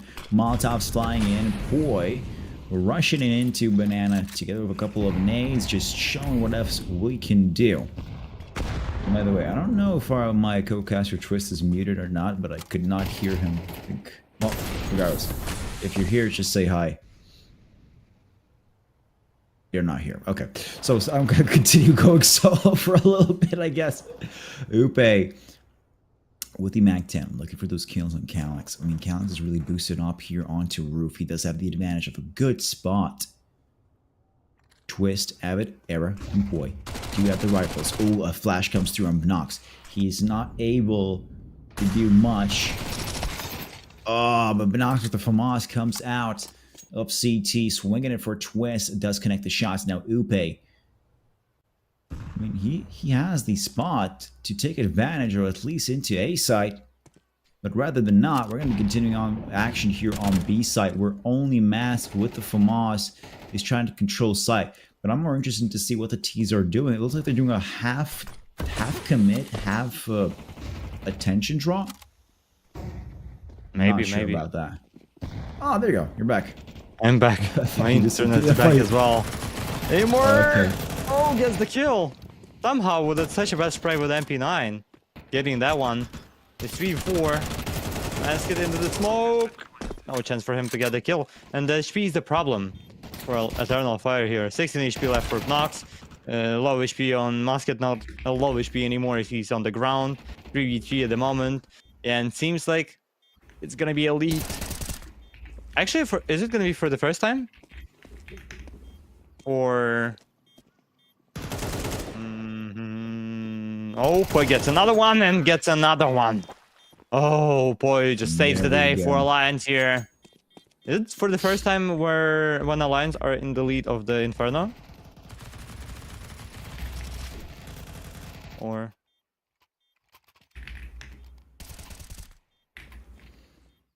Calyx, yeah, just beautiful play here by Poy. I mean, last man standing, he just completely just held it down, stick it through.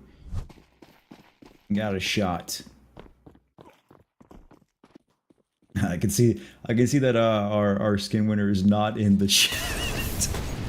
Oh man, this is gonna be amazing. Sorry to take the action a bit from off the game. This is getting interesting. Oh boy, with entry into the smoke. Another great start of the round for Alliance. David gonna go for that pick and is gonna take the advantage here of the Khan. Even though he's only 12 HP left, but the Galil helped him there because he was fighting against an MP9. 3v5. Resi actually gonna go for pick, but it's gonna get destroyed and vanish from the server by Avid. 2v5 for now, and Alliance are about to get another one in their hands. And then more being left alone is not gonna provide anything. Oh, oh, nice. I think I might get it. Okay, Poi now planting the bomb so far.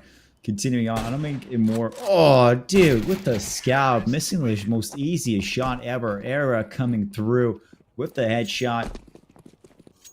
Gets a nice little one right there. Just connects himself to the game so far. Avid, Neria, with the entry frag was mostly important here to maintain A side to get that bomb down. And of course, 10 seconds left. We're going to be looking at the economy so far.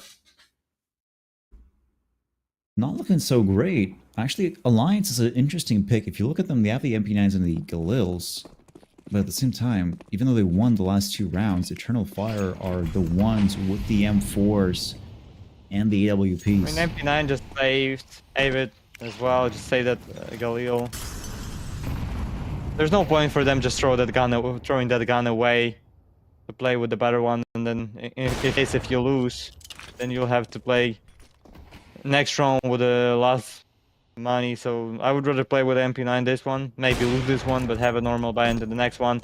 Oh, Nox gets in another one.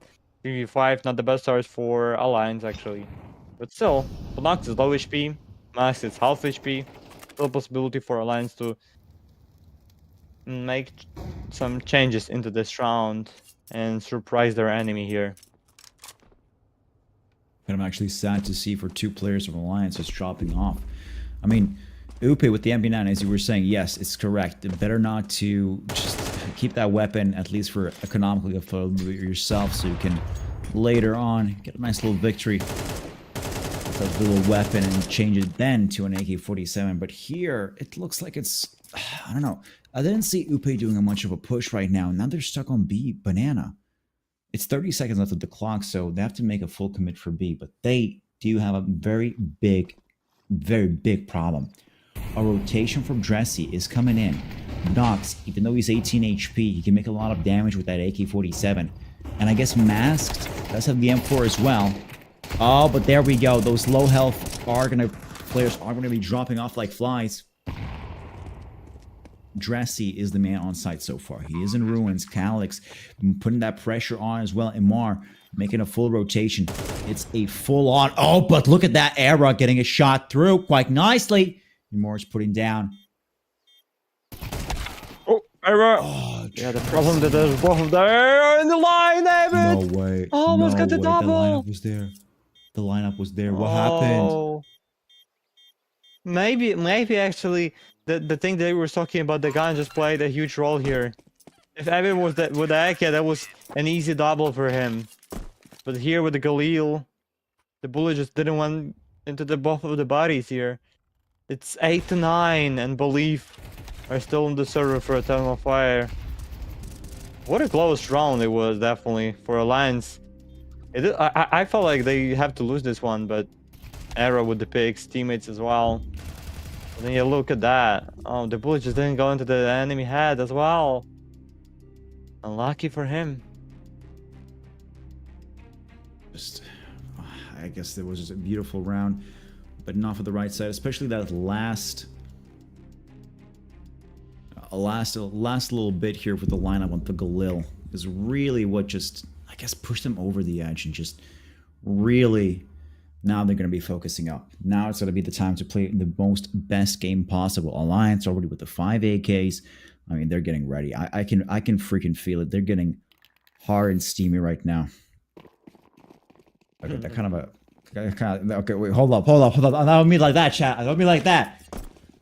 Okay? I mean, chickens. Anyways, chickens, exactly. That was a chicken shot and boiler. 2 M4s, an AWP for Umar, an MP9, of course, from Calix on the CT side. It's going to be a great weapon to push through, but I haven't seen much MP9 pushes apart from apartments. The making a great shot with the headshot on Umar. But I'm on top over the top. He's why are you going, boys? Hello! Why all of them are just picking him? Who was that? Poi. They just picking Poi like he's invisible, bro. I don't know. Immer got unlucky timing, then masked. Oh, no way. Mask is going for the op when he's only 24 HP left and 1 bullet away. Imagine the nade there or something like that. 1 minute left on the timer. 60 seconds on the clock. Alliance, it seems like they're still gonna work towards B, even though they're gonna have some sort of fake by UP and Era towards A side. There's only 1 player on A at the moment. Is Eternal Fire going for risk to stack 3B? Knox. Oh, look at the timing. The timing is there for UP to get the kill, and A side is now wide open. Even though the Alliance are still going for B. Wow. Maybe that's the time to back up. Yep, they're just gonna run back towards Banana, 20 seconds left, but they're gonna be able to run towards A, blend the bomb there. It's gonna be 4v3 still advantage for them with a nice positions taken. And it's gonna be a great opportunity right now for Alliance to get that 10-8. It's bombed down already, and pretty much the CTs are gonna be going for a full-on. Just save. I'm gonna be.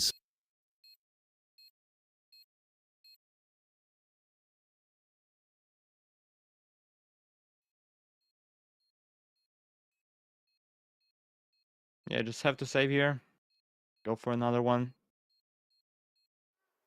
10-8. An Alliance with the slow, but with definitely a successful steps. Are getting closer and closer to this win and to the slot and playoff spot into the Galaxy Ball phase 4, as nobody's gonna get the kill here into the safe.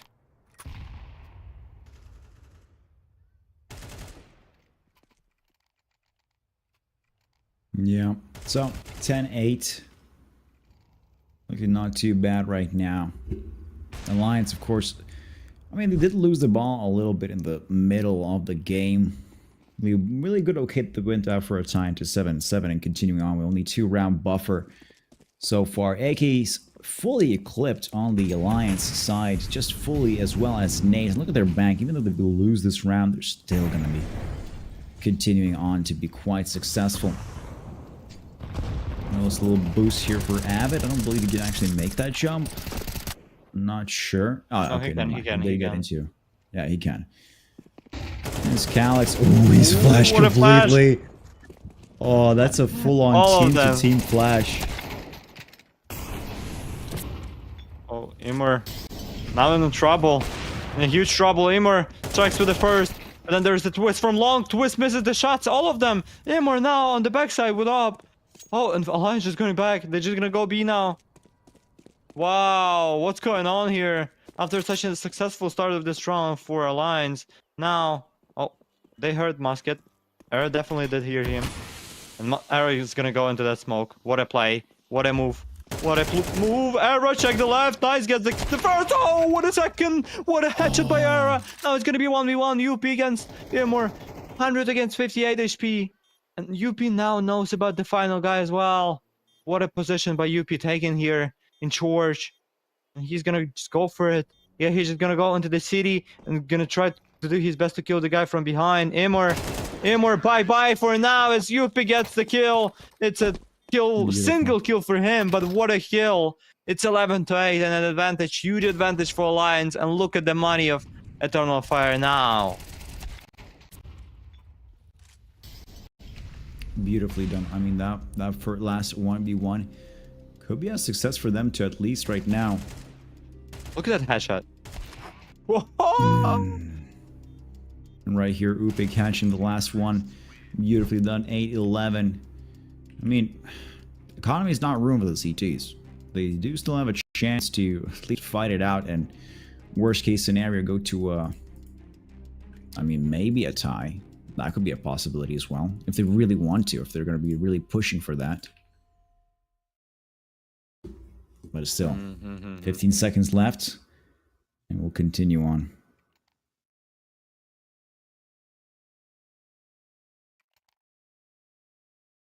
And only one defuse kits for Eternal Fire this round. That could be a huge problem in the future if the bomb is gonna get planted, and if they won't have a lot of time for that.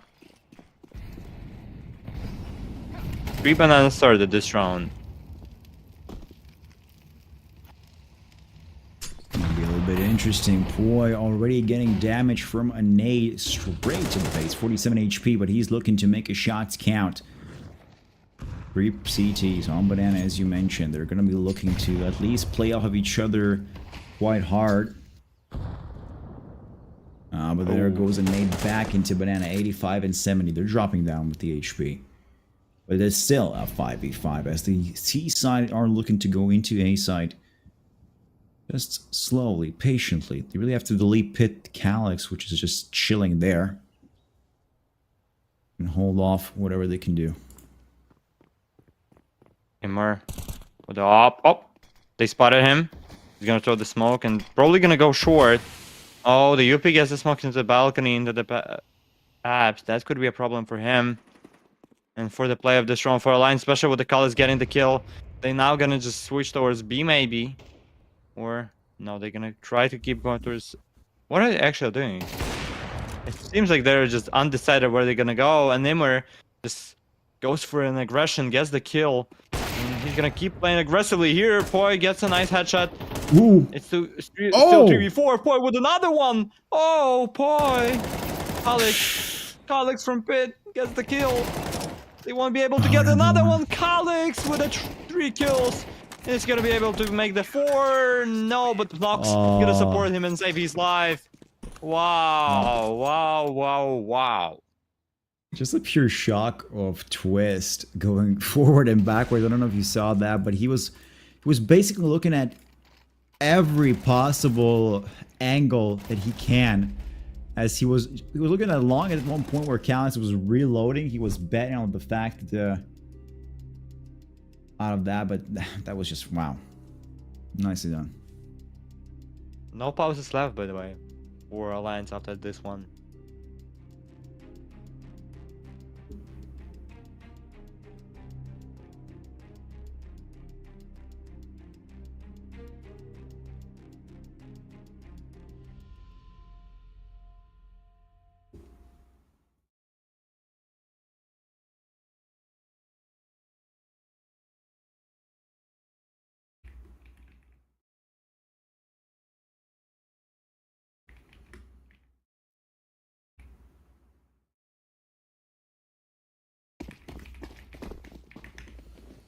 All right, we're back. 9, you know what? No, 11-9. Alliance having the pistols right now. They'll be looking to be a bit more aggressive. Maybe pushing Banana strongly and hardly, but you can actually see that there's a full-on coop of them in second mid as Poi lets through blocks right behind his back, and Mask will be the second victim. Yes, he is! There we go, picking up the M4. Now in hand, 4 versus 5. They have the man advantage. But they still don't know about the second guy, the Nox here. And he's gonna get the kill just right now. He's gonna get the bomb as well. Wow. That's the thing that they would never expect to be there. And now they're gonna fight. Now they're gonna just go for him. Try their best, and Aimer gonna catch Avid running into the mid there. Era get the kill against Resi, but Nox is still alive, still survives, still gets the kills. It's 2v3 now, and the B side is still wide open. Nobody was there. And they're gonna plant the bomb. Probably have to do it as well. And 3 from Banana. Oh, look at the first guy. He has to die. Era. Nice spot for him. Get the first. Get the second. Era. Double. Oh, triple! Quadra kill for Era. No need for an ace. This man is standing on business. All 10 goddamn toes planted. Keeping control of Banana and splitting everything and all of the CT skulls in half with those bullets. Look at that. There we come in here for the 1 shot. Connects in the 2. And the third. The third! Kill for him. Completing out here for Alliance now to getting that match point 12-9. Yeah, that's definitely for Eternal Fire here. That's not the way they expected that round to be, especially with that Alliance. Pretty much there was a pistol round by them. Oh, they're gonna destroy Poi into that smoke. The nade comes. Wish. Oh, getting some sort of damage with the molly there, but not enough to get the kill. An entry for Eternal Fire, but they have no defuse kits. And not a lot of nades left at all. Only 2 smokes for them. Avid catches Stressy off guard. And now they're just gonna go towards A. And Avid's gonna get another one. Immer's the only one man standing on A. Get the kill against UP, however. Avid gonna die from blocks. Didn't I hear him, or something happened with the headphones there? Now it's an advantage for Eternal Fire. Immer gonna die. No more advantage for defense. Once again, Arbra is gonna get the headshot. And it's all about Musk, who's 1v2 now. No diffuse kits, as I said at the beginning of the round. Smoke and flash with him. But has to kill the first and has to kill the second. And has to defuse for 10 seconds. Mask already pushing into A side. Has the smoke. Go for the ninja, but it's a wide swing, and that's it.